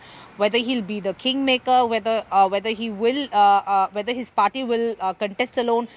In Tamil Nadu, alliances matter. Only alliance arithmetic works. So far, which is why DMK wants to ensure that all its alliance partners are very much intact. While the NDA also understands that Vijay contesting alone means it would split votes, may help the DMK rather than the NDA, and therefore they are trying to ensure that the votes don't split, and they are hoping that TVK joins them, which is why we'll have to wait and see whether TVK will contest solo or whether they will join hands with the NDA. All eyes on that, and how much of an impact will Vijay have, how much of votes and the crowds that gather for Vijay every time he goes to meet the people, how much of that will consolidate into votes. We'll have to wait and see, and whether he will eat into the DMK votes or the ADMK votes, we'll have to wait and see. By May, we will get the answer for that. Right. Right. Thank you, Purnima. And Mr. R. Rajgopalan, since you talked about Congress's support a lot, I wish to ask you this. Do you think Congress's support to Vijay has changed his narrative nationally? Nationally, it's the India Alliance. Only DMK is there nationally with the India Alliance. Almost India Alliance during Parliament session, they come together and they split together later. There is no India Alliance as such because it has no head, it has no leg, it has no hand. It's only, Rahul Gandhi is projected. There is no chairman, there is no secretary, there is no convener or office setup. Only DMK is with the Omar Abdullah is opt out. Tejasvi Yadav is not there. And Akhilesh Yadav is not there. And Uddhav Thackeray is not there. Only DMK is clinching because of 2026 election. After 2026 election, you can take it from me. DMK will also not be with the IND Alliance because Congress has given M.K. Stalin a lot of problems. In fact, I should use a hard word. Congress stabbed Mr. M.K. Stalin's back politically because they wanted to go with Vijay. They are wanting to compromise the political situation. These are all things which is above, Tamil Nadu interest. Vijay's entry into politics created a vacuum. I also say the DMK is threatened. DMK is unnecessarily created. For that matter, madam, DMK constituted a commission of inquiry under Madam Jagadish, a former judge. Supreme Court crashed it. Supreme Court, said no, our SIT will be... In nutshell, I say, Mr. Vijay has come out very well for 4 rallies, 5 rallies. At the Karur end was the end of it. That was a conspiracy according to Edapadi Palaniswamy, who spoke in the Tamil Nadu Legislative Assembly also for Mr. Vijay. And now Vijay is alone. Whether he goes with Congress or he goes with, independent, we do not know. Tomorrow, day after tomorrow, a situation will develop, a clear-cut scenario will emerge. Mr. Vijay has been, again he has been crushed by Tamil Nadu administration and DMK both together, but his silence is also a question mark. After Karur incident, till Supreme Court verdict, he did not speak anything. Jananayagan, he did not speak anything. On contentious issues like Thirupparankundram, Deepam, Vagara, he did not say anything. So therefore, we have to wait and watch. He does not want to antagonize either of them or no, we do not know. But he made his position clear. Policy-wise, BJP is enemy. Politically, DMK is enemy. So he's sailing in 2 boats. Right. That's a very valid point. Thank you so much, R. Rajgopalan and Purnima Murli, for bringing all of those insights into this matter. And with that, it's a wrap on this edition. Thank you so much for tuning into CNN News 18. Makes sense.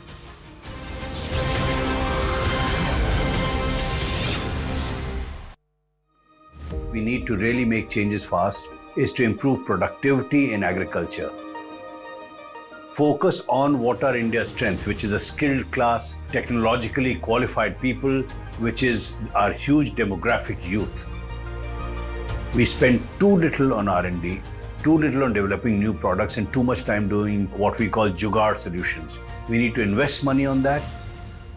Watch me, Saket Mishra, live as we analyze Union Budget 2026 exclusively on CNN News 18.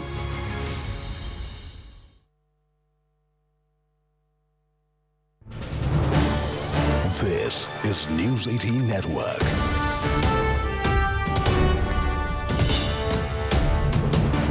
India's largest news network.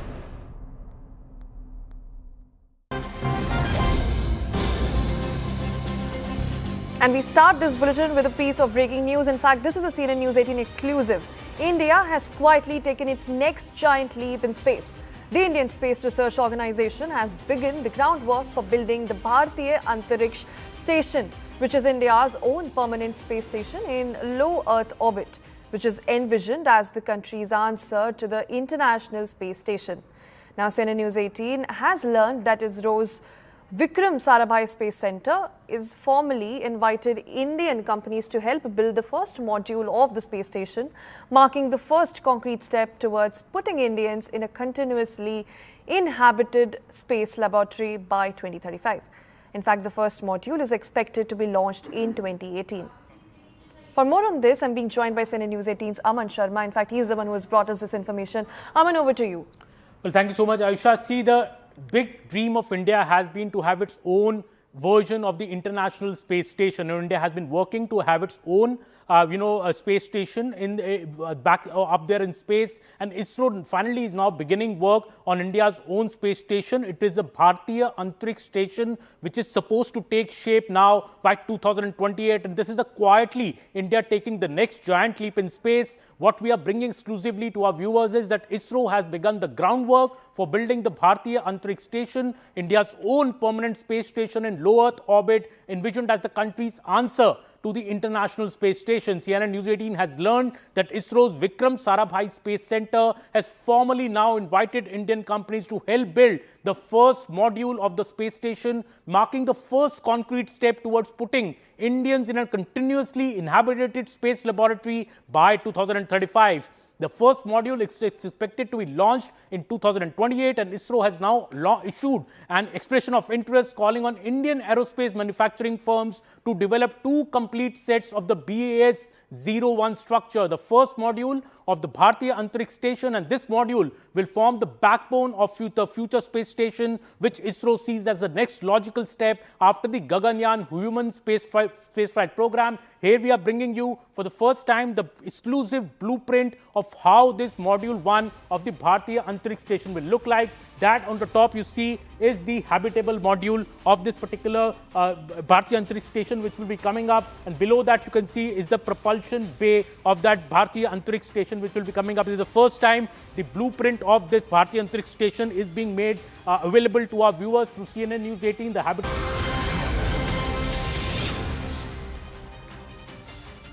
Hello and welcome. I'm Pallavi Ghosh. A quick check of all the top stories. The former Congress loyalist Shakil Ahmed attacks Rahul Gandhi, calls him darpok or one of the most cowardly leaders in Indian politics who doesn't like strong leaders. Congress denies any speculation of a rift between Tharoor and the party. However, Shashi Tharoor himself keeps the guessing game going. He refuses to comment on the differences and says that he's going to communicate what he needs to with the top leadership. And after a storm over the top Jamaat leader's Islamic Republic post, Congress tries to distance itself and says that if Jamaat is not going to lose this theocratic stance, then Congress won't accept their support. Yet another tragedy days after a Noida techie's horrific death in Sector 150 in Noida. An 11-year-old boy loses his life after he drowns in an open drain. Clearly, no lessons have been learned. And after the Prime Minister's CMC attack on the opposition, the DMK and the Congress joined hands. They hit back at the Prime Minister with the Dappa engine attack. And ahead of signing the mother of all deals, EU Chief Ursula lands in the national capital and is going to take part in a Republic Day celebrations. FTA talks also on top of the agenda. The Gaza Board of Peace triggers a storm in Pakistan. Top cleric Maulana Fazlur Rahman accuses the Shehbaz government of prioritizing Western appeasement over national principles. Ousted Bangladesh Prime Minister Sheikh Hasina takes on the Yunus government. In a first recorded interview, she raised an alarm over what she calls the trampling of human rights. Bangladesh opts out from the T20 World Cup after the ICC snubs it over its refusal to travel to India. Top sources say that Scotland has replaced Bangladesh at the tournament. And a top story, Bangladesh, we know, has pulled out of the ICC T20 World Cup 2026 after it rejected the ICC's directive that it has to play its matches in India. And with the deadline now having passed, top sources have informed CNN News 18 that the ICC has replaced Bangladesh with Scotland at the ICC Men's T20 World Cup 2026. Scotland is going to be placed in Group C along with Italy, Nepal, West Indies and England. Okay, we have my colleague Vineet Ramakrishnan joining us from Cricket Next. Vineet, Bangladesh has wanted, on the grounds that Bangladesh was saying that there is a security issue as far as its players are concerned, but ICC clearly sticking to its stand, not willing to bend, making it very clear, you play or you're out. Well, yes, it is all but official now. What we are given to understand is that yesterday, late last night, ICC sent out a mail to the BCB chairman, BCB director, BCB president, stating that you have not given ICC anything, you have not gotten back to them, and the 24-hour deadline has passed, and the decision is taken with Bangladesh being replaced by Scotland in the T20 World Cup. And as you mentioned, ICC was very much firm on their stand that they will not be changing venues unless there is no legitimate security threat. And BCB's only assumption here, or BCB's only point of argument, was what happened to Mustafizur Rahman in the IPL, where he was released from the KKR setup. But then again, that was not a comparison you could make for a T20 World Cup, because the IPL, it's a private league, it's a domestic league, and whatever happened there, you could not really compare it to what could happen in terms of security concerns in the T20 World Cup. Remember, the T20 World Cup is hosted by the BCCI, but all the other arrangements, be it security and everything, is taken care by the ICC. And ICC's independently verified, they did a risk assessment, and they did not find any identifiable threat for the Bangladesh cricket team. And that was something that was conveyed to the BCB as well. Yet BCB were trying to make a political stand here, political statement, by not traveling to India. And it was not essentially BCB; it was from the Bangladesh government, which has taken this decision that they will not be sending the team. So ICC did not have any other choice, and it has been 3 weeks since these negotiations started, and we are just 2 weeks away from the World Cup. So the end game was anywhere there, and as I told you earlier, it's just about an official statement from the ICC. But yeah, Scotland would be replacing Bangladesh, and Bangladesh are out of the T20 World Cup, with ICC standing firm on their stand. They did not want to jeopardize the sanctity of the World Cup fixtures as well, because it would be a wrong precedent to set if other boards and other team will come and say,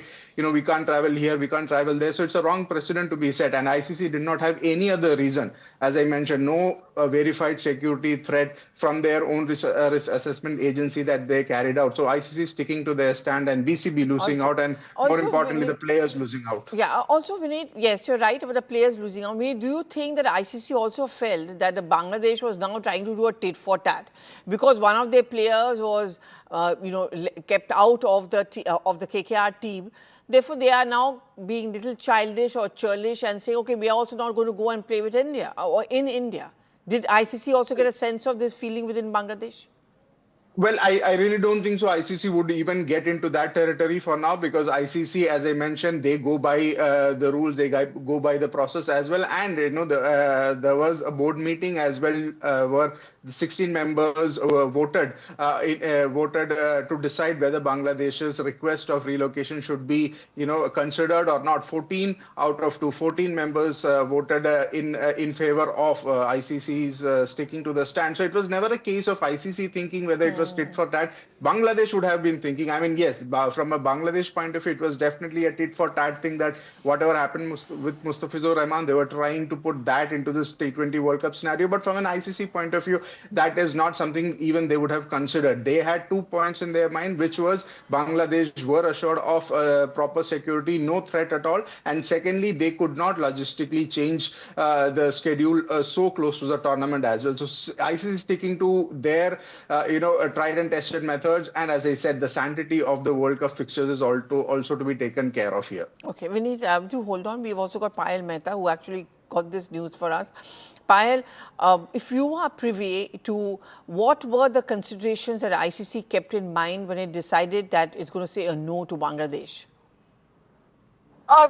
These schedules are drawn well up in advance, Pallavi. There's a lot of work that goes into the scheduling as well, and it cannot be changed on the whims and fancies of any nation. So multiple assurances were given by the ICC to the Bangladesh Cricket Board that their safety concerns would be taken into consideration, and Indian government is going to assure them of the highest security possible. But Bangladesh has decided to cow down. So it's not that the ICC snatched away the match from them. It's Bangladesh own doing, which has actually resulted in them not getting this match.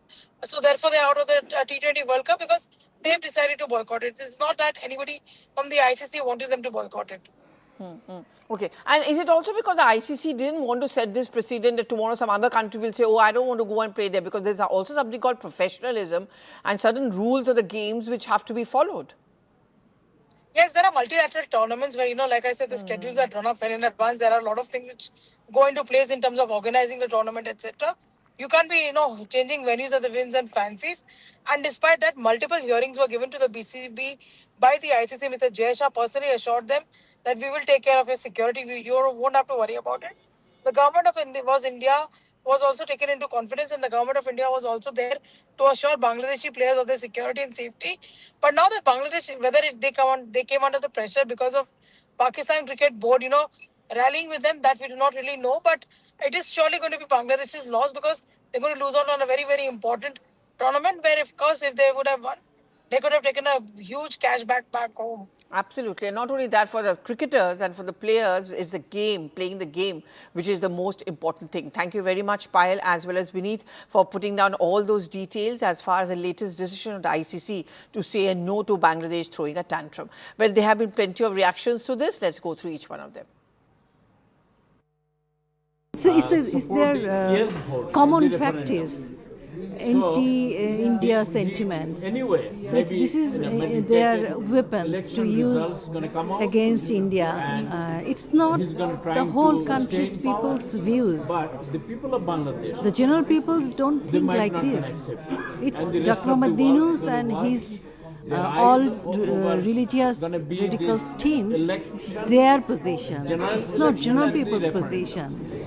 We still feel India is our friend. Now we are really grateful because of 1971. So general peoples don't think like that. News is coming like that only, but I don't know whether they will come or not. But if they come, it is their loss, and they cannot complain about our security system. I think a lot of international matches are going on. No team has complained. So I think if they don't come, it will be their loss and will be their loss for the players. That's all I can say. Beyond that, I have nothing more to say. It's just that our country is very secure, and I think if somebody is saying that, I think this is said that there was a security problem. But all the teams are playing. Many teams, New Zealand is playing, and South Africa played just थोड़े दिन पहले. So I don't see there's any problem. But if they don't come, it is there. Dubai में खेले, अंतरिक्ष में खेलिए, लेकिन खेले तो आप. प्रतिक्रिया की थी, हाथ नहीं मिलाएंगे. क्या कर रहे हैं भारतवर्ष को? या तो सीधा फैसला लीजिए. ये बीच बीच का नी जर्क रिएक्शन कम से कम हिंदुस्तान के मिजाज को सूट नहीं करता. ये मैं कहूं, एक प्लेयर पर आपको इतना ऐतराज हुआ और पूरी टीम को चाह रहे हो यहां. मतलब एक तो कहीं ना कहीं एक सुलझा हुआ मानस चाहिए. खेलना है, नहीं खेलना है. आखिर जब हम इतने बड़ी पीड़ा से गुजरे, couldn't we have said multilateral रहे या bilateral रहे, जो no playing Pakistan, but we didn't say that. Okay, now shifting focus to the Congress party. This was an exclusive conversation with News 18 Uttar Pradesh. The former Congress leader, Shakil Ahmed, has hit out at Rahul Gandhi. He's called him one of the most cowardly leaders in Indian politics. He also has called him a very insecure leader as well. But it's that he said that he doesn't like strong leaders. He added that Mallikarjun Kharge is a president only in name, because all the decisions are actually taken by Rahul Gandhi himself. आखिर क्या राहुल गांधी ने किया लगातार जिससे आपको लगता है कि कांग्रेस इस हालत तक पहुंच गई है? आप जैसे वरिष्ठ नेता जो हैं वो पार्टी छोड़ रहे हैं. देखिए, राहुल जी के साथ एक अजीब विडंबना है. राहुल जी कांग्रेस को मजबूत करना चाहते हैं. मजबूत कांग्रेस वो पसंद करते हैं, लेकिन मजबूत कांग्रेस ही नहीं पसंद करते हैं. उनको कमज़ोर से कमज़ोर, जो उनके अलावा किसी को नहीं जानता हो, जो टोटल उनके भरोसे पे. एक तो ये है कि उनको कांग्रेस मजबूत चाहिए, लेकिन कांग्रेस ही कमज़ोर चाहिए. हम लोगों के गुलाम नबी आज़ाद साहब वो अलग हो गए पार्टी से, लेकिन अगर ये भी रहते पार्टी में तो उनकी भी वही हालत होती जो शकील अहमद की हो रही है. इसलिए कि राहुल गांधी जी के साथ शायद मतलब निगेटिविटी में भी कुछ पॉजिटिव चीज़ होती हैं। शायद उनकी अपब्रिंगिंग ऐसी है कि अपने से उम्र में बड़े लोगों के साथ उनको बैठने में झिझक महसूस होती है, जिसको उनको आप जी कहना पड़ता है। He is not comfortable with them. तो जाहिर है कि वो ऐसे लोगों को पसंद करते हैं जो जिसके साथ बैठने से राहुल जी को बॉस वाली फीलिंग आवे कि हम बॉस हैं, तो हम लोगों के साथ जाहिर है कि नहीं हो सकता है। आपने एक बिंदु पे आप बताइए। हमें लगता है कि आपके पास दोनों बिंदु पे मैं बताऊंगा आपको। एक आपने वोट जोड़ो यात्रा की बात की। मुझको भी, मैं मुस्लिम हूँ, मुझको भी था कि बीजेपी वाले इलेक्शन कमीशन से मिलके वोट कटवा रहे हैं। मैं 2-3 मुस्लिम गांवों का नाम आपको बता सकता हूँ। औसी है हमारे यहाँ, छछुआ है हमारे बिस्ट्री में, जहाँ से मैं एमएलए होता था। मैंने वहाँ मुस्लिम समाज के लोगों से पूछा कि भाई आप लोग होशियार हो ना, बीजेपी वाले इलेक्शन कमीशन से मिल के वोट कटवा रहे हैं। कहा कि एक वोट हम लोगों का नहीं कटा है। ये लोग कहते हैं 65 लाख लोगों ने वोट कट गया। मुझको 65 आदमी पूरे बिहार में कहीं नहीं मिला जो एक जगह असेंबल करके प्रोटेस्ट कर रहा हो कि हमारा वोट, हम जिंदा है, हमारा वोट काट दिया गया। और मान लेते हैं वो इनोसेंट लोग थे, उनको नहीं मालूम कि क्या रजिस्टर में हमारा नाम काट दिया।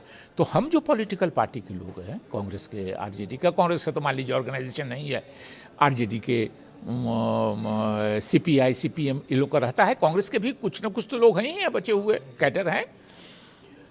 इन लोगों को ऑर्गेनाइज करना चाहिए कि ये देखिए 500 लोग हैं, ये जिंदा हैं और इनका वोट काट दिया गया। एक जगह मैंने प्रेस कॉन्फ्रेंस में प्रेस के साथियों से, 100 से ज़्यादा प्रेस वाले साथी थे हमारे अपने ज़िला में मेरे, मैंने कहा आप लोगों ने कहीं प्रोटेस्ट होते देखा? नहीं देखा कहीं। राहुल जी अपने हाथ में एक संविधान की कॉपी लेके घूमते हैं, भाषण देते हैं। इधर नहीं देख रहे, बिहार रिजल्ट के बाद नहीं देख रहे।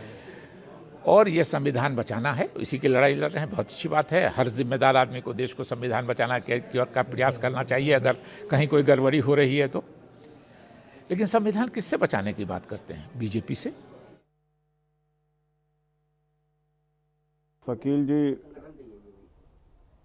बहुत ही सीनियर नेता हैं और वो ये कह रहे हैं कि राहुल जी कावर्ड हैं, तर्जुमा कर रहे हैं डरपोक, जबकि उसका तर्जुमा होता असुरक्षित। वो लम्हे नहीं भूल जाना चाहिए जब कांग्रेस ने ही उनको मंत्री बनाया था। कांग्रेस के अंदर थोड़ा बहुत तो होता रहता, खटपट, आते और जाते रहते हैं लोग।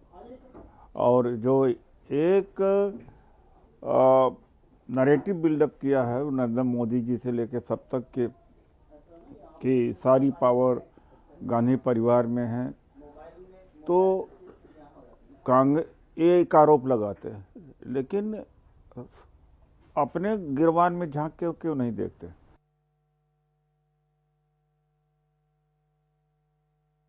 कांग्रेस का कोई भी नेता राहुल गांधी को सीरियसली नहीं लेता। शकील अहमद जो कांग्रेस पार्टी के सांसद रह चुके हैं, अब वो ये बात मान रहे हैं कि राहुल गांधी के अंडर में कांग्रेस पार्टी का बंटाधार हो रहा है और कांग्रेस तीसरी नंबर की भी पार्टी आने वाले समय में देश की राजनीति में नहीं बन सकती। कांग्रेस के नेता ये भी मानते हैं कि राहुल गांधी जिस मुद्दे को उठाते हैं उसका जनता से कोई लगाव नहीं होता है। इसीलिए वो कांग्रेस के नेता भी अब कह रहे हैं एसआईआर का पूरा मुद्दा जो राहुल ने उठाया है वो पूरा का पूरा मुद्दा एक फ्लॉप शो है। और राहुल गांधी जो लोकतंत्र की बात करते हैं वो अपनी खुद की पार्टी में लोकतंत्र को फॉलो नहीं करते। ये शकील अहमद कहते हैं कि मल्लिकार्जुन खड़गे को राहुल गांधी ने एक डमी बना दिया है। Bombay, the Bombay High Court has sharply reprimanded its civic authorities in Mumbai over worsening air pollution. It's warned that the salaries of top officials could be withheld for continued non-compliance. In the meanwhile, officials have been directed to submit detailed daily air quality data, with the next hearing now scheduled for 27th of January. My colleague Ananya Gupta reports from Mumbai as residents continue to grapple with the deteriorating air quality. Let's take a look. Mumbai's civic body, the BMC, has issued stop work notice to 106 construction sites in Mumbai for failing to install an air quality monitoring system at their construction sites, or for failing to comply with the 28-point guideline that has been given by the BMC to curb air pollution measures. Here I am standing right now in Bandra at a construction site which has been sealed by the BMC for not complying or for not having an air quality monitoring device. In a High Court hearing, when the BMC Council told the High Court about the stop work notices that have been issued to the construction sites, the High Court was not impressed by the submission and said that these measures were just taken to pursue the court's orders. The High Court came down heavily on the authorities of the Navi Mumbai Municipal Corporation and the Brihan Mumbai Municipal Corporation for failing to comply with the court's orders and for not mitigating and for not taking steps to mitigate air pollution. We heard the court saying that it warned that it could stop the salaries of the two commissioners of the Navi Mumbai Municipal Corporation and the Brihan Mumbai Municipal Corporation commissioners for not taking enough steps against the deteriorating air quality in Mumbai. The next hearing is scheduled for January 27th, and the High Court has sought a detailed report on the air quality monitoring systems from the city. And now to a CNN News 18 mega exclusive. Veteran NASA astronaut Sunita Williams has retired after a remarkable 27-year career, marking the end of an extraordinary journey in space. Her retirement took effect on 27 December 2025. Sunita Williams has spent a cumulative 608 days in space, the second highest total by any NASA astronaut. She is currently visiting India. CNN News 18's Neetu Raghukumar spoke exclusively to Sunita Williams. Let's listen in. Today we have a very special guest with us, astronaut Sunita Williams. Welcome, ma'am. So, thank you. How does it feel to be back in India, and how is Kerala? Yeah, it's great to be back in India. I've been looking forward to coming here to see people for a long time. I was a little bit occupied with a couple other things going on, both on the planet and off the planet, getting ready for my last flight. So unfortunately, I haven't been here for a number of years. So it was great to be able to come back. I was pretty excited.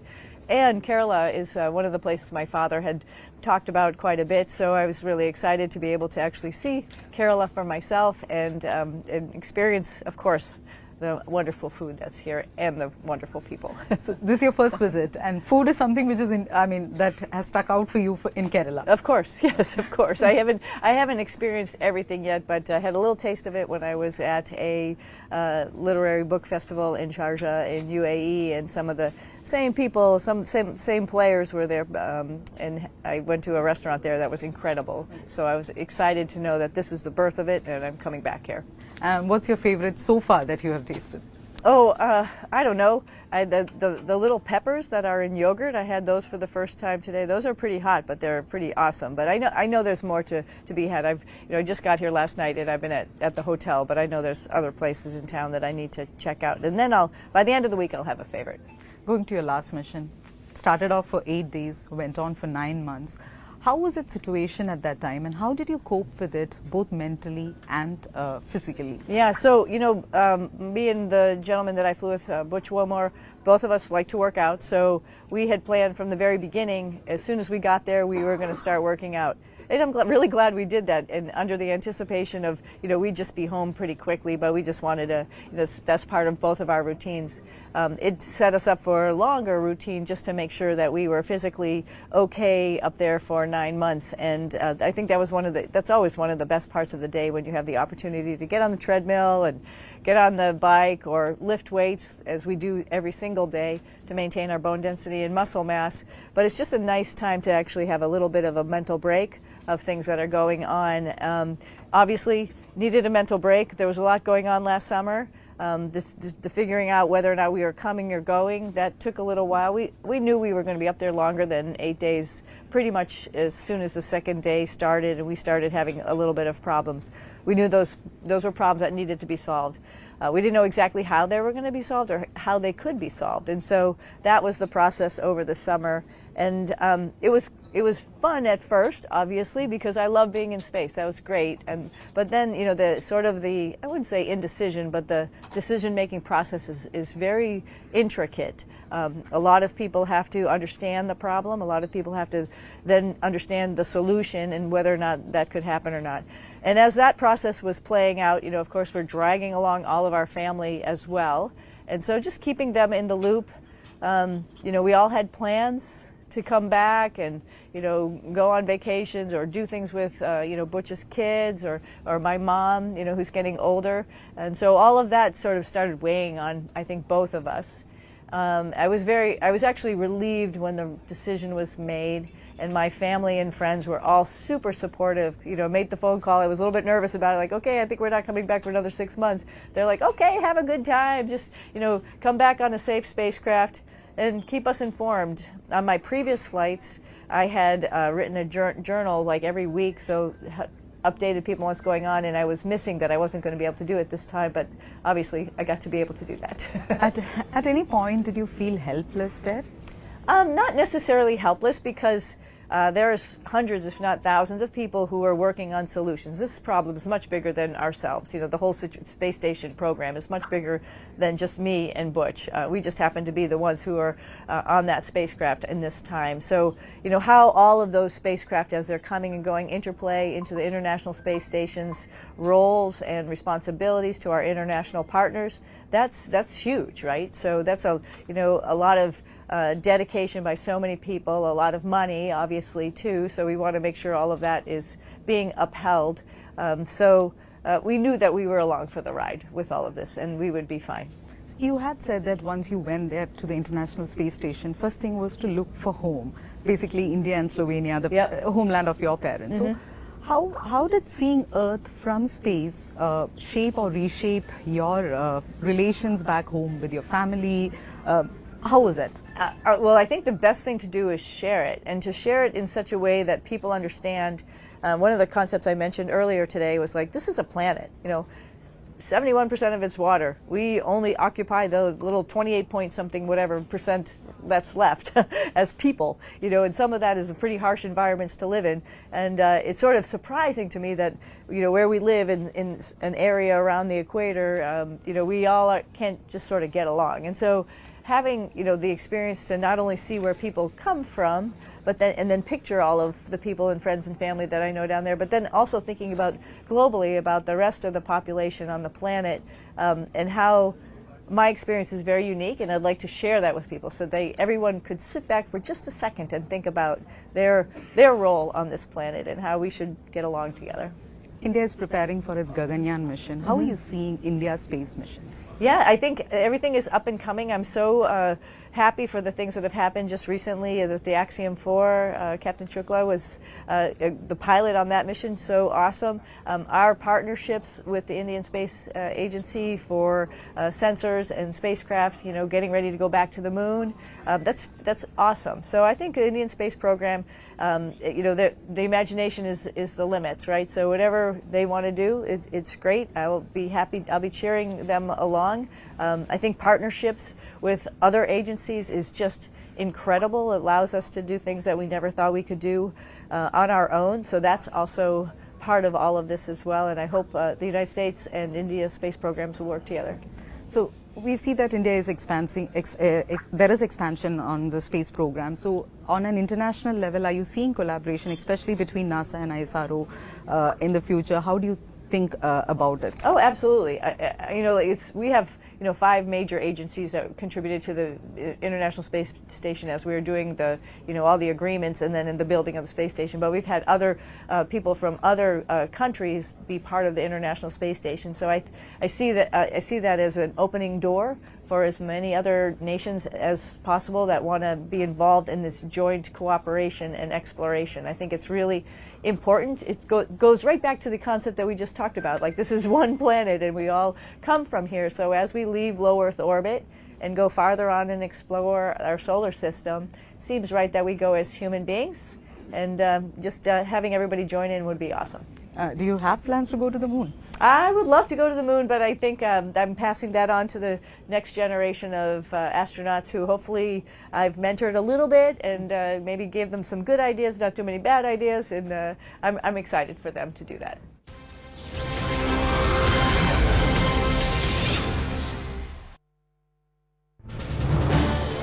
This is News 18 Network.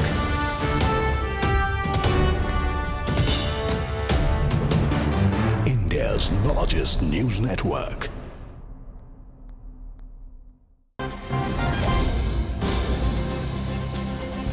And we start this bulletin with a piece of breaking news. In fact, this is a CNN News 18 exclusive. India has quietly taken its next giant leap in space. The Indian Space Research Organization has begun the groundwork for building the Bharatiya Antariksh Station, which is India's own permanent space station in low Earth orbit, which is envisioned as the country's answer to the International Space Station. Now, CNN News 18 has learned that ISRO's Vikram Sarabhai Space Center is formally invited Indian companies to help build the first module of the space station, marking the first concrete step towards putting Indians in a continuously inhabited space laboratory by 2035. In fact, the first module is expected to be launched in 2018. For more on this, I'm being joined by CNN News 18's Aman Sharma. In fact, he's the one who has brought us this information. Aman, over to you. Well, thank you so much, Aisha. See, the big dream of India has been to have its own version of the International Space Station. India has been working to have its own a space station in back up there in space, and ISRO finally is now beginning work on India's own space station. It is the Bharatiya Antariksh Station, which is supposed to take shape now by 2028, and this is the quietly India taking the next giant leap in space. What we are bringing exclusively to our viewers is that ISRO has begun the groundwork for building the Bharatiya Antariksh Station, India's own permanent space station in low Earth orbit, envisioned as the country's answer to the International Space Station. CNN News 18 has learned that ISRO's Vikram Sarabhai Space Center has formally now invited Indian companies to help build the first module of the space station, marking the first concrete step towards putting Indians in a continuously inhabited space laboratory by 2035. The first module is expected to be launched in 2028, and ISRO has now issued an expression of interest calling on Indian aerospace manufacturing firms to develop two complete sets of the BAS-01 structure. The first module of the Bharatiya Antariksh Station, and this module will form the backbone of the future space station, which ISRO sees as the next logical step after the Gaganyaan human spaceflight program. Here we are bringing you for the first time the exclusive blueprint of how this module 1 of the Bharatiya Antariksh Station will look like. That on the top you see is the habitable module of this particular Bharatiya Antariksh Station, which will be coming up, and below that you can see is the propulsion bay of that Bharatiya Antariksh Station, which will be coming up. This is the first time the blueprint of this Bharatiya Antariksh Station is being made available to our viewers through CNN News 18. The habitable module, as you can see, the exact dimensions, and the propulsion bay, the exact dimensions have been accessed by us from ISRO. This will be the blueprint of this entire program,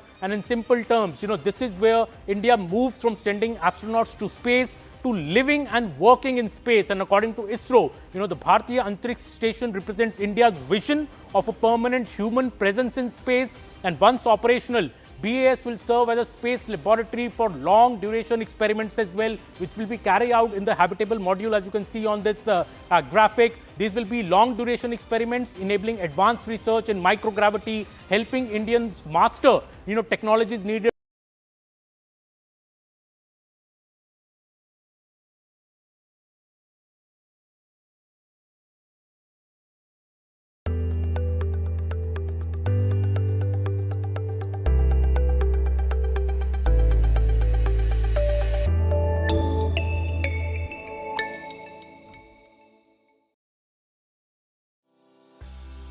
Namaste, Jai Hind, Vande Mataram. On this day on CNN News 18, we begin a conversation that goes to the heart of Bharat's future.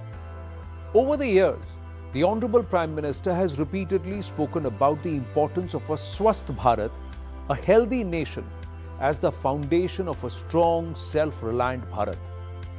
In a post-COVID world, this focus on fitness, preventive care, and lifestyle awareness has become even more critical. The pandemic reminded us that health underpins everything we aspire to build as a nation. When people are healthy, systems are stronger, productivity rises, and societies are better equipped to face what lies ahead. And yet, even as Bharat moves forward, some chronic health conditions affecting millions of Indians remain poorly understood, under-discussed, and often burdened by stigma. One such condition is obesity. In Bharat today, there are close to 100 million people living with obesity.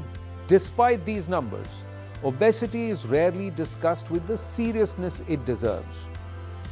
We at Network 18 recognize that as Bharat's news ecosystem evolves, so does our responsibility to contribute meaningfully to national priority, to enable informed dialogue, and to work with organizations and government in building a stronger, healthier nation.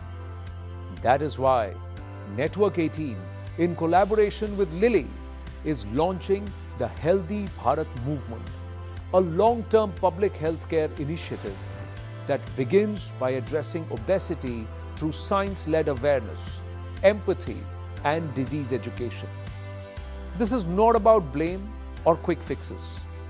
It is about recognizing obesity as a chronic and progressive disease, one that deserves early diagnosis, regular screening, and effective evidence-based care. It is also about asking whether our health systems are equipped to respond to this growing epidemic and whether public discourse has kept pace with medical science.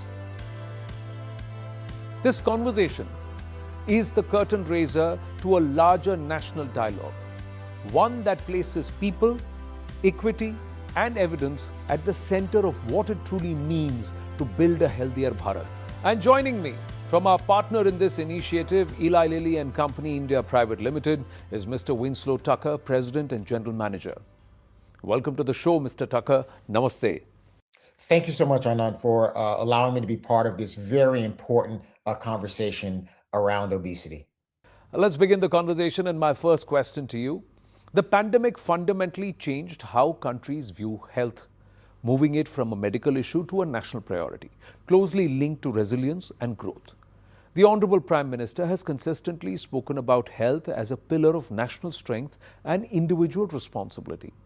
Now, in your view, why is this post-pandemic moment so critical for Bharat to reframe health as a core nation-building priority rather than just a medical concern? Thank you, Anand. I think the pandemic made one thing clear. Health is not just a medical issue. It's core to how countries grow and function.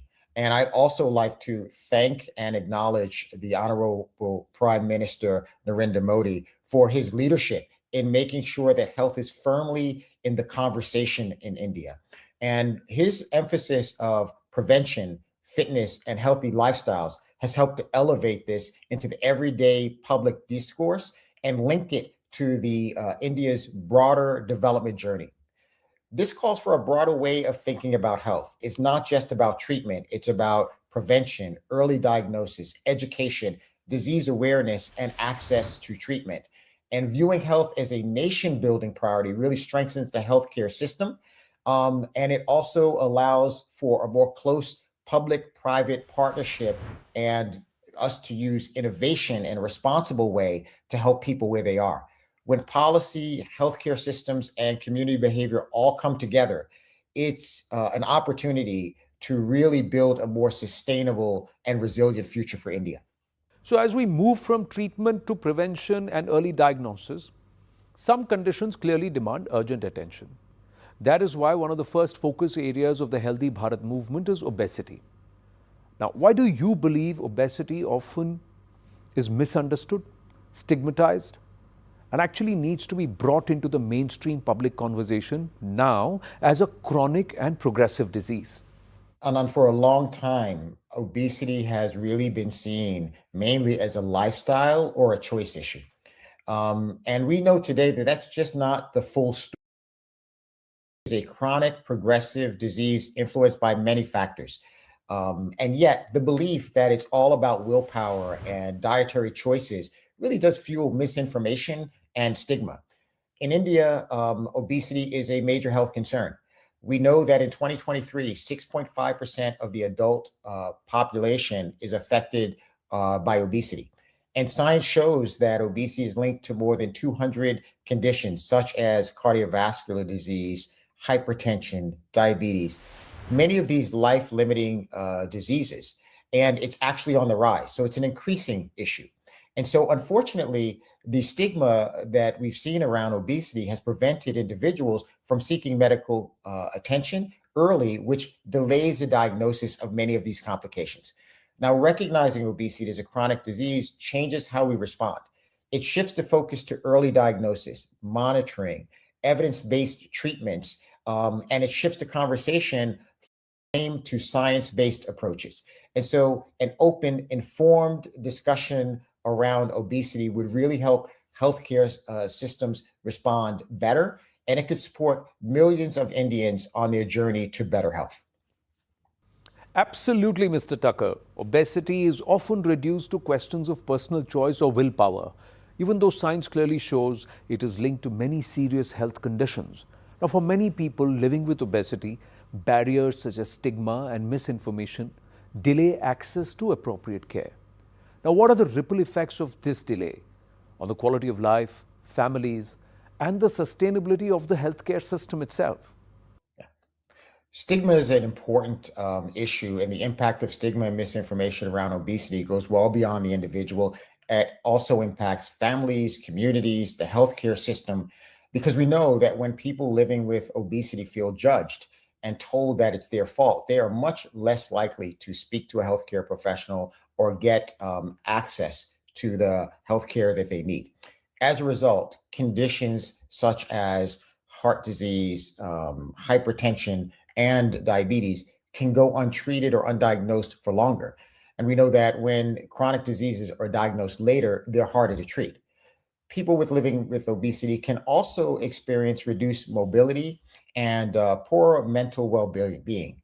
That can impact how they interact and their ability to work, participate fully in family and other daily activities.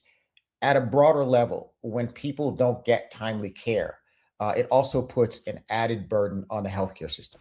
Treating advanced complications always requires more resources than early diagnosis. And this has implications not just for the individual, their families, but also for the sustainability of the healthcare system. So ultimately, addressing stigma and misinformation and having people to seek care earlier is a way to get better healthcare outcomes and build a more sustainable and resilient healthcare system.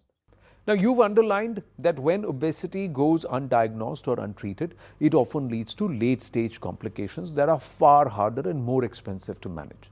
Now, despite frequent contact with healthcare services, obesity is often not addressed comprehensively or early.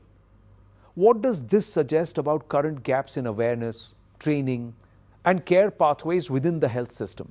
When obesity isn't treated in a comprehensive way, despite many people interacting regularly with the healthcare system, I highlights the broader gaps in how we approach the disease. Historically, obesity has not been viewed the same as other chronic disease such as heart disease or diabetes and treated the same way.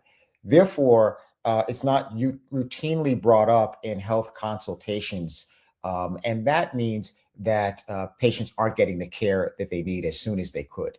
We know that weight can be a sensitive conversation and subject for individuals and sometimes for healthcare professionals. And what this highlights is a need to build broader awareness around obesity to ensure that it's seen more as a chronic, progressive disease that needs consistent care pathways. And also, we need to have a clear, supportive pathway for treatment that can really make a difference. When people feel connected and are open to talking about the disease, we know that we get better outcomes. And when we put these pieces together, open conversations with clear pathways, this can lead to more sustainable outcomes for individuals and society as a whole. Now, Mr. Tucker, beyond infrastructure, social attitudes continue to play a decisive role in whether people seek care or remain silent.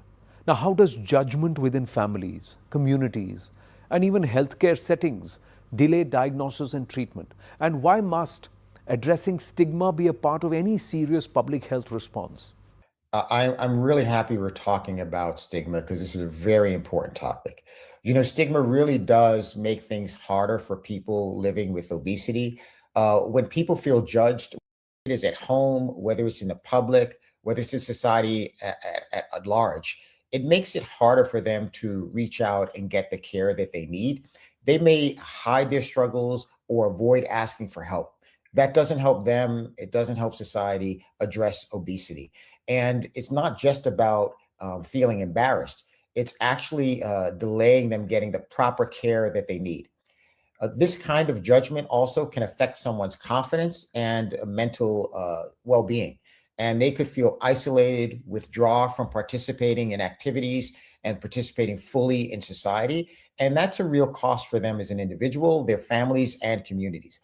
That's why tackling stigma is so important.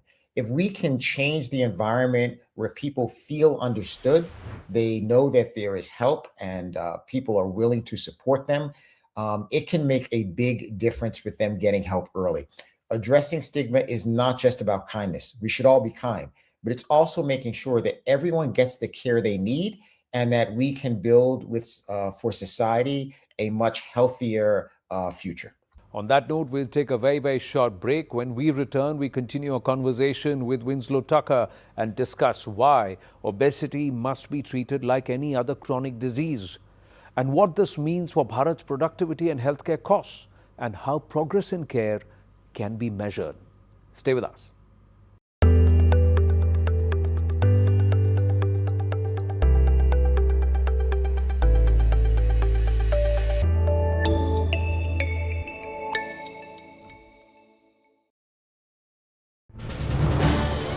This is News 18 Network.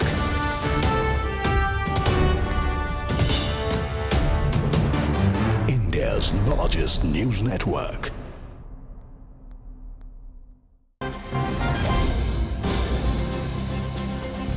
And we start this bulletin with a piece of breaking news. In fact, this is a CNN News 18 exclusive. India has quietly taken its next giant leap in space. The Indian Space Research Organization has begun the groundwork for building the Bharatiya Antariksh Station, which is India's own permanent space station in low Earth orbit, which is envisioned as the country's answer to the International Space Station. Now, CNN News 18 has learned that ISRO's Vikram Sarabhai Space Center is formally invited Indian companies to help build the first module of the space station, marking the first concrete step towards putting Indians in a continuously inhabited space laboratory by 2035. In fact, the first module is expected to be launched in 2018. For more on this, I'm being joined by CNN News 18's Aman Sharma. In fact, he's the one who has brought us this information. Aman, over to you. Well, thank you so much, Aisha. See, the big dream of India has been to have its own version of the International Space Station. India has been working to have its own space station in back up there in space, and ISRO finally is now beginning work on India's own space station. It is the Bharatiya Antariksh Station, which is supposed to take shape now by 2028, and this is quietly India taking the next giant leap in space. What we are bringing exclusively to our viewers is that ISRO has begun the groundwork for building the Bharatiya Antariksh Station, India's own permanent space station in low Earth orbit, envisioned as the country's answer to the International Space Station. CNN News 18 has learned that ISRO's Vikram Sarabhai Space Center has formally now invited Indian companies to help build the first module of the space station, marking the first concrete step towards putting Indians in a continuously inhabited space laboratory by 2035. The first module is expected to be launched in 2028, and ISRO has now issued an expression of interest calling on Indian aerospace manufacturing firms to develop two complete sets of the BAS-01 structure, the first module of the Bharatiya Antariksh Station, and this module will form the backbone of the future space station, which ISRO sees as the next logical step after the Gaganyaan human spaceflight program. Here we are bringing you for the first time the exclusive blueprint of how this module 1 of the Bharatiya Antariksh Station will look like. That on the top you see is the habitable module of this particular Bharatiya Antariksh Station, which will be coming up, and below that you can see is the propulsion bay of that Bharatiya Antariksh Station, which will be coming up. This is the first time the blueprint of this Bharatiya Antariksh Station is being made available to our viewers through CNN News 18. The habitable module, as you can see, the exact dimensions, and the propulsion bay, the exact dimensions have been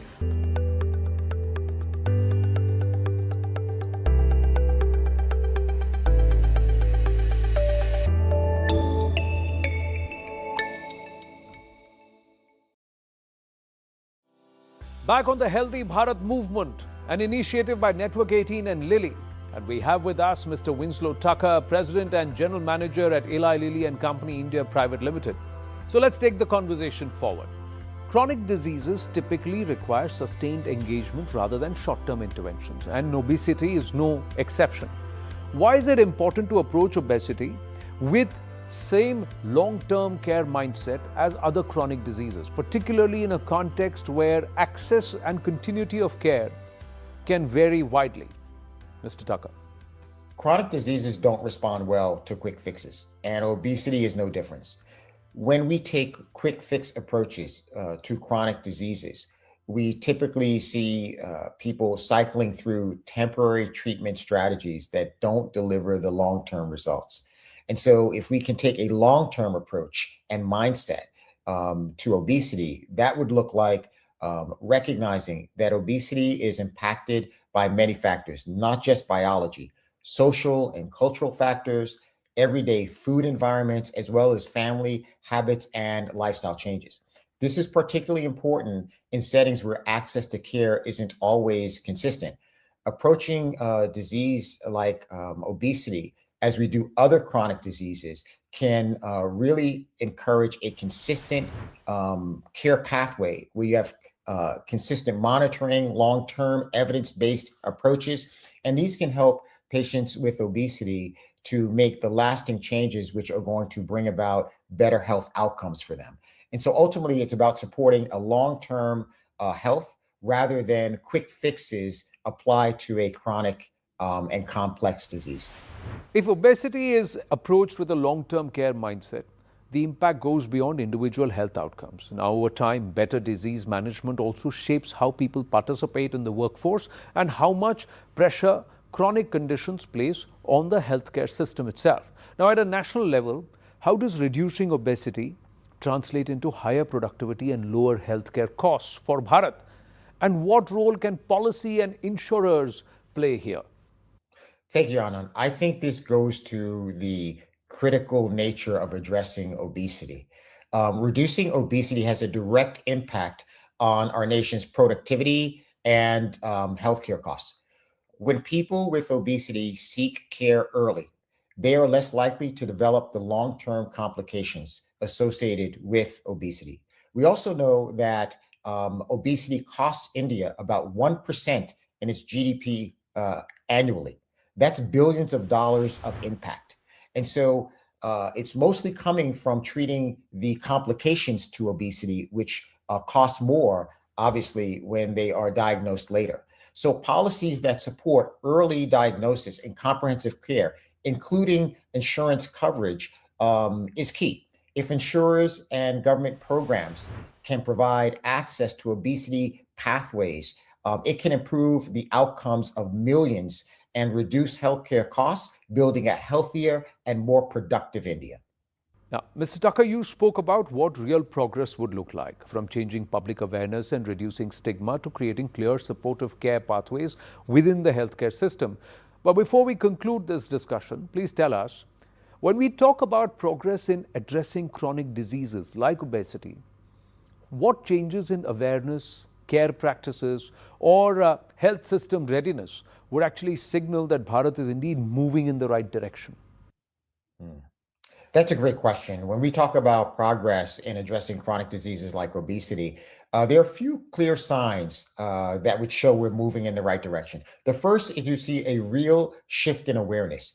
More people would understand that obesity is not just about willpower and lifestyle change, that it's a complex health condition which requires a long-term treatment strategy, the same as other chronic diseases. And when this understanding grows, the stigma around obesity would fade and people would feel more comfortable seeking care. The second is people would seek care from their doctors for obesity, not just really looking for quick fixes and one-off advice. This means having regular check-ins, working together to create a plan for weight management, because we know that when individuals have a weight management plan, they are more likely to achieve their goals and have long-term success. And finally, the healthcare system would be ready to support these individuals. That could look like more education, training, resources for healthcare professionals with a clear steps for managing obesity. With these pieces in place, and when they come together, we'd have open conversations, more people seeking care, and individuals and healthcare professionals knowing what to expect and what that would look like.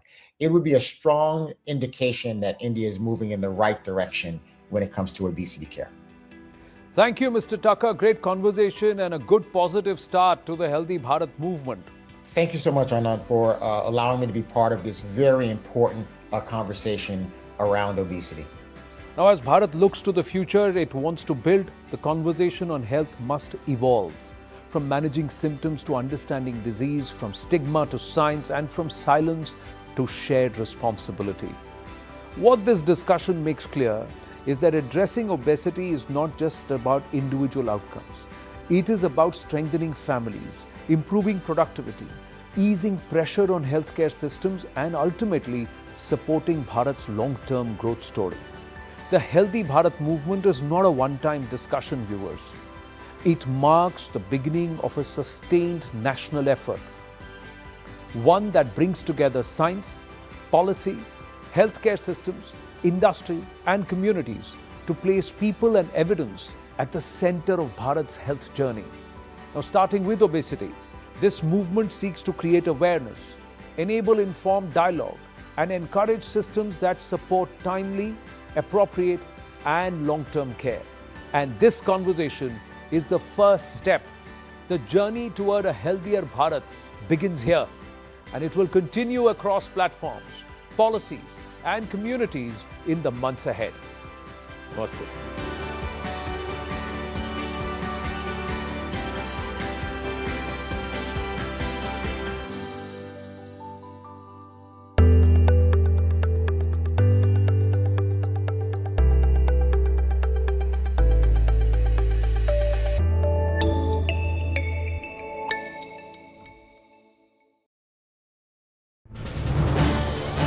This is News 18 Network.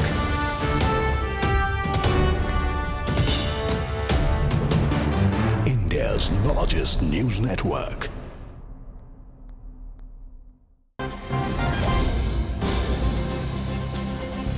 And we start this bulletin with a piece of breaking news. In fact, this is a CNN News 18 exclusive. India has quietly taken its next giant leap in space. The Indian Space Research Organization has begun the groundwork for building the Bharatiya Antariksh Station, which is India's own permanent space station in low Earth orbit, which is envisioned as the country's answer to the International Space Station. Now, CNN News 18 has learned that ISRO's Vikram Sarabhai Space Center is formally invited Indian companies to help build the first module of the space station, marking the first concrete step towards putting Indians in a continuously inhabited space laboratory by 2035.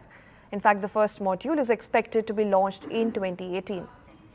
For more on this, I'm being joined by CNN News 18's Aman Sharma. In fact, he's the one who has brought us this information. Aman, over to you.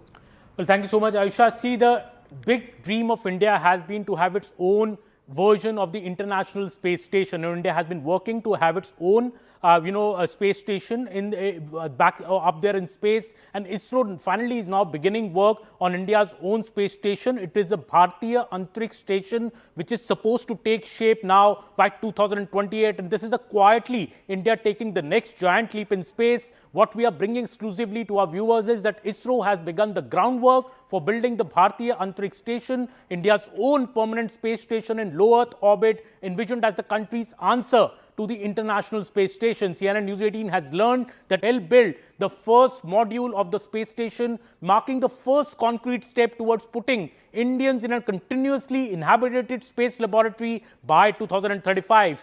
The first module is expected to be launched in 2028, and ISRO has now issued an expression of interest calling on Indian aerospace manufacturing firms to develop two complete sets of the BAS-01 structure. The first module of the Bharatiya Antariksh Station, and this module will form the backbone of the future space station, which ISRO sees as the next logical step after the Gaganyaan human spaceflight program. Here we are bringing you for the first time the exclusive blueprint of how this Module 1 of the Bharatiya Antariksh Station will look like. That on the top you see is the habitable module of this particular Bharatiya Antariksh Station, which will be coming up, and below that you can see is the propulsion bay of that Bharatiya Antariksh Station, which will be coming up. This is the first time the blueprint of this Bharatiya Antariksh Station is being made available to our viewers through CNN News 18. The habitable module, as you can see, the exact dimensions, and the propulsion bay, the exact dimensions have been accessed by us from ISRO. This will be the blueprint of this entire program, and in simple terms, this is where India moves from sending astronauts to space to living and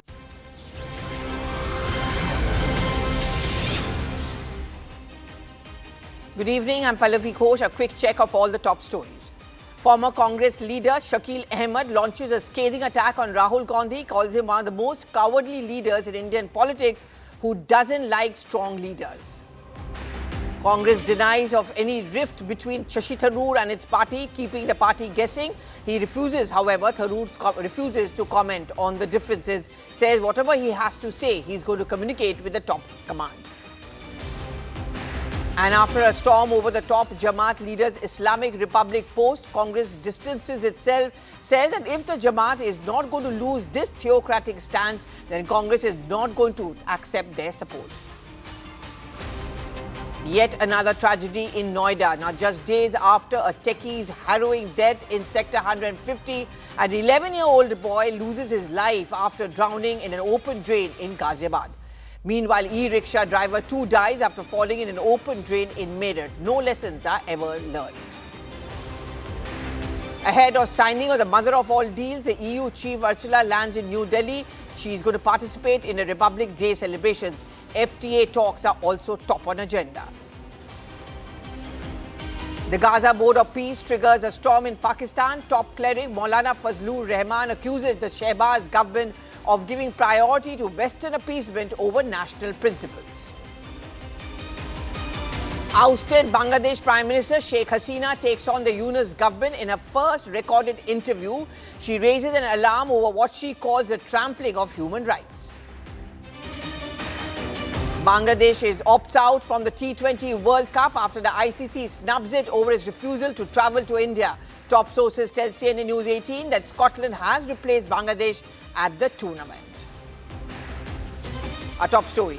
Bangladesh has pulled out of the ICC T20 World Cup 2026 after rejecting the ICC's directive to play their match in India, and with the deadline now passed, top sources have told CNN News 18 that the ICC has replaced Bangladesh with Scotland at the Men's T20 World Cup 2026. Scotland is going to be placed in the same Group C along with Italy, Nepal, England and West Indies.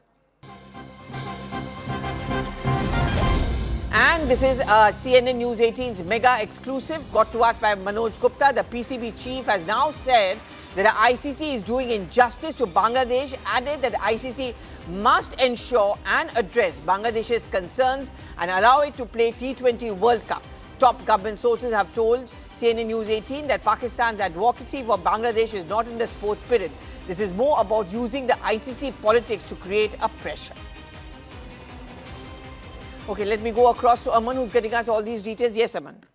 Yes, Pallavi, Mohsin Naqvi, the Pakistan sports minister, as well as the chair of the ACC, is now saying that it is wrong on the part of the ICC to keep Bangladesh out of the tournament. And, he's saying that Pakistan will also take a decision once the Pakistan Prime Minister is back in the country. They are awaiting directions of the Prime Minister. But what intelligence sources are very clearly telling Manoj Gupta, our group security editor here, that Pakistan is least concerned about Bangladesh. It is just using Bangladesh as a geopolitical prop. It is obsessed with India, and that is why it's a familiar playbook of Pakistan to try and corner India on this international platforms by saying that if Bangladesh is not a part of the ICC World Cup and its matches are not shifted from India to Sri Lanka, Pakistan may also consider boycotting the World Cup. What Manoj Gupta is also bringing us that Pakistan, keeps searching for relevance, and India remains an obsession for it. Or very clearly, Mohsin Naqvi saying that we are under the government of Pakistan, not the ICC. So clearly, Pakistan trying to throw its weight around because Bangladesh has now been put out of the tournament. The ICC has, put its foot down on the repeated, I would say, repeated reasoning and the repeated, kind of excuses that Bangladesh has been making to not travel to India, saying that India is unsafe, something that India has, ICC has completely rejected, because all teams have traveled to India in the past without any such objections, and that is why the Bangladesh objection is not being sustained by the ICC. Its foot has been put down, and now Scotland has replaced Bangladesh, but Pakistan is now saying and claiming that, if it also boycotts the World Cup, then ICC must have another team ready to stand on standby to come in. Will these be just empty threats by Pakistan, or will it actually walk the talk by also boycotting the tournament? Remains to be seen. But Indian establishment is very, very clear that what Pakistan is doing is not in the best sportsman spirit. It should dissociate itself from this politics and instead stop using Bangladesh as a geopolitical proxy to just corner India on international platforms. Okay, there are plenty of reactions which are coming in. First, let's listen to all of them, then I'm just going to come back. मेरा ख्याल है बांग्लादेश के साथ ज़्यादती हुई है, और मैंने ICC की बोर्ड की मीटिंग में भी यही कहा था, आप डबल स्टैंडर्ड्स नहीं कर सकते हैं कि एक मुल्क के लिए आप कहें कि जी जो मर्जी जब मर्जी फैसला कर ले और दूसरे मुल्क के लिए टोटली ऑपोजिट फैसला करें। और इसीलिए हमने ये स्टैंड लिया है कि बांग्लादेश के साथ ज़्यादती हो रही है, बांग्लादेश को हर सूरत में वर्ल्ड कप में उनको खिलाना चाहिए, वो एक बड़ा स्टेक होल्डर है और उनके साथ ये ज़्यादती नहीं होनी चाहिए। It's interesting, however, Aman, how Pakistan now seems to be backing with Bangladesh, because considering anyone who knows the genesis of Bangladesh, it actually because of their resentment or,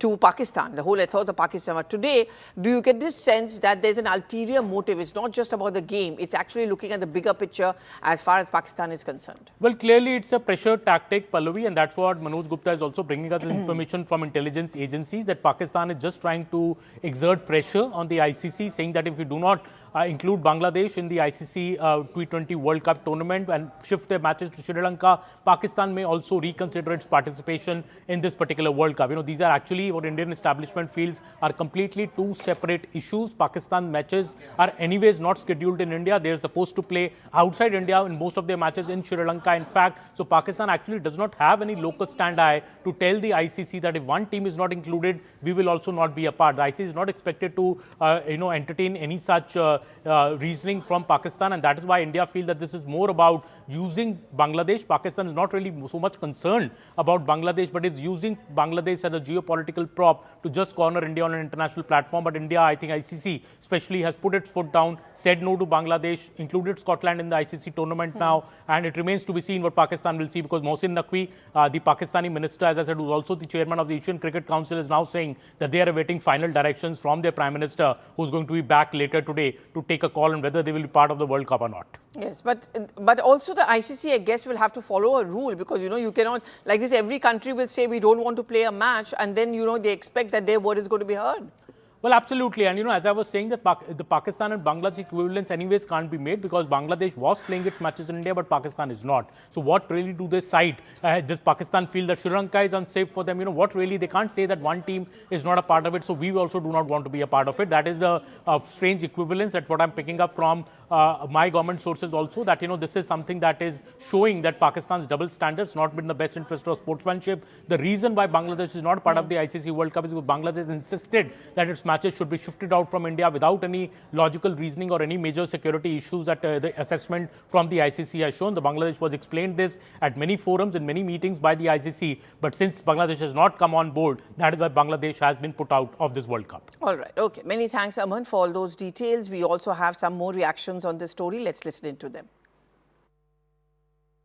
So is there common practice anti-India sentiments? So this is their weapons to use against India. It's not the whole country's people's views. The general peoples don't think like this. It's Dr. Ahmadinus and his all religious radicals teams, it's their position. It's not general people's position. We still feel India is our friend. Now we are really grateful because of 1971. So general peoples don't think like that. News is coming like that only, but I don't know whether they will come or not. But if they come, it is their loss, and they cannot complain about our security system. I think a lot of international matches are going on. No team has complained. So I think if they don't come, it will be their loss and will be their loss for the players. That's all I can say. Beyond that, I have nothing more to say.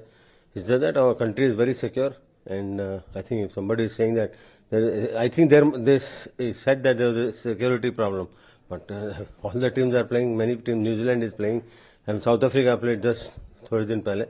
So I don't see there's any problem, but if they don't come, it is there. Okay, let's take a look at all the big news which has been making grab the eyeballs.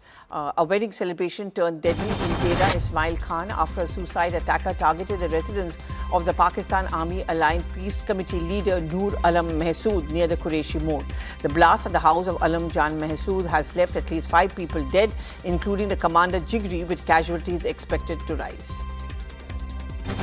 Tension has erupted in the Tarana area of Ujjain after a bus was set on fire during a clash between two groups. Police have arrested over 15 people so far, with the Ujjain SP Pradeep Sharma saying that the CCTV footage is being examined and more arrests could follow. Oshiwara police have officially arrested Kamal R. Khan in connection with the Oshiwara firing case. The accused is going to be produced, and despite over 30 hours passing since his controversial remarks against the Election Commission, no FIR has been registered against the TMC MLA Manirul Islam. While he has submitted a written apology and claimed that actions were for the people, the district election officer has only directed the SDO to initiate an inquiry so far. Okay, to our top story. According to The Economist, despite losing his parliamentary majority in 2024, Prime Minister Narendra Modi has come back with a big bang by winning crucial state elections and also key economic reforms. His government continued to maintain a balance between promoting Hindu nationalist rhetoric and focusing on the economic growth while navigating challenges like US tariffs, regional conflicts. However, Rahul Gandhi and Congress have struggled to capitalize on Modi's 2024 setback, alleging a voter fraud or vote chori, criticizing the BJP, but they have lacked strong evidence. According to economists, analysts describe this Gandhi's failure to build momentum as Modi's best campaigner, underscoring the opposition's weakness. And joining us this evening is Mr. Amitabh Kant. He is the Niti Aayog CEO, ex-G20 Sherpa. Thank you very much. Mr. Kant, we are talking at a time when, the government is going to be presenting its big bang budget once again. They've offered plenty to us in the last 1 year in terms of slash in the income tax, in terms of, the GST restructuring. So people are looking for more. But there is also this trade uncertainty we are talking about. How is the government hitting back? You think the government has hit back hard, strong, still resilient? Well, the government has been extremely forward-looking. It's been visionary. It's been progressive. It's pushed through very major cutting-edge reforms in terms of the goods and services tax. It's pushed through the labor reforms, clubbing 29 different acts into just 4, which was pending for a fairly long period. But it's pushed through. But more than that, I think the government gets a lot of credit for pushing through 100% FDI on insurance. It's pushed through the reforms on Manrega side.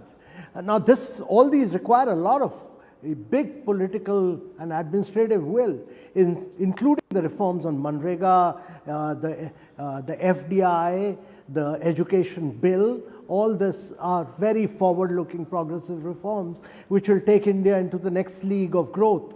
To my mind, the goods and services tax and the labor reforms will enable India to manufacture and accelerate the pace of its economic growth.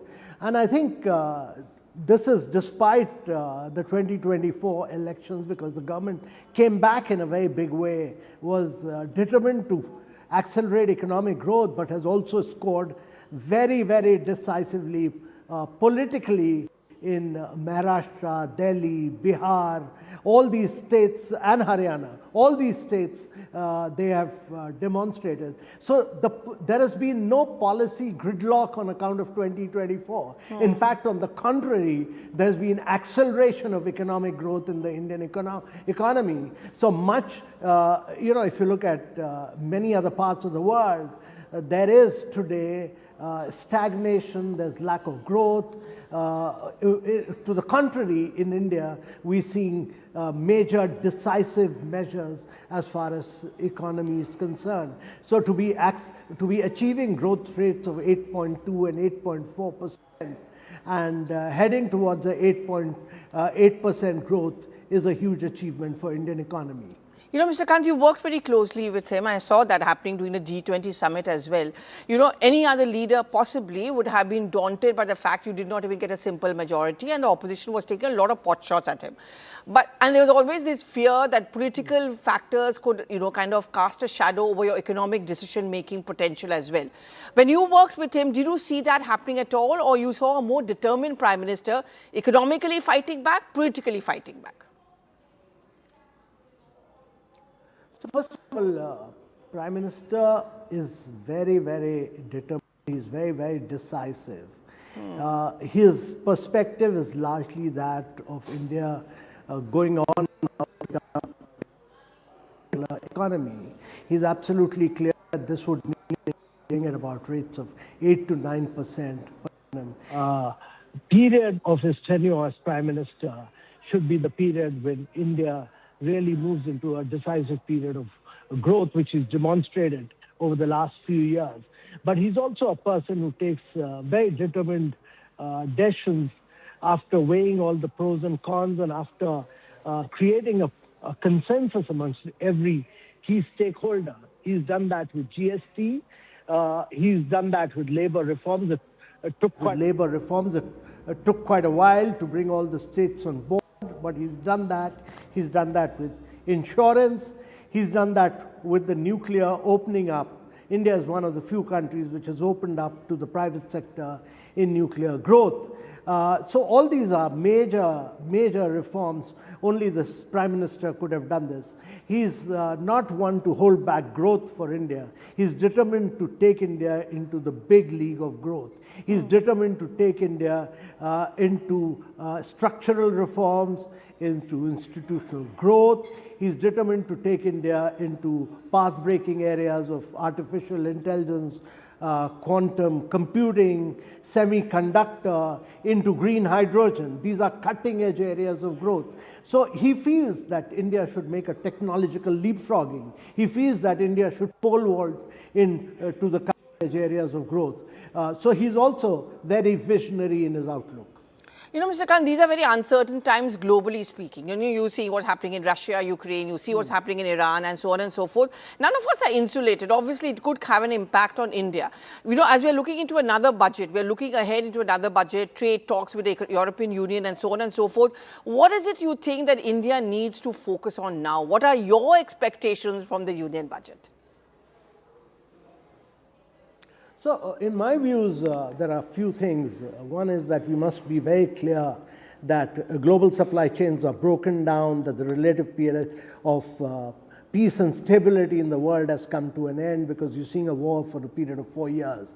And this is a period when India should really march forward. It has a huge domestic market. So, my personal view is that we need to do major municipal reforms. Cities must become the centers of growth, number one. Number two, the quality of air and water must improve in India. A lot of this is dependent on the state governments. Number three, we should continue the process of dismantling rules, regulation, procedures, make India the easiest place in the world for doing manufacturing and growth. The central government has done this, but the states have to be the next path-breaking areas of growth. Number four, in the long run, it will be very difficult for India to grow at high rates of growth without improving, learning outcomes, health outcomes, nutritional standards. So the physical quality of life, the Human Development Index is also very, very important to my mind. And fifthly, if you look at the history of growth of most of these countries, it's not been possible to do this without getting into new areas of growth. Much like we've made a major dent in electronic manufacturing, we need to do this in artificial intelligence and quantum computing. These new areas of growth must be very critical for India to make the next big breakthrough. Okay, you're talking about artificial intelligence or AI, which, you know, at the Davos summit, I think an IT minister made it very clear that we are not a two-tier player, we are very much a major player. The whole AI issue, because there are concerns. The concerns are about whether it's going to impact our jobs and so on and so forth. You think India needs to go more ahead aggressively as far as the AI journey is concerned?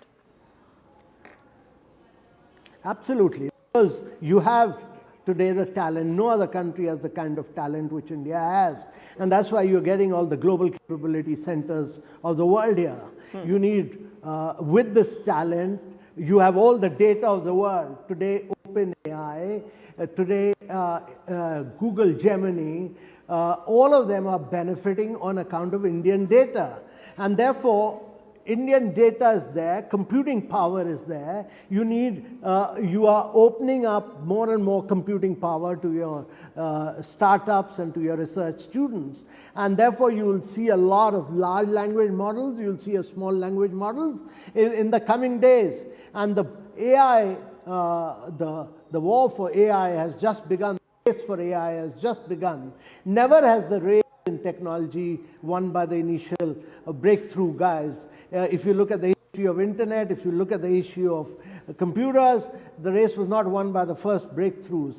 So in the long run, we have to sustain this. We have to build our own, both our large language models and our small language models. And in the long run, I think the talent and the computing power and the skills and the data of India will make India the winner. I have no doubt about this. All right. Thank you very much, Mr. Amitabh Kant, for speaking with us as always. Many, many thanks, Mr. Kant. And he was talking in the context of The Economist, giving a huge thumbs up politically as well as economically speaking to the Modi government. With this, we go into a break now. But news continues over here on CNN News 18.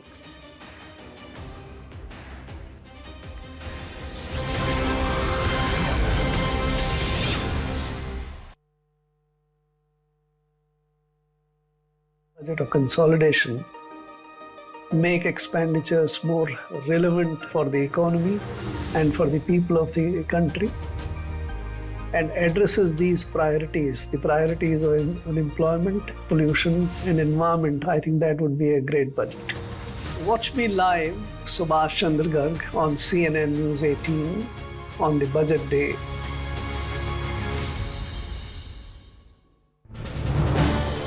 This is News 18 Network.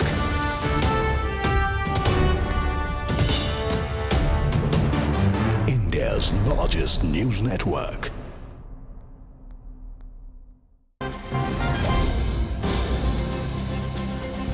And we start this bulletin with a piece of breaking news. In fact, this is a CNN News 18 exclusive. India has quietly taken its next giant leap in space. The Indian Space Research Organization has begun the groundwork for building the Bharatiya Antariksh Station, which is India's own permanent space station in low Earth orbit, which is envisioned as the country's answer to the International Space Station. Now, CNN News 18 has learned that ISRO's helped build the first module of the space station, marking the first concrete step towards putting Indians in a continuously inhabited space laboratory by 2035. In fact, the first module is expected to be launched in 2018. For more on this, I'm being joined by CNN News 18's Aman Sharma. In fact, he's the one who has brought us this information. Aman, over to you. Well, thank you so much, Aisha. See, the big dream of India has been to have its own version of the International Space Station. India has been working to have its own space station in back up there in space, and ISRO finally is now beginning work on India's own space station. It is the Bharatiya Antariksh Station, which is supposed to take shape now by 2028, and this is quietly India taking the next giant leap in space. What we are bringing exclusively to our viewers is that ISRO has begun the groundwork for building the Bharatiya Antariksh Station, India's own permanent space station in low Earth orbit, envisioned as the country's answer to the International Space Station. CNN News 18 has learned that ISRO's Vikram Sarabhai Space Center has formally now invited Indian companies to help build the first module of the space station, marking the first concrete step towards putting Indians in a continuously inhabited space laboratory by 2035. The first module is expected to be launched in 2028, and ISRO has now issued an expression of interest calling.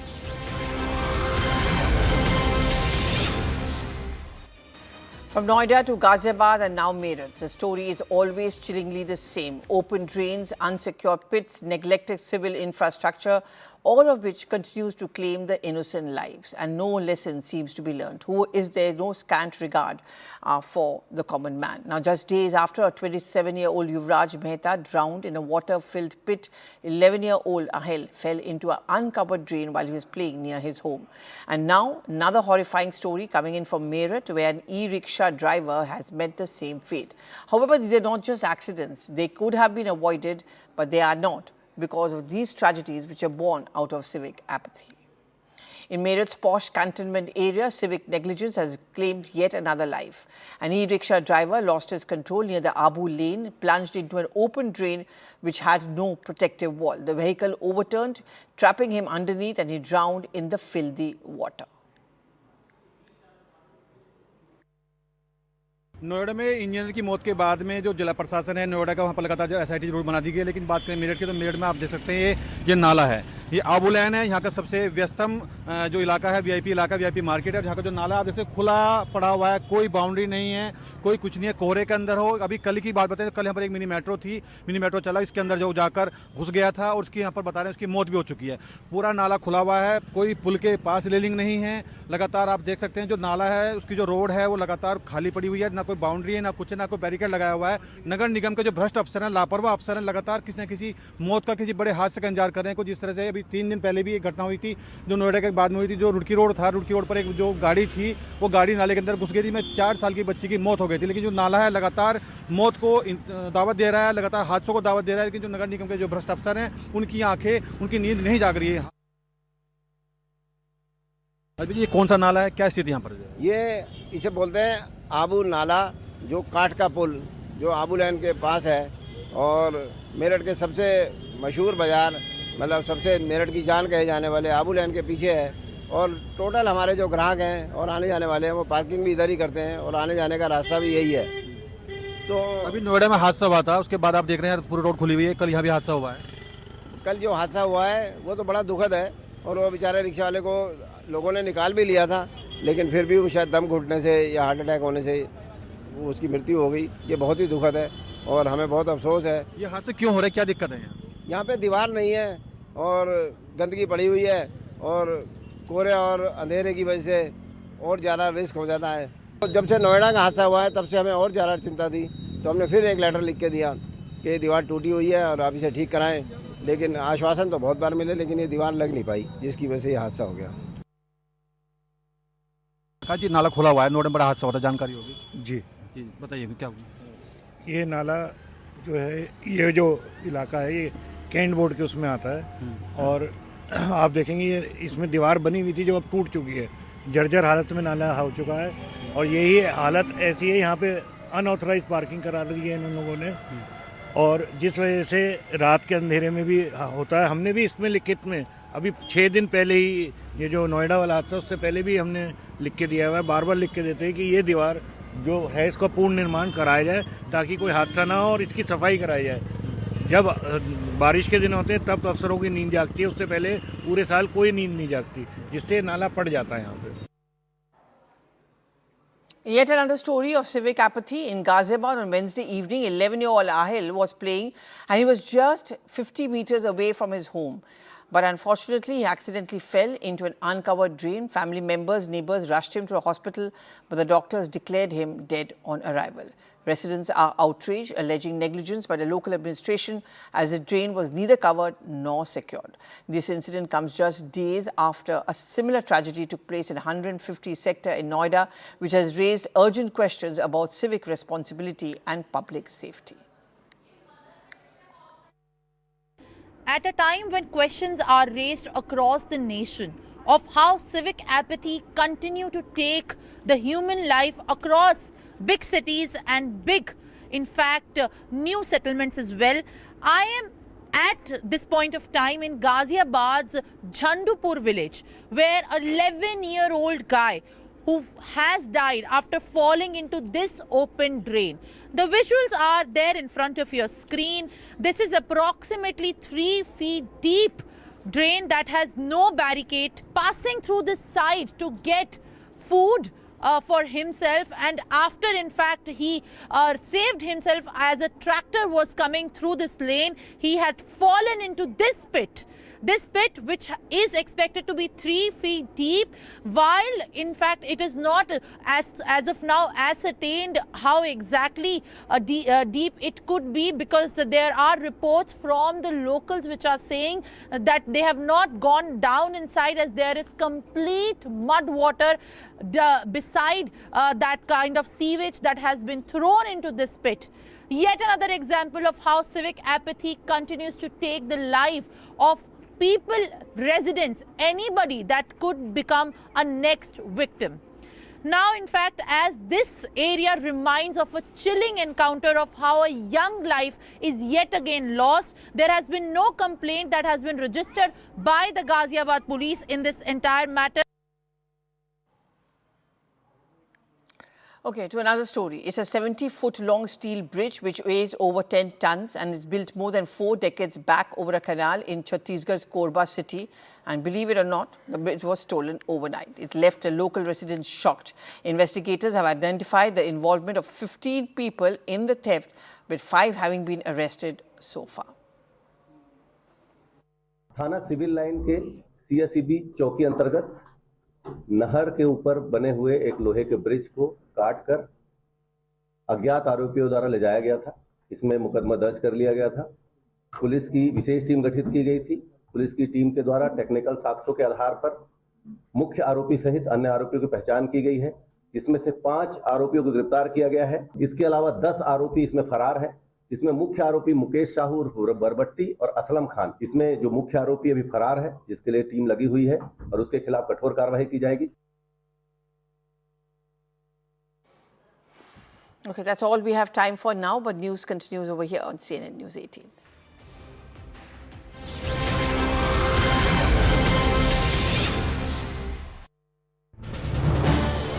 This is News 18 Network.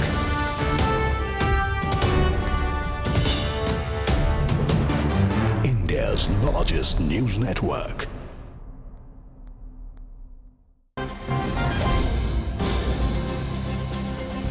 And we start this bulletin with a piece of breaking news. In fact, this is a CNN News 18 exclusive.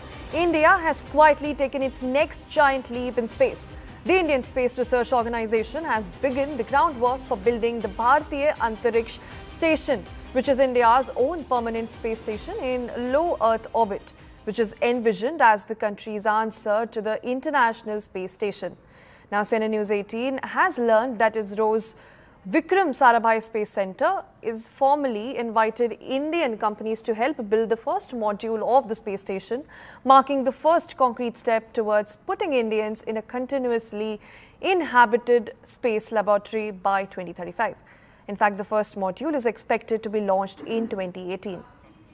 For more on this, I'm being joined by CNN News 18's Aman Sharma. In fact, he's the one who has brought us this information. Aman, over to you.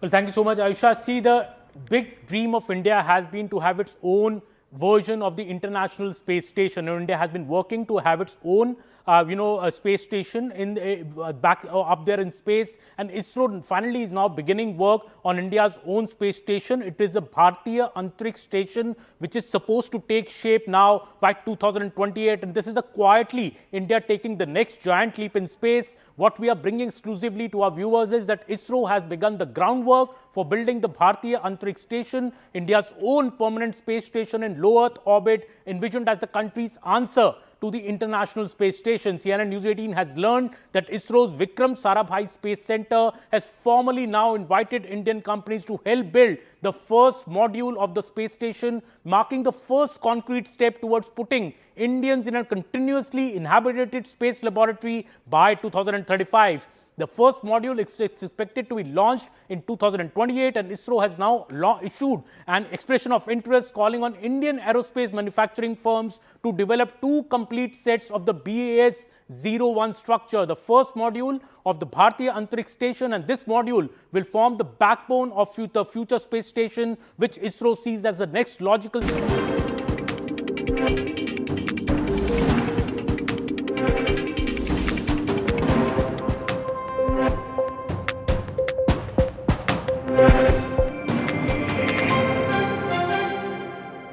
Today we decode the full story behind one of Kerala's most sensitive and politically charged controversies, the Sabarimala gold case. A case that sits at the intersection of faith, alleged criminality, court scrutiny and electoral politics. Welcome to Homework, and this is your host, Aman Sharma.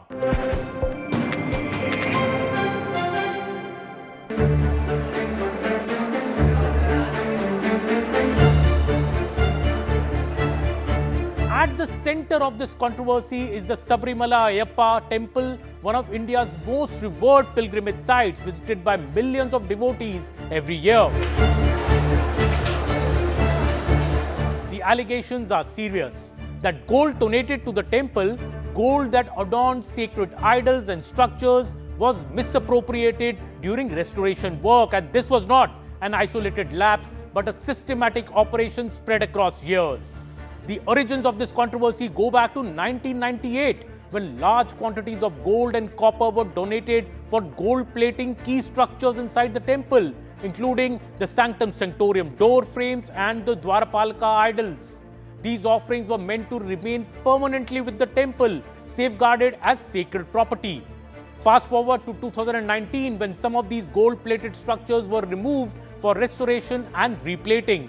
It is during this process that red flags began to emerge. When the items were returned, audits and later scientific examination found discrepancies in weight, composition and plating thickness, raising the suspicion that original gold had been removed and replaced with inferior material. What followed was a court-monitored investigation. The Kerala High Court ordered a special investigation team, noting that the allegations went beyond clerical errors or administrative negligence. The SIT's findings have been damning. Investigators have claimed that the gold plating had been chemically removed, documentation had been manipulated, and a significant quantity of gold was unaccounted for. This is where the case escalated further. Earlier this week, the Enforcement Directorate entered the picture, transforming the controversy from a temple mismanagement case into a full-fledged money laundering probe. Acting under the Prevention of Money Laundering Act, the ED has conducted multi-state raids across Kerala, Tamil Nadu and Karnataka, searching over 20 locations linked to the accused. These raids targeted the residences and business premises of former Travancore Devosam board officials, gold traders and intermediaries suspected of handling the diverted gold. The ED seized documents, digital evidence and began tracing financial transactions, focusing not just on the missing gold but on where the money went. Investigators alleged that sacred gold-clad temple artifacts, including Dwarapalaka idol parts, pedestals and the sanctum door panels, were deliberately shown as copper plates in official records between 2019 and 2025 and removed from the temple without authorization. According to the ED, these artifacts were taken to private facilities in Chennai and Karnataka, where gold was chemically extracted under the guise of repair and repainting work. The extracted gold and related assets are being treated as proceeds of crime under the money laundering law. In one significant development, in fact, the ED attached properties worth over rupees 1 crore belonging to the prime accused, Unnikrishnan Poti, and seized gold allegedly linked to the case. This signaled that investigators believe the alleged theft may have generated proceeds that were laundered through commercial channels. The agency has also flagged indications of wider financial irregularities at Sabarimala, including diversion of temple offerings and funds linked to rituals, which are now under investigation. Parallel to the raids, the legal battle has intensified. Several accused approached court seeking bail, and in a major moment, statutory bail was granted to the key accused, including Unnikrishnan and former Devosam board officer Murari Babu, not because the court declared them innocent, but because investigators failed to file charge sheets within the legally mandated time frame in specific cases. Murari Babu, in fact, has now got bail in both the cases against him. He will be the first one to come out of jail among the arrested accused. Unnikrishnan still needs bail in another case to step out of jail. Nevertheless, this is embarrassing for the state government. However, the courts have also drawn a hard line. The Kerala High Court rejected bail for another key accused, describing the alleged acts as an organized plunder and warning that releasing accused individuals could derail the probe. The court made it very clear that recovering the missing gold is central to delivering justice. And this is why the controversy runs deeper than a typical criminal case. Sabarimala is not just a temple, it is an emotional, spiritual institution for millions.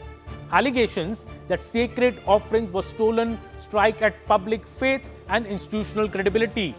That is why BJP has demanded a CBI probe, arguing that political influence may be obstructing a transparent investigation. Which brings us to the politics. The Sabarimala gold case has become a flashpoint inside the Kerala Assembly. Opposition parties, particularly the Congress-led UDF, have demanded the resignation of the Devasam minister, accusing the left government of shielding those responsible.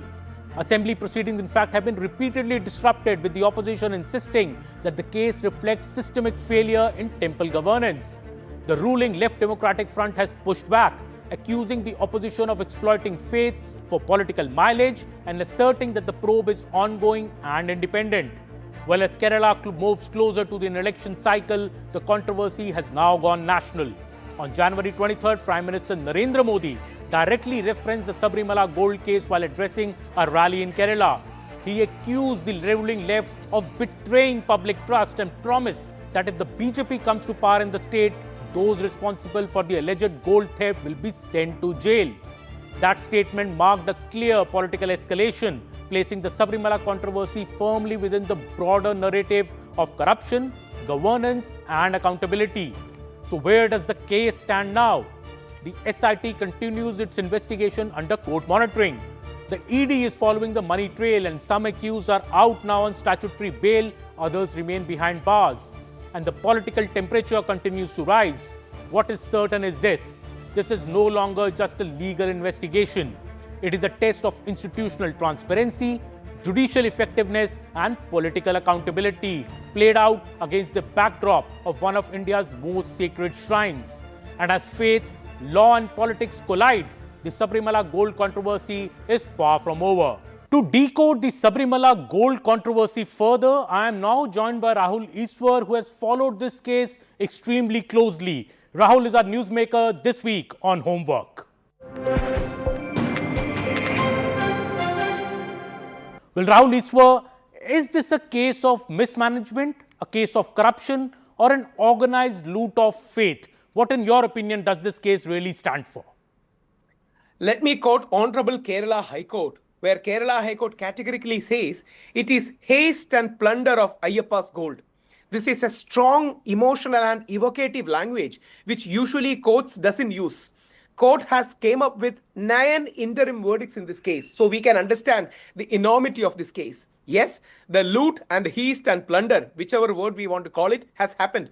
This is not a mere pilferage, as pointed out by the Kerala High Court. And Kerala High Court has said that there can be a Subhash Kapoor model of gold haste that has happened. Subhash Kapoor is a very known antique smuggler, sacred relic smuggler, whose network campaign goes up to 1,100 crores to 1,500 crores.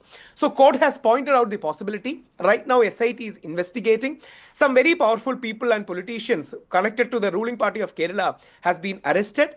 And ruling party, especially CPM, who we know are non-believers, has been playing many tricks of the book by falsely implicating Tantri and others also in the case, so that they can blunt the attack against them. And they have been floating photos of the first accused with many leaders and all. So these are all dubious strategies that are at play. And so the ED is also probing this matter under the Prevention of Money Laundering Act now. Do you think this is no longer a clerical lapse, but also a very, very serious financial crime, since ED has now also stepped in? Sir, 2 possibilities are there. Let us be very honest and very measured about it, because this is a very sensitive issue. You know, crores of devotees come to Sabarimala every year. There are 2 possibilities. One, a haste and plunder have happened, and Devasam board, who is the ruling board, might not have observed it, might not have understood it. So it becomes a legal responsibility and a failure and abdication of their responsibility in this matter. That is one possibility. Second, they are also actively involved in that. These are the 2 possibilities. I don't know which is going to be the one, but very senior leaders, including former MLAs, 2 Travancore Devasam Board president. This is the first time in the history of independent India that a Devasam Board chief has been arrested. And 2 such Devasam Board chiefs has been arrested. Is a matter of fact. They are languishing in jail for the past nearly 70 to 75 days. So that shows some kind of a gravity of the issues. And 3 High Court judges, Justice Raja Vijayaraghavan, Justice Jayakumar, Justice Badruddin, has been very vehement, unusually evocative and emotional in this issue because it affects the sentiments of crores of people. And you will be surprised to know, Honorable High Court has even went on to cite popular movie songs in the verdict because of the emotional gravity of the issue. So we don't know how it will pan out and play out because it is election season. Congress, BJP, CPM, they are all having the fire in between, and many people are caught in that crossfire. So there are issues, but gold has disappeared is a matter of fact. If I can just give you a nuance of it, 2.5 kilogram gold was in one particular plate near the door. Right now it is only 400. Nearly 1.5 kilograms was in the Dwarapalaga idols. Right now it is around 400, 300 something. So there is, and the question is whether these sacred relics has been smuggled for crores of rupees, mainly based on their emotional value, divine value, sacred value, and antique value. So these are the actions. That's the reason why ED, CBI, and High Court monitored probe is what we need. And sir, does this controversy now also strengthen the argument that temples should be freed from government control? See, absolutely. See, sir, Amanji, I'm a Gandhian. I always tell that I'm a person who believes in Gandhian communal harmony, Hindu, Muslim, Christian unity. But I'm totally for that. But let me be very respectfully putting this. Article 25 and 26 gives right to us Hindus also a right over our temples. Just like our Christian brothers and Muslim brothers have a right over their church and mosque, we need to have a right to administer our temples under Article 25 and 26. And you will be surprised to know there has been many avowed atheists who has been Travancore Devasam Board presidents. They have been saying we don't believe in Ayyappa or we don't believe in temple Shabarimala and all, who has been the presidents. So there is always an issue. That's the reason why, in order to be historically factual, it was back in 1812 that the British took over the temples in the southern parts of India because the British were getting afraid of a Hindu consolidation under the Veluthambi Dalava, the then Prime Minister, the then Diwan Dalava of Kerala. So Colonel Munro took over the temples. Under the leadership of Mahatma Gandhi and our national movement, India got freedom. But our temples are yet to get freedom. It's a very realistic issue. And let me address just one more thing. I'm a Hindu activist. I come from Brahmin community. I understand the apprehension and inhibition of many people saying that this will again go back to the forward caste. That won't be the case. There can be a totally Hindu body where believers are there from all community, which can be overseen by honorable courts. So we are aware of the apprehension and inhibition. We respect that. And we are ready to engage and find out a consensus path where every Hindu community should rightly be represented because of the historical injustices of casteism. We want all communities to be represented. This is a positive way forward rather than blame gaming or doing blame to each sides. And so, given what has happened at Sabrimala, would you also think that there is a case for an independent audit of all major Kerala temples now? Absolutely, yes. That is the need of the hour. Right now, High Court has initiated something. High Court has initiated saying that they want audit, and they have employed a very senior judge, a very reputed judge, K.T. Shankaran, to take stock of the entire thing, the entire inventory. See, Shabarimala, crores and crores of devotees come. So millions and crores and billions of rupees are at play. So we need accountability. It was upon my petition that a right to information and PIO, Public Information Officer, was appointed in Shabarimala. It was due to lack of transparency. Whether it is temple, church, mosque or ashram, we need more and more accountability because as a believer too, we submit money in temple, church and mosque because we believe it will be served for the divine cause. We want that kind of accountability to see where our money is going. And this is devotees' money. And I have a right as a devotee, whether I belong to a temple, church or a mosque, to know where this particular thing is going. So such constructive steps needs to be taken. And with due respect to our left liberal friends, I would urge them, please engage with us regarding this temple management too. What they in effect say is, they give a cover and veneer over it, saying that, government should intervene basically because of a caste and religion angle. We are honestly willing to engage with them, and the honorable courts and the government should give more freedom to Hindu community to run our temples because that's a fundamental right under Article 25 and 26 guaranteed by Ambedkarji's constitution. And one last question and one clear answer from you, Rahul Iswar. What reform you think will ensure that Sabrimala's wealth is never touched again? two things. One, more and more high courts intervention and monitoring is needed. See, politicians A, B or C can have their own viewpoints, but courts are more credible because they are selfless in that sense. They are impartial and objective in that sense. Let us have more and more courts oversight in this. Second, more and more devotees beyond politics should come. Spiritual people, adhyatmika leaders or spiritual leaders, cultural doyens, great social ambassadors. They should all be a part of Devasam board. Right now, Devasam boards are political boards. They are rehabilitation spaces of those people who has not been granted a ministership. If you are not becoming a minister, it is some kind of a placating body. Go to Devasam board, become the president or something. That should not be the case. More and more devotees should be there. And Shabarimala is the greatest beacon of pluralism and Sarva Dharma Samabhavana. En route Shabarimala, we offer our respect at a Vavar mosque and a Velutha church and go to Shabarimala. See, this is the essence of India. Inclusivity, Sarva Dharma Sabhavana, or what Modi ji says, Sabka Saath, Sabka Vikas. This is the ideal space for it. So we need more accountability, more court oversight, and more devotee representation in the temple administration. More court oversight, more devotee representation in Sabarimala. That is what Rahul Iswar is telling us here on Homework. Thank you so much, Rahul, for joining us on Homework at CNN News 18.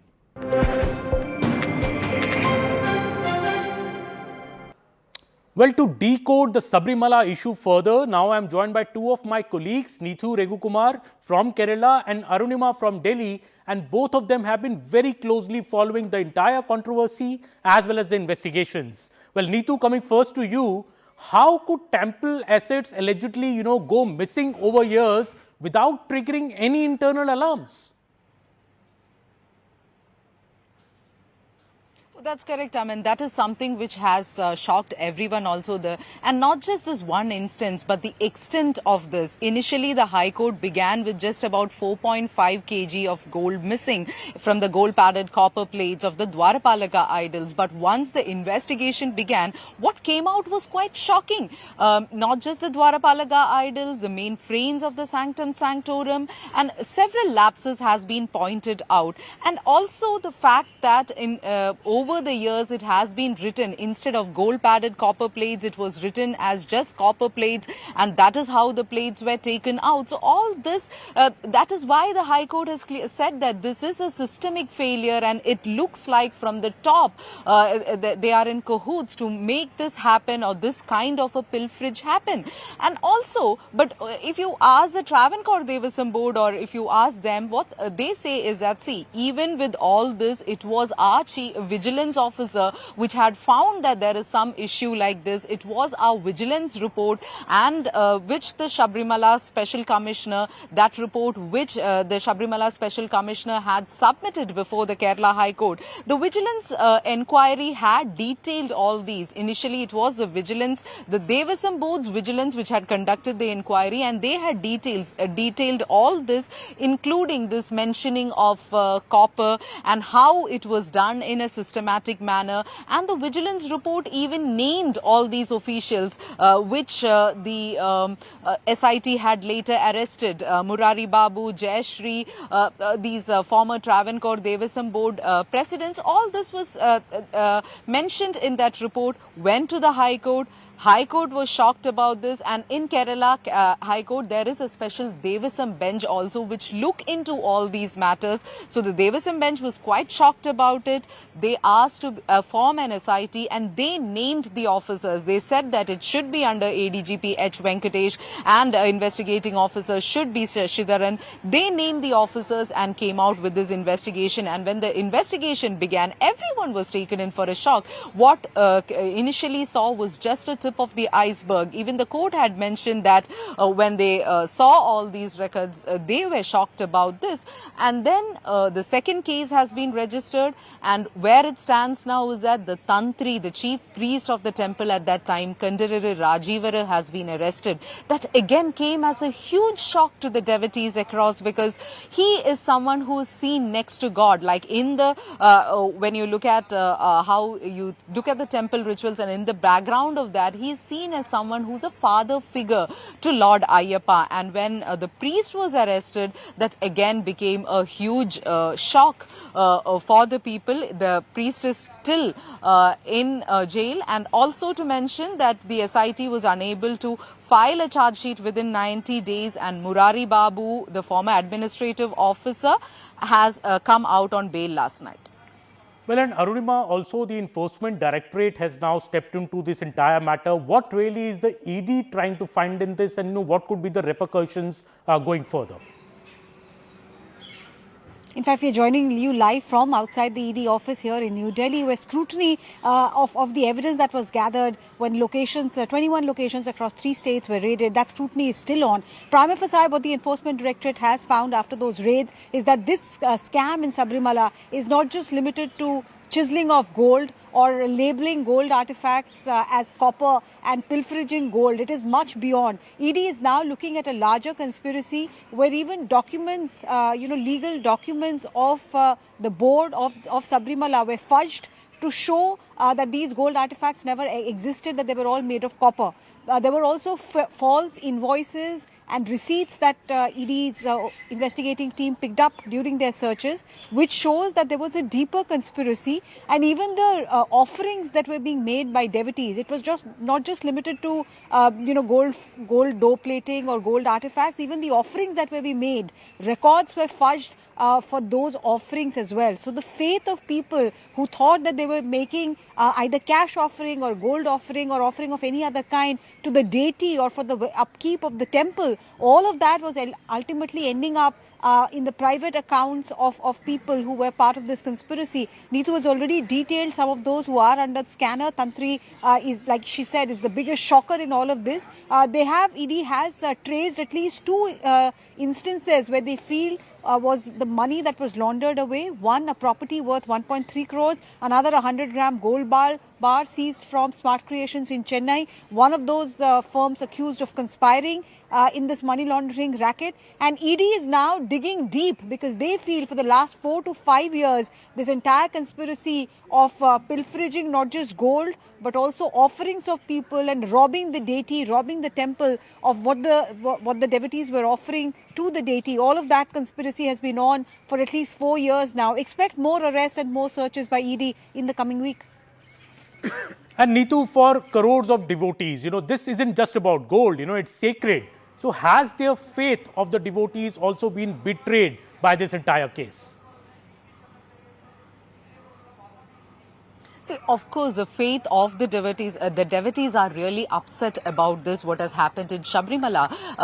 The talks like even Lord's offerings or the gold that has been given to the Lord, that is not safe. So that is something which has upset the devotees on the ground. They are upset about this, and not just in Kerala. I mean, this is a temple for people across India comes, and mainly from the southern states. Devotees from Karnataka, Tamil Nadu, Andhra, for years they have been coming here during this pilgrimage season, the Mandala Magravilaka season. So this is not a temple just for the devotees of Kerala alone. This hill shrine is where lakhs of Ayyappa devotees come every year, and huge offerings are made to the Lord once they come here. They take this long period of vrata before coming to the temple. So that is how the devotees come to this temple. So they have been upset over this, over the way in which it has been handled. But as I mentioned earlier, after the arrest of the chief priest, many are like, we don't even know what to trust and whom to trust, because the Tantri's arrest is something which was quite unexpected for the devotees and for the people at large. And Arunima, there have been a lot of questions being asked over how fair the SIT probe in Kerala has been. Many saying that, no, this is under control of the state government. That is why charge sheets are not being filed on time. How do you think the stepping in of the central agencies, the ED for now, and maybe the CBI in the future, as the BJP has been demanded, could change the contours of this case? So ED also had to face a lot of resistance. In fact, when they lodged the FIR on 9th of January, they had to obtain a judicial order for gaining access to some of those SIT documents to scrutinize them. And it's only after that scrutiny did they realize that this was running much deeper, that it was not just limiting to gold artifacts being labeled as copper. The rot ran much deeper. Even now, the Enforcement Directorate, like you rightly pointed out, any central agency entering an opposition rule state leads to a lot of politics, and Kerala is going to face elections very soon. So this could become one more tool as far as political mudslinging is concerned. ED officials say that we have prima facie found evidence to suggest money laundering. The predicate offence currently with the SIT, the offence of corruption. But if CBI comes in, it could bolster the ED's case further. Between CBI and ED, they could have a tighter case that they suspect of corruption, going right till the top.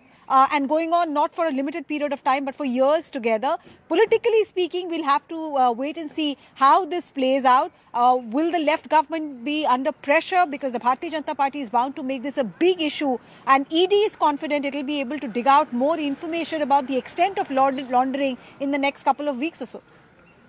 Well, thank you so much, Arunima and Neetu, for joining me on Homework. And this is the big case now. This is a case which could determine which way the Kerala elections go. The Prime Minister weighing in on the Sabrimala case while speaking at a rally in Kerala clearly means that the case is now not just limited to Kerala. It has entered the national political discourse, and coming ahead of the Kerala elections, this is expected to be a major issue on which the elections could be contested. Thank you so much for joining me on Homework this week. This is Aman Sharma for CNN News 18.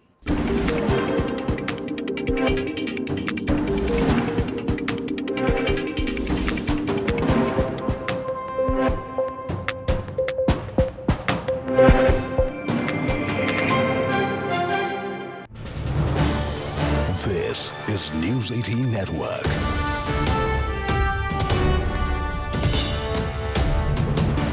India's largest news network.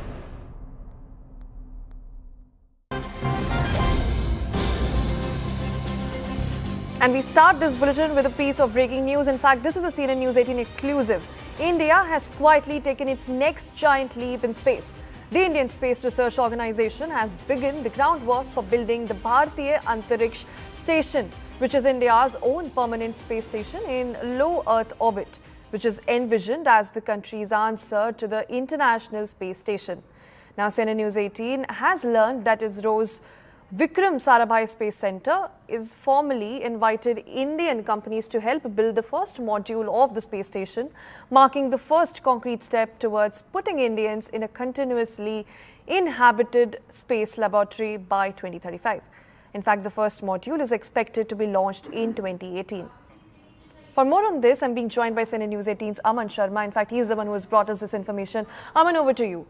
Well, thank you so much, Aisha. See, the big dream of India has been to have its own version of the International Space Station. India has been working to have its own a space station in back up there in space, and ISRO finally is now beginning work on India's own space station. It is the Bharatiya Antariksh Station, which is supposed to take shape now by 2028, and this is quietly India taking the next giant leap in space. What we are bringing exclusively to our viewers is that ISRO has begun the groundwork for building the Bharatiya Antariksh Station, India's own permanent space station in low Earth orbit, envisioned as the country's answer to the International Space Station.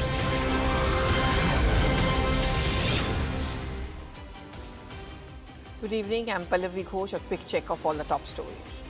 The ex-Congress loyalist Shakil Ahmed launches a scathing attack on the Rahul Gandhi, calls him one of the most cowardly leaders in Indian politics who doesn't really like strong leaders. Congress downplays a rift between itself and Shashi Tharoor. However, the man himself keeps the party guessing. Refuses to comment, says that he's going to communicate what he needs to with the High Command.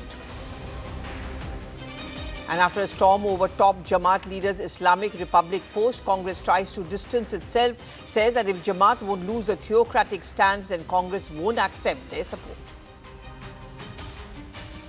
Days after Noida techies' harrowing death, yet another life lost. 11-year-old boy loses his life after drowning in an open drain in Ghaziabad. Meanwhile, an e-rickshaw driver too dies after falling in an open drain in Meerut. Ahead of signing the mother of all deals, the EU chief Ursula lands in the national capital, going to participate in a Republic Day celebrations. The FTA talks is going to be top on agenda. Gaza Board of Peace triggers a storm in Pakistan. Top cleric Maulana Fazlur Rahman accuses the Shehbaz government of prioritizing Western appeasement over national principles.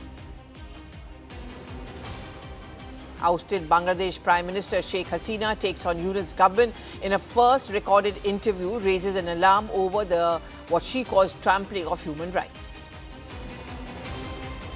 Bangladesh opts out from the T20 World Cup after ICC snub over the India's travel.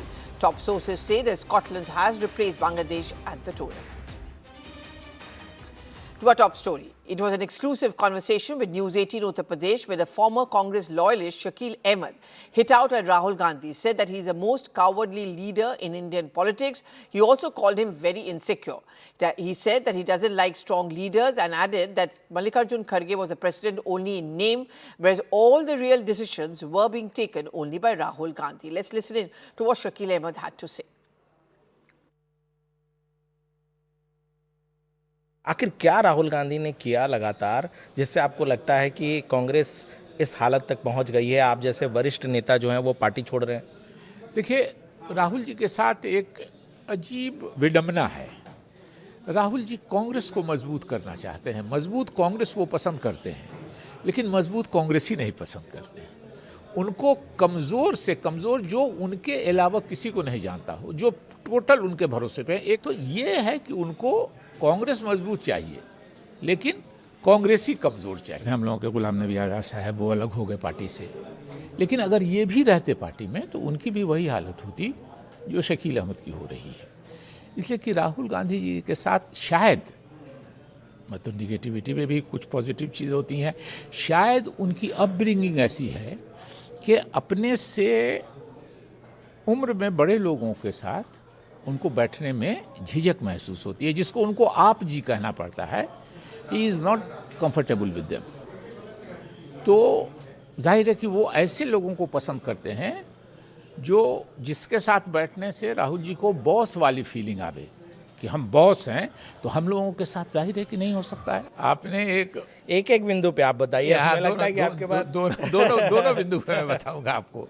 एक आपने vote जोड़ो यात्रा की बात की।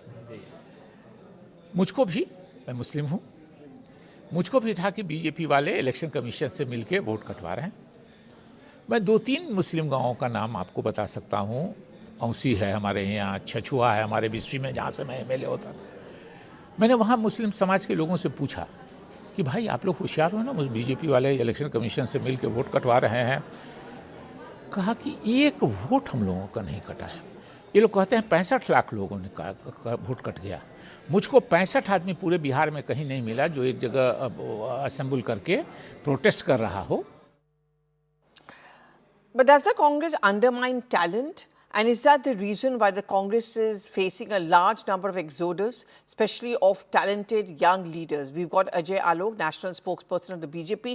We've got Akashdeep Muni, who's a political analyst. Thank you very much, both of you, to join me. Before I come to you, Mr. Ajay Alok, I want to get this word in from Akashdeep Muni. You know, if you look at the links, there's a long list of leaders in the Congress party who ideally should have been in the decision making, but they are not. And what seems to be common in them is the perception that they could be a possible threat to Rahul Gandhi. You think Shakil Ahmed does have a valid point when he made those allegations? Ahmed's history shows that no prior major public criticisms of Rahul Gandhi while he was in party. He even said very good words about Rahul Gandhi when he was in party for a longer period of time, when he was the president and when he was not the president. This pattern of having outbursts after resignation is very common in politics, where which exists often. People lead to airing grievances to justify their move or to settle scores. Talking about BJP, Pradyut, a former BJP national executive member and founder of the BJP IT cell, quit, accusing Modi and Shah of arrogance and turning the BJP into personality cult with excessive centralization.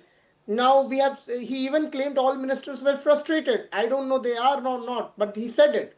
Remember Chandan Mitra, ex-MP, criticized the Modi-Shah leadership for fostering a culture of fear and deviating from BJP's ideological roots after resignation. Yashwant Sinha called Modi-Shah as undemocratic and autocratic, and quoting him. And Ashish Deshmukh even wrote directly to Shah, criticizing the Modi-Shah duo for prioritizing cronies over party workers. If we believe Ahmed, then we have to believe all these. Remember late Satyapal Malik, who said that Pulwama happened due to Modi Shah government mistakes.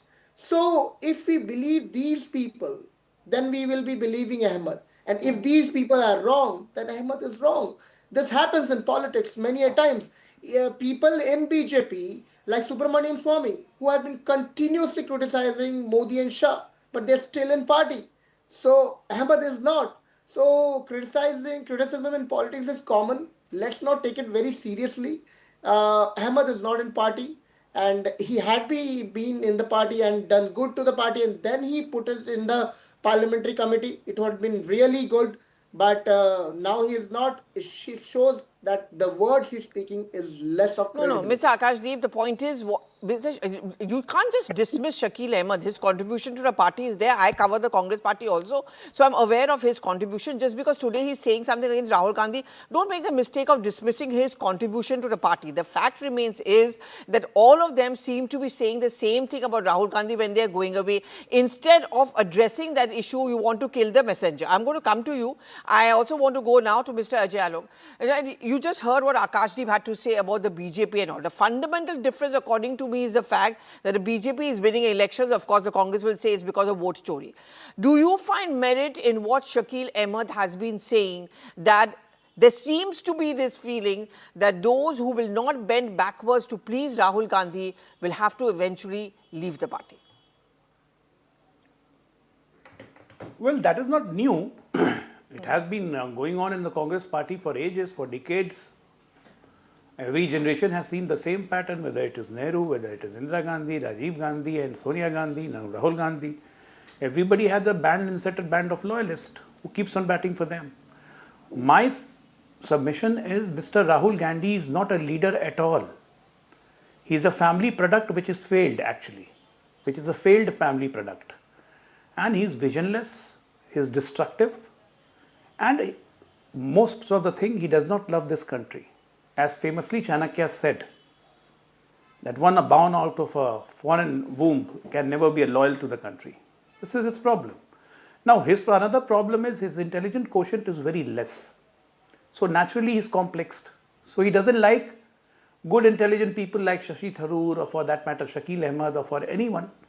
We have seen Ghulam Nabi Azad, we have seen many people coming to our side, Jitin Prasad, Sindhya, a lot of people. I mean, they are all smart, intelligent, and we're doing good, but they cannot be tolerated by Mr. Rahul Gandhi because he does not like intelligent people to be moving around him. This is the fact. The problem here is all this Congressy feels, a normal congressman feels, and they know, because we also talk to, I have many friends in the Congress party who say this, but they are afraid of saying this when they are in the party. So normally when they come out of the party, they start speaking like this. And gradually a bubble is being created within the Congress party that the real congressman wants to get rid of this Gandhi Congress. And I'm pretty sure in the days to come, you will see the disintegration happening. And with the kind of friction going on between brother and sister, the sister is being replaced to Assam for no good reasons, instead of going to Kerala where she represents as an MP, but she was sent to Assam. So many things tells a story. We are not interested because we know that Congress is there to be decimated. Whatever is left will be taken care of by Mr. Gandhi. And my friend really said nicely that you don't have to take them seriously. Yes, with Rahul Gandhi around, you cannot take anything serious. And this is most deplorable thing in the country because this man happens to be our leader of opposition. This man goes to a foreign country and this man criticizes our own institution. This man criticizes the Indian democracy. I don't know what kind of a leader he is. He is not a leader. He is a failed product of the family. Okay. Akashdeep, let's talk about Tharoor. Okay, I've been hearing those comments through the day. We've also seen that footage. And in that footage, it is very clear that Shashi Tharoor is standing in a line and he also wants to, greet Rahul Gandhi. Rahul Gandhi talks to him. I mean, after all, what does a leader do? If you know someone is upset with you or the party, you just walk up, pat them on the back and you just co-opt them. The footage shows Rahul Gandhi ignoring Shashi Tharoor. And then you're going to blame Tharoor. Then you have an Imran Masood saying, who is Tharoor? What does it matter? Nahi aaye to nahi aaye. Don't you think the Congress is pushing away its own talent? Pallavi ji, tell me that when the IT cell founder was thrown out of the party from BJP. They were throwing up talent. They still survived, right? So this telling that throwing away talent, the party is managed by the president of the party, that is Khargeji, and he knows how to manage things. And remember, this particular Ahmad ji was the same person who in April 2025. I'm talking about Tharoor. No, let me come. Please talk about Tharoor also. Let me give you just an example. Let me give one example and then I'll come to Tharoor, what he said. This Ahmed ji in April 2025, he said that Rahul Gandhi, everybody is happy with Rahul Gandhi. I'm quoting him before the Bihar elections. And just in couple of months or 3-4 months, he changed and make him, he's telling him as a coward. This shows his credibility. Same is about Tharoor. Tharoor ji has been an important party leader. I think that we should all respect that. And whatever, you are reading through the images, I think you should not. If there are problems, let Tharoor ji come out and say that the party has ignored him, and which is why he is not happy with the party. But he has. He has said inside the party, and then the next thing which happens after 4 days is that Rahul Gandhi is ignoring him. Did he spoke to you that Rahul Gandhi ignored him? Did he speak to you that he didn't ignore him? No. We don't divulge our sources. Yeah. See, this is, with all respect to the media, I think the media should understand one thing, that if there is something, they will come out and speak out, like Mr. Ahmed. They'll not stop that there will be sources who will be circulating information. Same happened with L.K. Advani ji. Do you remember how Amit Shah behaved with L.K. Advani? Amit Shah ji asked him to go sit and beside, and you put the footages there and put the same footage of Rahul Gandhi also and let people decide. But the problem with media is they will not put the Amit Shah footage here. They'll put only the Tharoor footage here. I request you that let the party be managed by the party leaders, not read more from the pictures. Did you have a look at that picture? No, you didn't. So because if you had seen that picture, Akashdeep, you would have possibly little bit agreed with me instead of bashing the media, which seems to be now the game as far as the Congress is concerned. Mr. Ajay Alok? Amit Shah and L.K. Advani. So now you want to indulge in whataboutery. I'm talking about Shakil Ahmed. I'm not indulging whataboutery. You are doing that. Okay, Mr. Ajay Alok. Okay. Akashdeep, I'll just come back to you. Yes, Ajay Alok. Maybe Akashdeep has a point. He's saying that, this happens in every political party. It happens in the BJP as well. So why are you nitpicking on the Congress? No, I guess it doesn't happen in the BJP because BJP stands for principles. BJP took a corrected stand when Advani ji went to visit the mosque of Jinnah. BJP never approved it and he was removed from the party president. Mangaru Lakshman, when caught taking bribe, we removed him from the party. Do you have any such courage like that? That both mother and son, they are accused and they're out on the bail on National Herald. Did you ever had the guts to remove him from the president even? Forget about the party. And since I belong to Bihar, I know Shakil Ahmed ji for long. Shakil Ahmed Khan is not a small leader. He has been a state minister, he has been an MLA 6 terms, he has been an MP for 2 terms, he has been a union cabinet minister, he was BPCC president. And you're talking like this about Shakil Ahmed, and he's retired from politics. He hasn't joined BJP, he hasn't joined any other party. He's just sharing his views, his ideas, his experience of what he had in the last 40 years with the Congress. How Congress functioning has changed. My dear friend, when I say that this is Gandhi Congress, this is not original Congress, there is a reason and there is a logic behind it. Every illogical thing he does and the whole party stands like a buffoon. Knowing that he is doing wrong, but then also no one has the courage to say it's wrong. State after state he is losing, but still he is the leader. This does not happen in BJP. We had the courage to remove L.K. Advani ji from the prime ministerial candidate when he failed to deliver in 2009. The party took a principal stand and Narendra Modi was made the prime ministerial candidate. Because it's a party, it's not a fiefdom of a family. This is the problem with the Gandhi Congress. That in spite of repeated failure, you guys are insisting on him, and that is for your doomsday. And the doomsday is very near. It's not left. As it is Karnataka, Telangana, none of the states you are going to repeat yourself. Because that has been the history for the last 15-20 years. You have not repeated yourself in any of the states. Why? There is no introspection because everybody knows what is the point of introspecting. Everybody knows the cause, but nobody has the guts for the treatment. This is the problem. And you know, Akashdeep, let's just shift focus to some other things which Shakil Ahmed also said. He said that how even the whole vote chori campaign was a complete failure in Bihar. But what happened? After 3 days when that stock-taking meeting took place, they've now gone back to talking about vote chori as being an effective campaign. What would you say to your relatively good performance in Maharashtra local polls? No vote chori there. Where you win elections, no vote chori there. Don't you think it's time the Congress party should give up on this campaign because it's clearly not resonating on the ground as an electoral issue?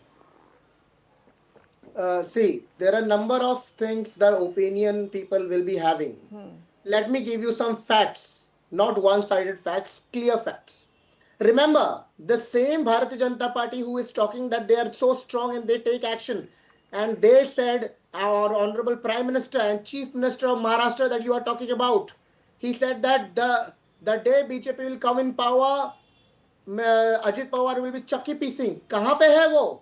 BJP में deputy chief minister position में, और ये दम की बात करते हैं.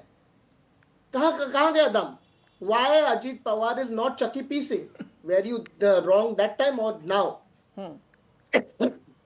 Same Hemant विश्व शर्मा, इसके खिलाफ इन्होंने पेपर निकाला था. आपको याद है? आप तो जर्नलिस्ट पुरानी है. असम में वाइट पेपर निकाला था इन्होंने, रैलीज निकाली थी कि हेमंत विश्व शर्मा स्कैमस्टर है. आज कहां पर है हेमंत विश्व Sharma? He is the chief minister of BJP.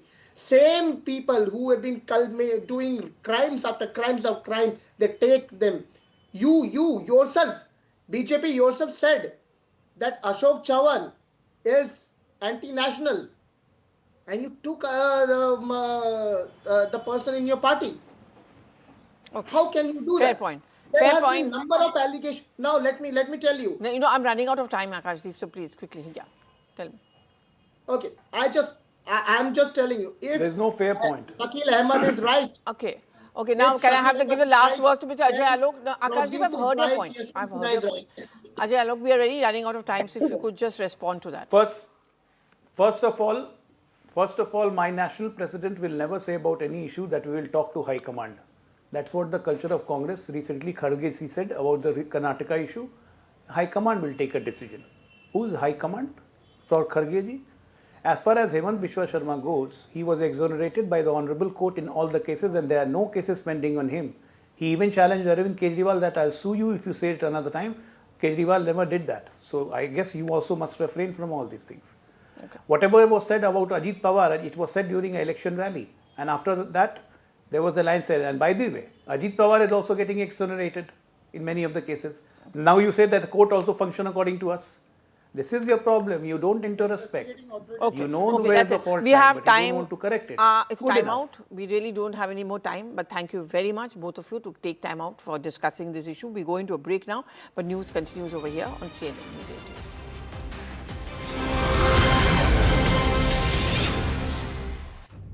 Before February 1, the hard questions.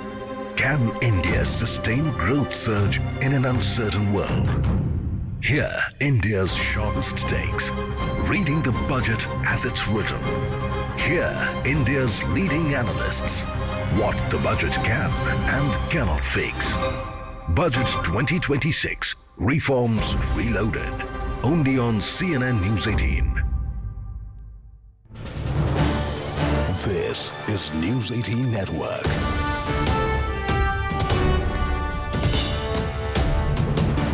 India's largest news network.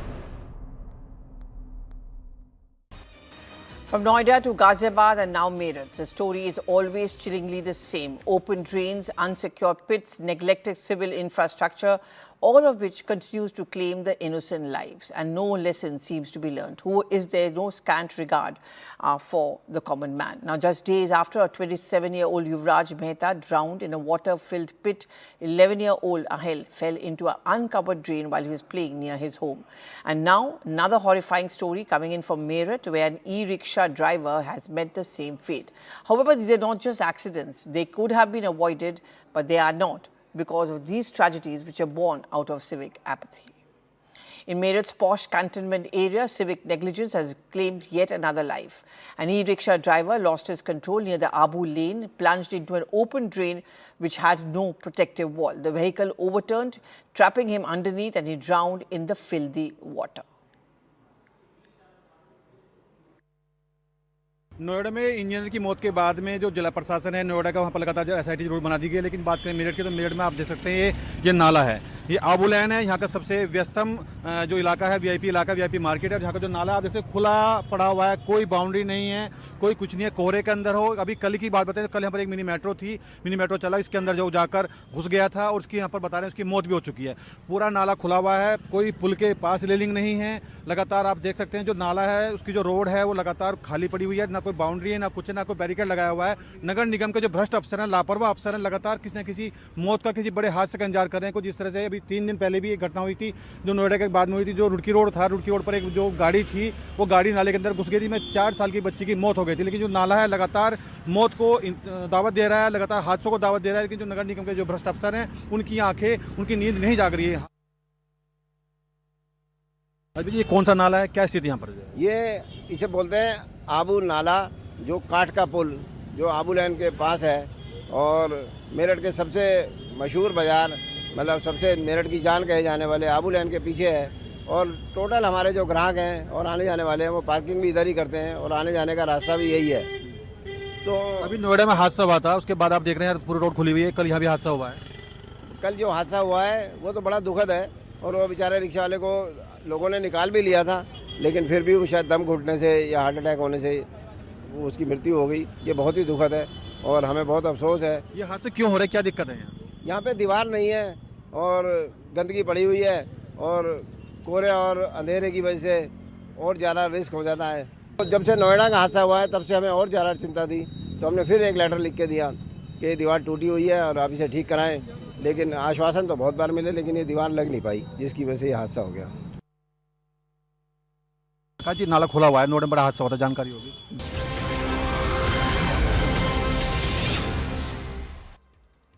To some news from across the country. Tension has erupted in the Tarana area of Ujjain after a bus was set on fire during a clash between two groups. Police has arrested over 15 people, with Ujjain SP Pradeep Sharma saying that the CCTV footage is being examined and there could be more arrests. Oshiwara police has officially arrested Kamal R. Khan in connection with the Oshiwara firing case. Accused is going to be produced before the court, where police are expected to seek his custody.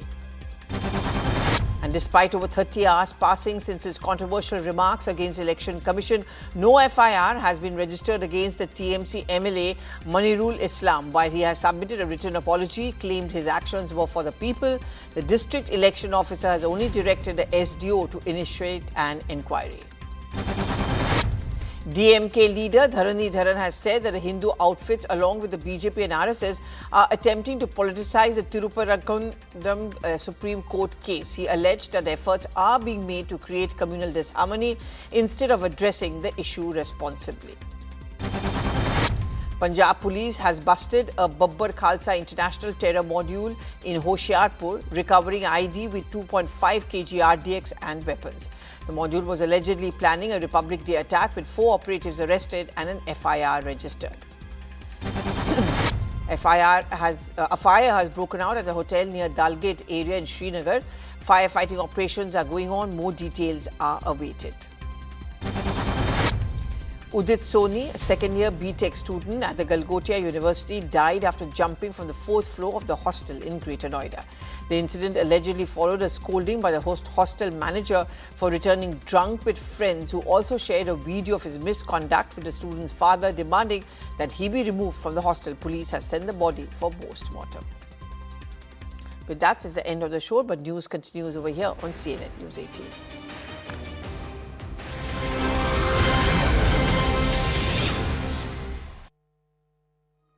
The government should focus on implementation so that the impact is felt in full force. Proposed reforms such as couples tax will help put more money back in the hands of the middle class so that they are able to spend more. The focus should be on stepping up exports and managing industry growth in light of your global economic scenario. Watch me, Nirupama Soundararajan, live as we analyze Union Budget 2026 exclusively on CNN News 18. This is News 18 Network.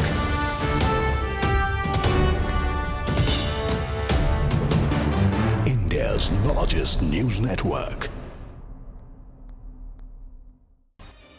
From Noida to Ghaziabad and now Meerut, the story is always chillingly the same. Open drains, unsecured pits, neglected civil infrastructure, all of which continues to claim the innocent lives. And no lesson seems to be learned. Who is there no scant regard for the common man? Now, just days after a 27-year-old Yuvraj Mehta drowned in a water-filled pit, 11-year-old Ahel fell into an uncovered drain while he was playing near his home. And now, another horrifying story coming in from Meerut, where an e-rickshaw driver has met the same fate. However, these are not just accidents. They could have been avoided, but they are not, because of these tragedies which are born out of civic apathy. In Meerut's posh cantonment area, civic negligence has claimed yet another life. An e-rickshaw driver lost his control near the Abu lane, plunged into an open drain which had no protective wall. The vehicle overturned, trapping him underneath, and he drowned in the filthy water. Noida में engineer की मौत के बाद में जो जिला प्रशासन है नोएडा का वहाँ पर लगातार जो एसआईटी रोड बना दी गई है, लेकिन बात करें मेरठ की तो मेरठ में आप देख सकते हैं ये नाला है, ये आबू लैन है, यहाँ का सबसे व्यस्तम जो इलाका है वीआईपी इलाका, वीआईपी मार्केट है। यहाँ का जो नाला आप देखते हैं खुला पड़ा हुआ है, कोई बाउंड्री नहीं है, कोई कुछ नहीं है, कोहरे के अंदर हो। अभी कल की बात बताएं तो कल यहाँ पर एक मिनी मेट्रो थी, मिनी मेट्रो चला, इसके अंदर जो जाकर घुस गया था और उसकी यहाँ पर बता रहे हैं उसकी मौत भी हो चुकी है। पूरा नाला खुला हुआ है, कोई पुल के पास रेलिंग नहीं है। लगातार आप देख सकते हैं जो नाला है उसकी जो रोड है वो लगातार खाली पड़ी हुई है, ना कोई बाउंड्री है, ना कुछ है, ना कोई बैरिकेड लगाया हुआ है। नगर निगम के जो भ्रष्ट अफसर हैं, लापरवाह अफसर हैं, लगातार किसी न किसी मौत का किसी बड़े हादसे का इंतजार कर रहे हैं। कुछ इस तरह से अभी 3 दिन पहले भी एक घटना हुई थी जो नोएडा के बाद में हुई थी, जो रुड़की रोड था, रुड़की रोड पर एक जो गाड़ी थी वो गाड़ी नाले के अंदर घुस गई थी, में 4 साल की बच्ची की मौत हो गई थी। लेकिन जो नाला है लगातार मौत को दावत दे रहा है, लगातार हादसों को दावत दे रहा है, लेकिन जो नगर निगम के जो भ्रष्ट अफसर हैं उनकी आंखें, उनकी नींद नहीं जाग रही है। अभी ये कौन सा नाला है, क्या स्थिति यहाँ पर? ये इसे बोलते हैं आबू नाला, जो काठ का पुल जो आबू लैन के पास है और मेरठ के सबसे मशहूर बाजार, मतलब सबसे मेरठ की जान कहे जाने वाले आबू लैन के पीछे है। और टोटल हमारे जो ग्राहक हैं और आने जाने वाले हैं वो पार्किंग भी इधर ही करते हैं और आने जाने का रास्ता भी यही है। तो अभी नोएडा में हादसा हुआ था, उसके बाद आप देख रहे हैं पूरी रोड खुली हुई है, कल यहाँ भी हादसा हुआ है। कल जो हादसा हुआ है वो तो बड़ा दुखद है और वो बेचारे रिक्शा वाले को लोगों ने निकाल भी लिया था, लेकिन फिर भी वो शायद दम घुटने से या हार्ट अटैक होने से उसकी मृत्यु हो गई। ये बहुत ही दुखद है और हमें बहुत अफसोस है। ये हादसे क्यों हो रहे हैं, क्या दिक्कत है?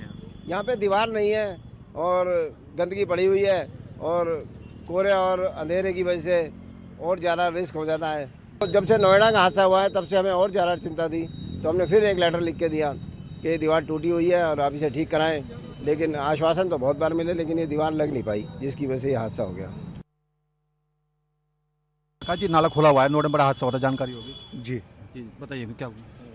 ये नाला जो है, ये जो इलाका है ये कैंट बोर्ड के उसमें आता है और आप देखेंगे ये इसमें दीवार बनी हुई थी जो अब टूट चुकी है, जर्जर हालत में नाला हो चुका है। और यही हालत ऐसी है, यहाँ पे अनऑथराइज पार्किंग करा ली है इन लोगों ने और जिस वजह से रात के अंधेरे में भी होता है। हमने भी इसमें लिखित में अभी 6 दिन पहले ही ये जो नोएडा वाला आता है उससे पहले भी हमने लिख के दिया हुआ है, बार बार लिख के देते हैं कि ये दीवार जो Some people feel that Davos should not be about MOUs, it is about learning about the changes, the new industries. What is your feeling? Is World Economic Forum useful for you to, initiate some of these conversations with potential investors? I totally agree with this statement.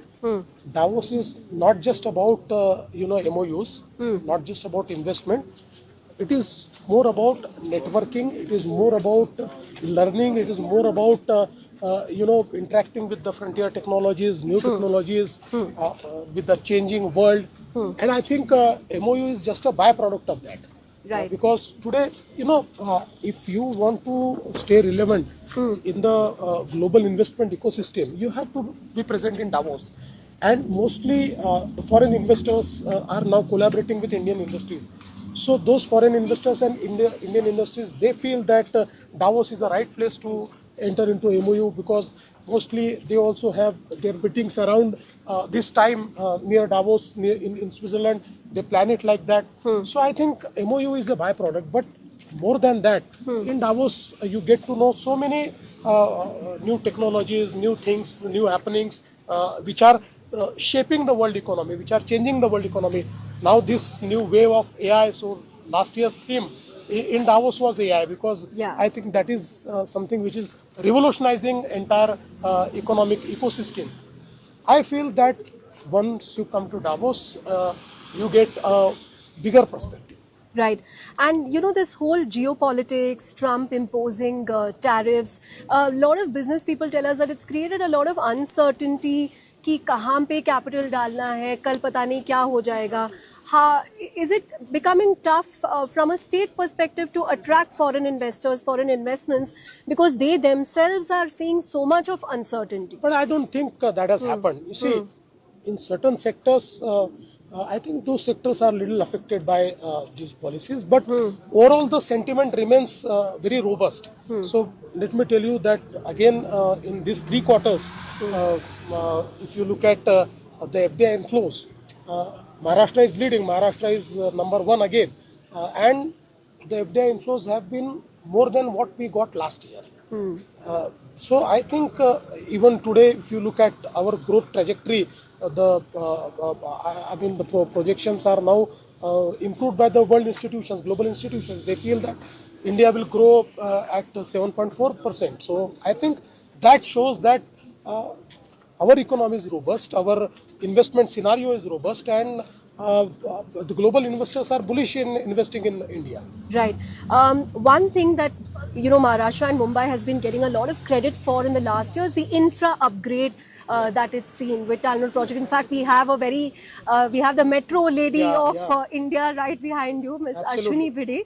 So what else can we expect in terms of infrastructure projects, including metro rail networks, and how you're going to expedite the execution? So I think our specialty is the execution. So if you look at the metro projects which have happened in Maharashtra, every single project has broken a record. So we have been the fastest executors in India, whether it is Mumbai Metro, whether it is Pune Metro, whether it is Nagpur Metro. Every single metro has showcased, new engineering processes, and also it has broken its own records. In fact, our approach of creating a war room and tracking every single project and bringing all the stakeholders on a single table, that has helped us in, improving our speed. And now that we are expert into it, so we are trying to, increase our speed many-fold. So in recent times, you will see more infra push in Mumbai, in MMR region, in Pune, in Nagpur, in Chhatrapati Sambhajinagar, and especially when it comes to the urban infrastructure, we are, now creating a network of tunnels in Mumbai, a network of tunnels in Pune, whereby we'll be able to ease the traffic in these cities.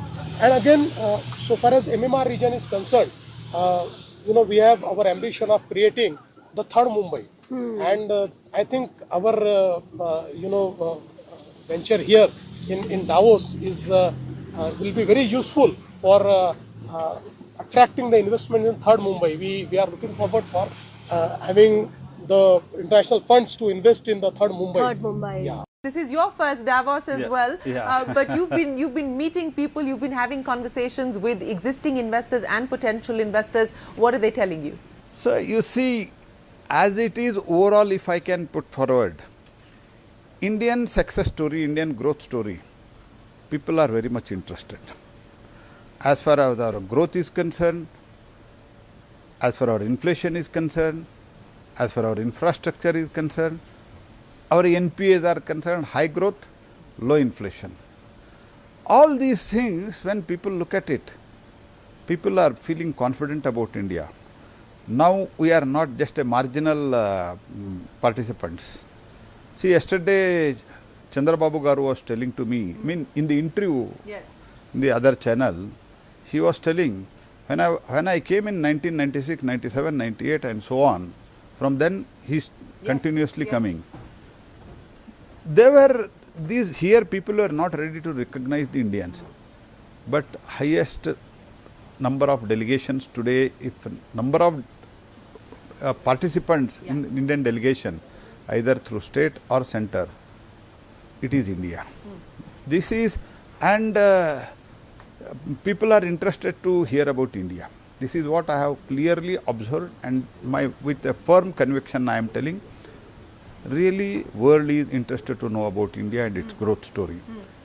And world is acknowledging that it is the time of India. This is one thing which I wanted to put forth on record. Second is, as far as my renewable energy is concerned, see, in spite of all these geopolitical issues, people are very, very excited about the Indian renewable energy growth story. See, you may be aware that 50% of the target generation of the electricity through non-fossil sources we had to complete by 2030. We are supposed to complete by 2030, but we have completed in 2025, 5 years ahead of the time. So when I say we want to further go ahead according to our target, because when Prime Minister once decides, he will not allow us to keep quiet. So I pitch for because the total investment what we require for the 500 gigawatt is, and plus other things are there. I will, if at all some questions come, I will come to it that later. All put together, requirement is $350 to $360 billion. Correct. So I was explaining how ROI is in Good India, and how our economy is doing, and how our requirement of energy, because economy is going, requirement of energy also grows. These are all the things I have put before. People are quite interested, and many of them, they have said, who are already there, they have said, we will double our investment, we will triple our investment. People who are not there, they have said they are coming to India very soon. Only one request everybody was making, which I was also surprised. I will come, I will explore, but once you should make me to, you should make that I should meet Prime Minister Modi. That was part of the wish list. Yeah. Tata's investment in Assam is the highest, and it has opened the eyes of other investors that no, Assam is an investment destination. Before Tata took that bold decision, nobody thought that Assam is a place where one can invest. Following that investment, we got commitment of a huge investment in Assam, that is something around rupees 5 lakhs crore in our Advantage Assam Summit. And more important, that we quickly convert 3 lakhs crore and we grounded that investment. We are now started 3,200 megawatts of thermal power, almost 2,500 power storage in form of PSP. We have started a 12 lakhs metric ton of ammonia, urea projects. We started almost 4 cement plant with 10 million ton of capacity. So lot of things has happened quickly post Tata investment. So Tata investment has created a buzz. So the Tata investment was in a catalyst. It acted as a catalyst, number one. Number two, we do not see semiconductor investment in isolation. Our larger game plan is to set up a electronics and semiconductor ecosystem around the Tata semiconductor. So we quickly acquired land and we named Ratan Tata Electronic City, where now semiconductor facility is coming up. We are negotiating with Tata for another investment on electronic sector. Discussion is going on, not yet happening, but Mr. Sandra has already assured to us that he is going to bring a equal amount of investment in next 1 or 2 years. So that's the public commitment he has made.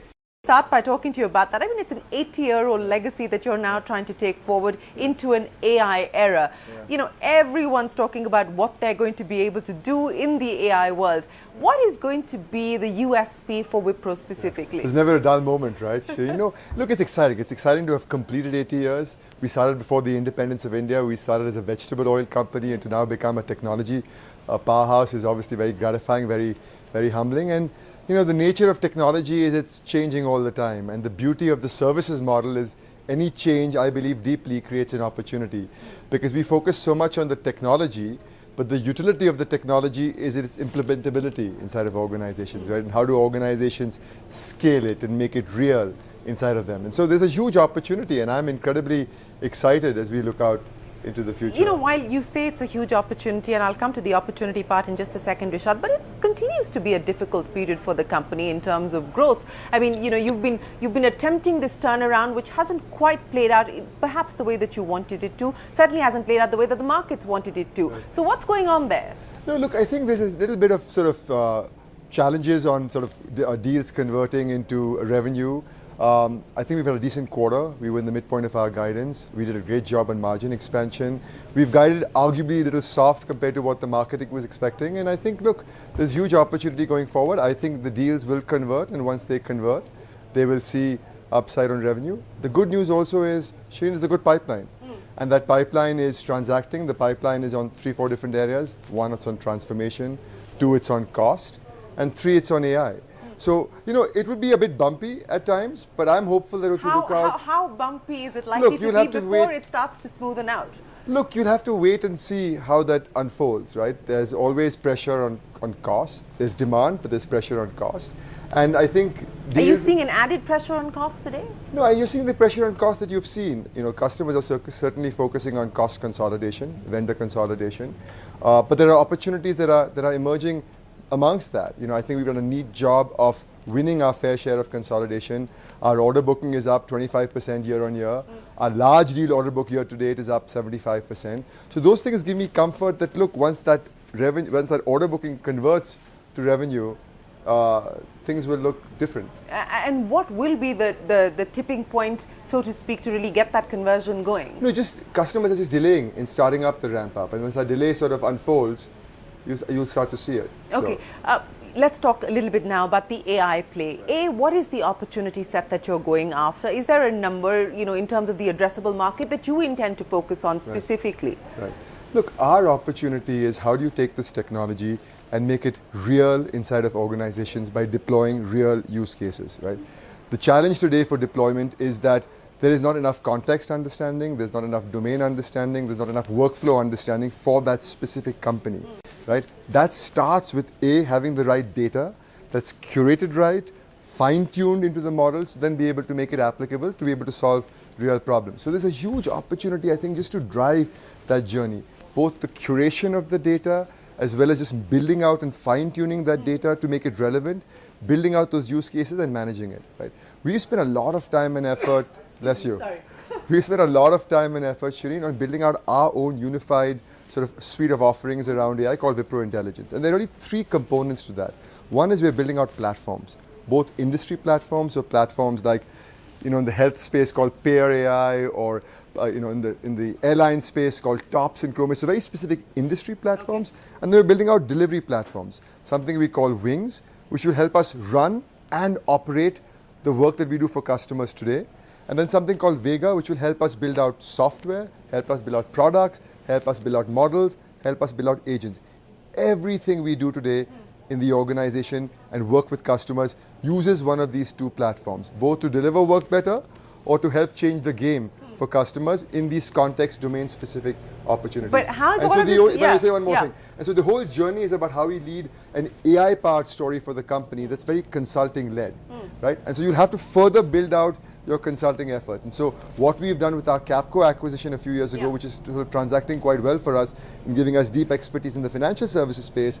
We bought a company many, many years ago in the energy space. We're building that out in a few other industries. So trying to get more and more strongly domain strong as you build out this journey of making relevance of the horizontal technology start by asking you what the year ahead looks like for the pharmaceutical industry. There's plenty of regulatory headwinds likely, courtesy what President Trump has threatened to do with tariffs, reshoring, and so on and so forth. But stripped off that, what do you make of the picture? Well, look, I think in 2025, we were able to navigate a lot of the geopolitical complexities. For Novartis, but I think the industry overall, the U.S. tariffs, I think we've got good solutions there. I think with the MFN agreements to get certainty on how we're going to approach drug pricing in the U.S. Also, I think a de-risking event for the industry. So I think this year will be much more focused on, at least for us, innovation, new launches, getting more medicines out. So I'm actually quite excited about the year. You know, for Novartis, we have to navigate a big patent expiry. But after that, we expect to get back to really strong growth for the years to come. I'll talk about Entresto in just a second, Right. but let me get back to what you said,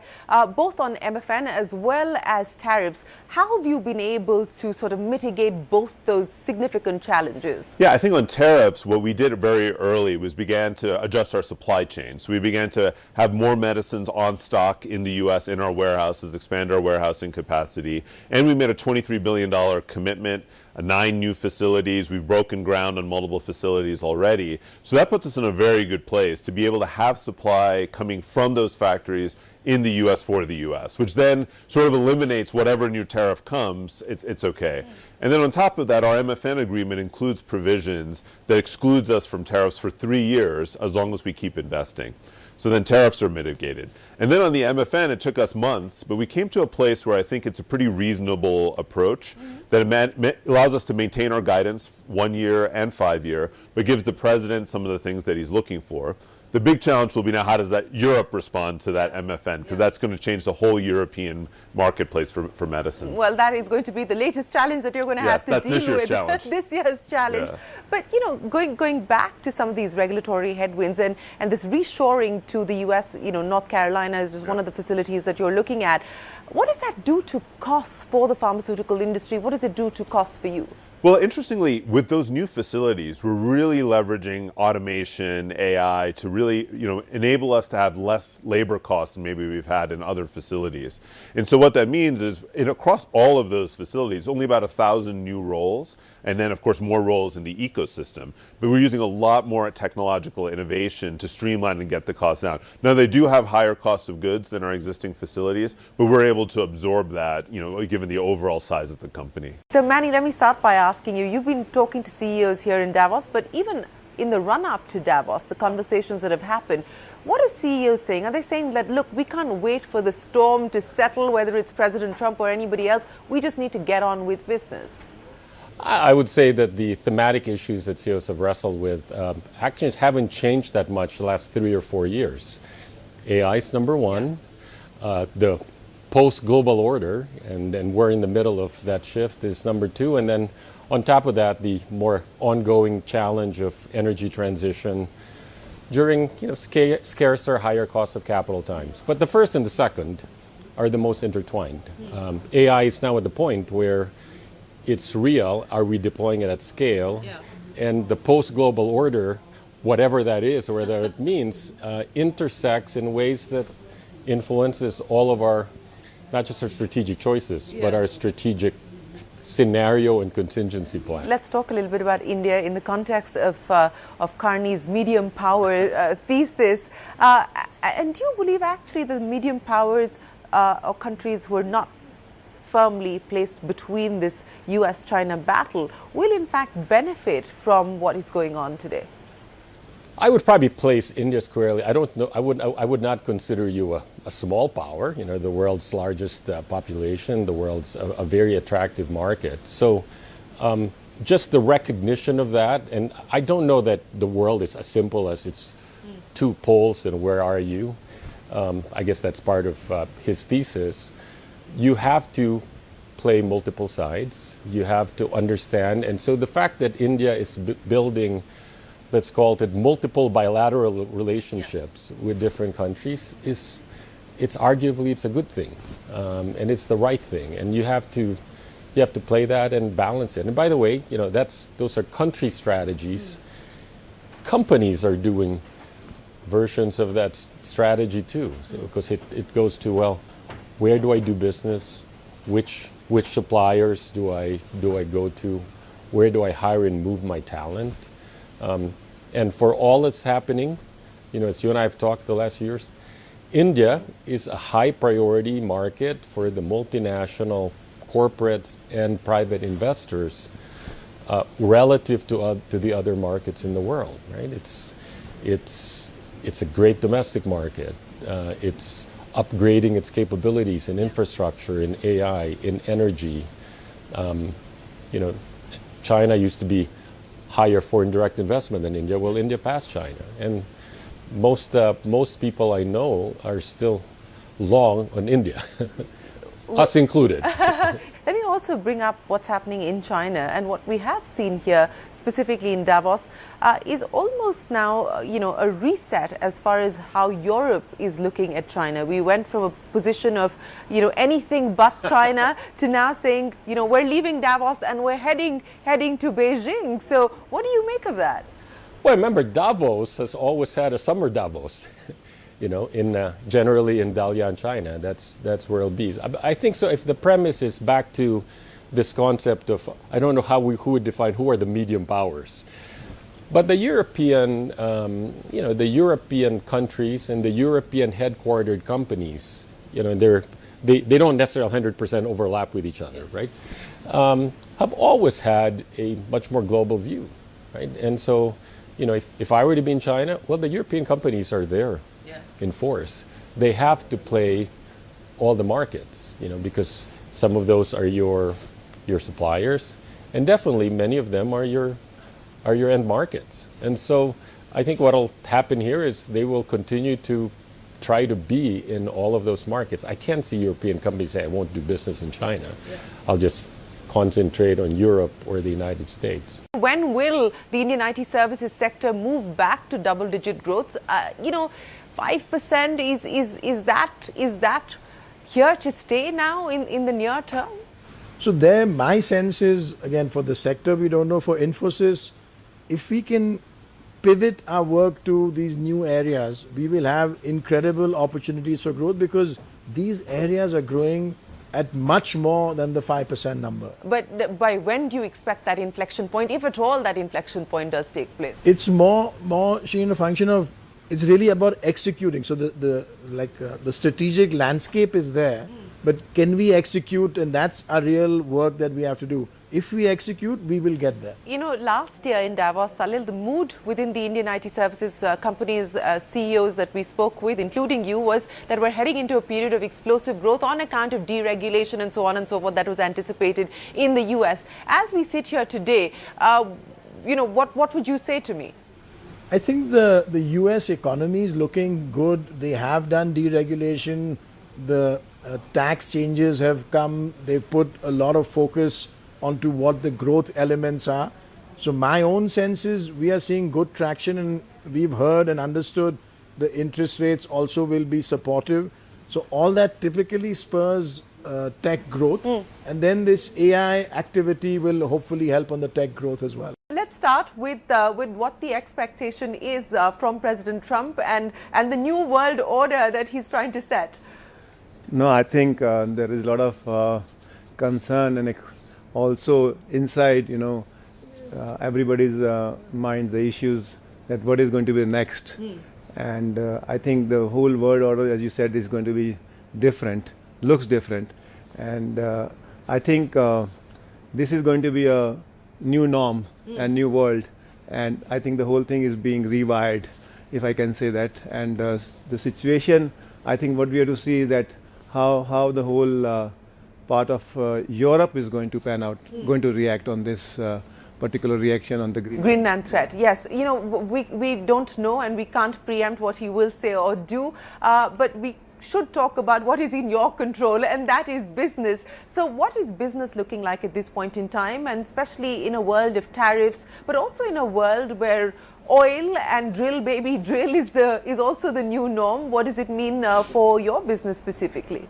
So I think for us, different situation in different businesses. I mean, Dipali will talk about textile, but when I talk about oil and gas pipeline, I think in US we are looking very, very good. And the thing what is right now is that overall the demand from the AI sector, particularly data center, the power demand, even if that happens 20%, what is being discussed, I think there is a absolutely good visibility in US for next 5 years from the angle of the requirement of the energy, whether it is coming from the gas or it is coming through the renewable, it is going to come through the ultimately from nuclear, which is long drawn. Yeah. But I think next 5 years going to be 80% coming through the oil and gas. You deal with the Walmarts and the Costcos of the world. How much have they been able to absorb at this point in time? And if the tariffs remain where they are, what is the impact likely to be? So Shreen, let me first start, and I always say that, and I have been saying that, it's a Barney's world. It is brittle, anxious, non-linear, incomprehensible, where, these kind of chaoses are not just episodes. They are just constant. And the companies that are going to survive are going to be the ones that are resilient and agile and sustainable at whatever they do. And I think that's what I retain. One thing when you speak about America, we've been working for more than 2 decades. And these relationships just don't go as vendor and retailer partnerships. They go beyond, they are strategic partnerships. And the partnerships are inked for the next 3 to 5 years. So, these things will happen, but the relationships don't. Right. And we need to be resilient about the relationships, and we are not going to lose the market share. This is News 18 Network.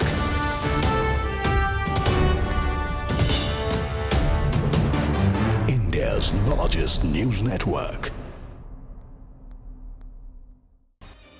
From Noida to Ghaziabad and now Meerut, the story is always chillingly the same. Open drains, unsecured pits, neglected civil infrastructure, all of which continues to claim the innocent lives, and no lesson seems to be learned. Who is there no scant regard for the common man? Now, just days after a 27-year-old Yuvraj Mehta drowned in a water-filled pit, 11-year-old Ahel fell into an uncovered drain while he was playing near his home. And now, another horrifying story coming in from Meerut, where an e-rickshaw driver has met the same fate. However, these are not just accidents. They could have been avoided, but they are not, because of these tragedies which are born out of civic apathy. In Meerut's posh cantonment area, civic negligence has claimed yet another life. An e-rickshaw driver lost his control near the Abu lane, plunged into an open drain which had no protective wall. The vehicle overturned, trapping him underneath, and he drowned in the filthy water. Noida में engineer की मौत के बाद में जो जिला प्रशासन है नोएडा का वहाँ पर लगातार जो SIT रोड बना दी गई है, लेकिन बात करें मेरठ की तो मेरठ में आप देख सकते हैं ये नाला है, ये आबू लैन है, यहाँ का सबसे व्यस्तम जो इलाका है VIP इलाका, VIP मार्केट है, जहाँ का जो नाला आप देखते हैं खुला पड़ा हुआ है, कोई बाउंड्री नहीं है, कोई कुछ नहीं है, कोहरे के अंदर हो। अभी कल की बात बताएं तो कल यहाँ पर एक मिनी मेट्रो थी, मिनी मेट्रो चला, इसके अंदर जो जाकर घुस गया था और उसकी यहाँ पर बता रहे हैं उसकी मौत भी हो चुकी है। पूरा नाला खुला हुआ है, कोई पुल के पास रेलिंग नहीं है, लगातार आप देख सकते हैं जो नाला है उसकी जो रोड है वो लगातार खाली पड़ी हुई है, ना कोई बाउंड्री है, ना कुछ, ना कोई बैरिकेड लगाया हुआ है। नगर निगम के जो भ्रष्ट अफसर हैं, लापरवाह अफसर हैं, लगातार किसी न किसी मौत का किसी बड़े हादसे का इंतजार कर रहे हैं। कुछ जिस तरह से अभी 3 दिन पहले भी एक घटना हुई थी जो नोएडा के बाद में हुई थी, जो रुड़की रोड था, रुड़की रोड पर एक जो गाड़ी थी वो गाड़ी नाले के अंदर घुस गई थी, में 4 साल की बच्ची की मौत हो गई थी। लेकिन जो नाला है लगातार मौत को दावत दे रहा है, लगातार हादसों को दावत दे रहा है, लेकिन जो नगर निगम के जो भ्रष्ट अफसर हैं उनकी आंखें, उनकी नींद नहीं जाग रही है। अभी ये कौन सा नाला है, क्या स्थिति यहाँ पर? ये इसे बोलते हैं आबू नाला, जो काठ का पुल जो आबू लैन के पास है, और मेरठ के सबसे मशहूर बाज़ार, मतलब सबसे मेरठ की जान कहे जाने वाले आबू लैन के पीछे है। और टोटल हमारे जो ग्राहक हैं और आने जाने वाले हैं वो पार्किंग भी इधर ही करते हैं और आने जाने का रास्ता भी यही है। तो अभी नोएडा में हादसा हुआ था, उसके बाद आप देख रहे हैं पूरी रोड खुली हुई है, कल यहाँ भी हादसा हुआ है। कल जो हादसा हुआ है वो तो बड़ा दुखद है, और वो बेचारे रिक्शा वाले को लोगों ने निकाल भी लिया था, लेकिन फिर भी वो शायद दम घुटने से या हार्ट अटैक होने से उसकी मृत्यु हो गई। ये बहुत ही दुखद है और हमें बहुत अफसोस है। ये हादसे क्यों हो रहे हैं, क्या दिक्कत है? यहाँ पे दीवार नहीं है और गंदगी पड़ी हुई है, और कोहरे और अंधेरे की वजह से और ज़्यादा रिस्क हो जाता है। तो जब से नोएडा का हादसा हुआ है तब से हमें और ज़्यादा चिंता थी, तो हमने फिर एक लेटर लिख के दिया कि दीवार टूटी हुई है। और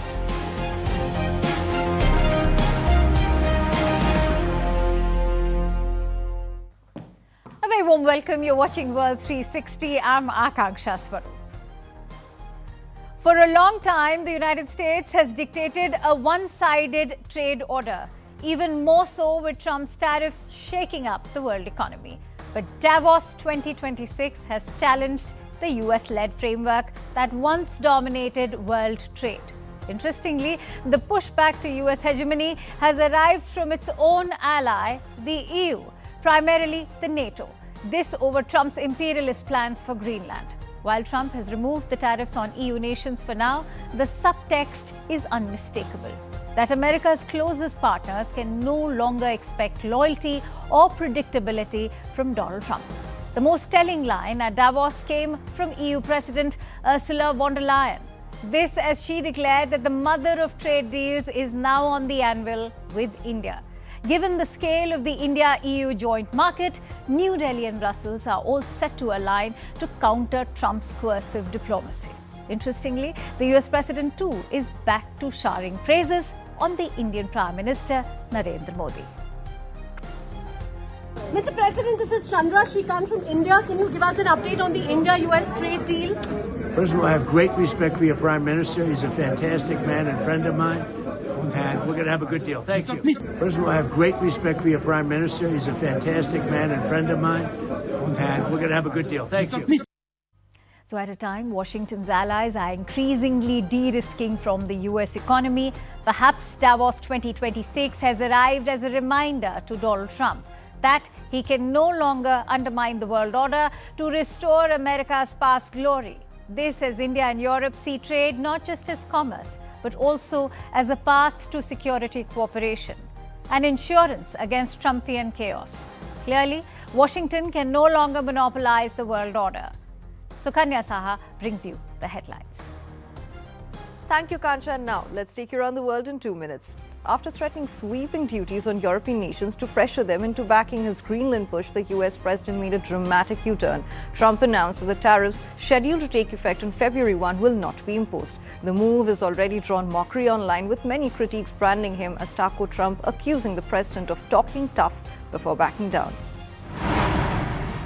Next, we have European leaders meeting at an emergency summit in Brussels who cautiously welcome Trump's tariff retreat. The European Union says it wants the stalled EU-US trade deal back on track, but warned it would respond firmly if Washington resorts to economic or military pressure again. Sovereignty, Brussels made clear, is not up for negotiation. So at Davos, Trump also launched what he calls a new board of peace. The body aims to oversee ceasefire efforts, including in the Israel-Hamas war, and could eventually rival the United Nations. Several countries, including Pakistan, Turkey, Saudi Arabia and the UAE, have joined. India, however, was not present and is yet to take a decision. From Greenland's ice sheets to Europe's trade lines, from tariffs to talks of dictators and peace boards, Trump's diplomacy is moving fast and loud and unpredictable. Because in this White House, policies don't just shift, they pivot, sometimes overnight. Meanwhile, diplomacy stirring elsewhere. Ukraine's President Zelensky has confirmed the first ever trilateral talks to be held between Russia, Ukraine and the United States, which was scheduled to take place in the UAE yesterday. The meeting follows a one-hour discussion between Zelensky and Trump, raising cautious hopes of progress in the nearly 3-year-long war. Even as India and the United States remain locked in tough negotiations over trade, market access and even tariff structures, US President Donald Trump has once again praised Prime Minister Modi, calling him a fantastic man and a close personal friend. Speaking exclusively to Money Control on the sidelines of the World Economic Forum in Davos, Trump struck an upbeat note on bilateral ties between India and the US after his address to global leaders and business executives, expressing confidence that the two countries would clinch a trade agreement. He in fact said that I have great respect for your Prime Minister. He's a fantastic man and a friend of mine. We are going to have a good deal. A day after those remarks, Union Minister from India, Ashwani Vaishnav, had said that Donald Trump's comments were encouraging, even reflected India's strong engagement in global trade. But even as the tone remains warm, India has also drawn a clear red line. At Davos, New Delhi pushed back against Trump's proposed single trade order, making it clear that global trade cannot be dictated through one-size-fits-all executive decisions. From calling India a dead economy to pushing unilateral trade frameworks, Trump's approach reflects an older world order, one that is now being challenged. But here's the larger question. Can a waning West still label a rising East? Asia now drives over half of global growth. India is expanding at 6 to 7%. Europe struggles to touch even 1%. So growth has shifted east. Why so? Because Asia is contributing 50% of global GDP growth. Europe is averaging just 1% growth. If you do this data crunching, the demographics are also diverging. You learn that workforce is shrinking in the West versus an expanding median age in the East. And that in EU stands at 44 and in India at a very youthful 28 years. Debt burden is now tilting towards the West because the US debt is standing at 120% plus of their own GDP. The EU debt is standing at 90% plus of their GDP. Institutionals are lagging reality because the West is holding 55% IMF voting power, but the share of global GDP is below 40%. The capital votes with feet because India is among the top FDI destinations. Supply chains are moving east and south as well. And then there's Trump's America. Growth is slowing down. The US GDP growth is averaging just at a 2%, whereas India's is growing at a rapid 6 to 7%. Debt is unsustainable for the United States. Their national debt is standing at 120% of their GDP, whereas India's debt is standing at 70% of their GDP. Trade and supply chains are also shifting because US share of global manufacturing is declining by 17%. There's a decrease in the global influence as well. The US-led institutions claim authority, but emerging markets in the East, whether it's India, China, are all driving growth, investment, even tech adoption. The message from Davos is firm but measured. Partnerships must be negotiated, not imposed. Because in a multipolar world, India is no longer going to be dictated rules. So our engagement with the US is very consistent. Every point which needs to be discussed is being discussed under the leadership of our Cabinet Minister, Mr. Piyush Goyal ji, and External Affairs Minister and Finance Minister, and as well as there is I think there is very good understanding between the two countries, and it's just it wouldn't be proper for me to kind of speculate on when the deal will actually happen, but the engagement is very good. And right after Davos, the next weekend, I will travel to India. There's still work to do, but we are on the cusp of a historic trade agreement. Indeed, some call it the mother of all deals. One that would create a market of 2 billion people, accounting for almost a quarter of global GDP. And crucially, that would provide a first mover advantage for Europe with one of the world's fastest growing and most dynamic continents. Anna Kuban, thank you so much for joining in. My first question, the US president has pushed for US control of Greenland. He even criticized Europe and laid out his own foreign policy priorities. Could you please share the key takeaways of Donald Trump's speech at Davos? Well, really the big takeaway was the fact that Trump said that he wasn't going to take Greenland by military force. That had been the major concern, and we saw markets respond to that very positively. And then a few hours later, we then got word, or he announced that he had come to some sort of framework deal with NATO on Greenland, the details of which we're not yet sure about. That was the main takeaway. And then second to that, Trump really went on a winding speech listing multiple grievances, many against European countries, which he said were taking advantage of the United States, an allusion to those trade deficits that Trump has always criticized. And then also he leveled some pretty ominous statements, a thinly veiled threat as well against Canada. He said that Canada lives because of the United States and that Mark Carney, the Prime Minister, should remember that.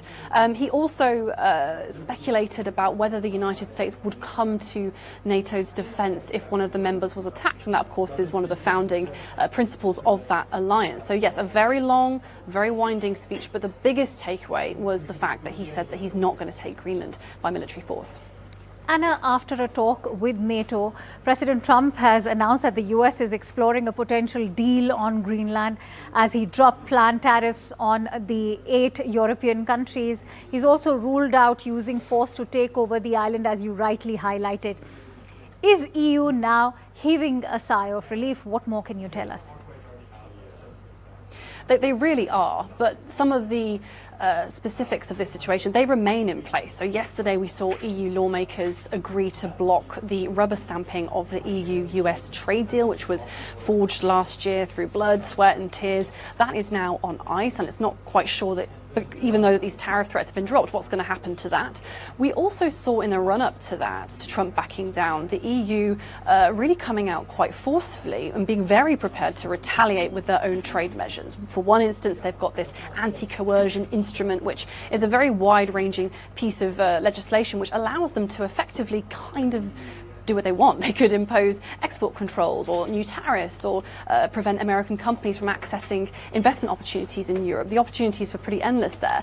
But then also, I think it's quite clear that Europe is waking up to the fact that they're going to have to really go it alone without the US as a reliable partner anyway. We saw Ursula von der Leyen, the chief of the EU Commission, open her speech at Davos with the statement that Europe needs to be independent. So yes, we're seeing huge relief in Europe, but the path is not yet particularly certain, and there's still a lot of uneasiness about the future of the transatlantic relationship.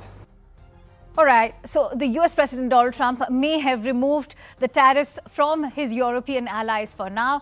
Does that mean that his Arctic ambitions in Greenland have ended? Well, from the strategic Pitufik space base to strong reactions from Europe, Washington's intentions in the Arctic are under sharp scrutiny even now. I am joined in by Edward P. Joseph, who's a senior fellow at Johns Hopkins SAIS. Many thanks to you, Edward, for joining in on World 360. To begin with, what's your assessment of Donald Trump's possible deal on Greenland and the removal of tariffs from his European allies? Also, that assurance that he will not use any military coercion. Has this put Greenland issue to rest, or is it just temporary respite? That is absolutely the fundamental question. And of course, with Trump, the answer is we don't know until really a deal is finalized, and in some cases, even beyond that. What's significant here is that Trump, it's not just that he's moved off use of force, which he says that he has. Of course, again, he always can change, and he does. What's also significant is he seems to have moved off of absolute U.S. possession, sovereignty over Greenland. This was the significance of this meeting with NATO Secretary General Mark Rutte, who, in my opinion, if this all works out, deserves a medal. Secretary General Rutte is the one who has maintained both an opening to Trump and a deep awareness of the fundamental security interests across the Atlantic. And if they manage to pull off a negotiation, and Trump seems to signal that he's delegated this now, and Secretary of State Rubio will be involved, then there could be an opening, and then this crisis could pass. Please. So everything that transpired in Davos, keeping that in mind, do you think Europe will return to last year's EU-US trade deal, which Brussels paused in the recent days? I think the answer to that is yes, but. I think that the agreement that they struck, this is a very important trade agreement that EU struck last year with the United States. The fact that Trump has also said he's not going to impose the tariffs on February 1st, as he had threatened, on Denmark and the countries that support Denmark. Again, though, it's contingent on the Greenland process actually moving forward. And of course, with Trump and tariffs, he loves to use this as a weapon. And then, of course, they have special deals and favors and walk things back. But for the moment, it appears that way. I think at the same time, Europe is much more serious about developing its own trade weapons and utilizing the actual trade All right. capacity weapon that it has, please. So, in exclusive comments to Network 18, the US President has praised Indian Prime Minister Modi, also given an assurance of a good trade deal. There's been a lot of back and forth, but given the timing of his comments, have Europe and India aligned to thwart this one-sided trade order that was being dictated by the US President's coercive diplomacy? Well, look, again, with Trump, because his moods change and his positions change, we don't want to put too much emphasis on one comment. But of course, it's positive. It's positive for the U.S.-Indian relationship that he praised Modi, Prime Minister Modi, by name, and that he expressed optimism about a trade deal. That's all to the positive. And of course, you have to remember that then his subordinates, the U.S.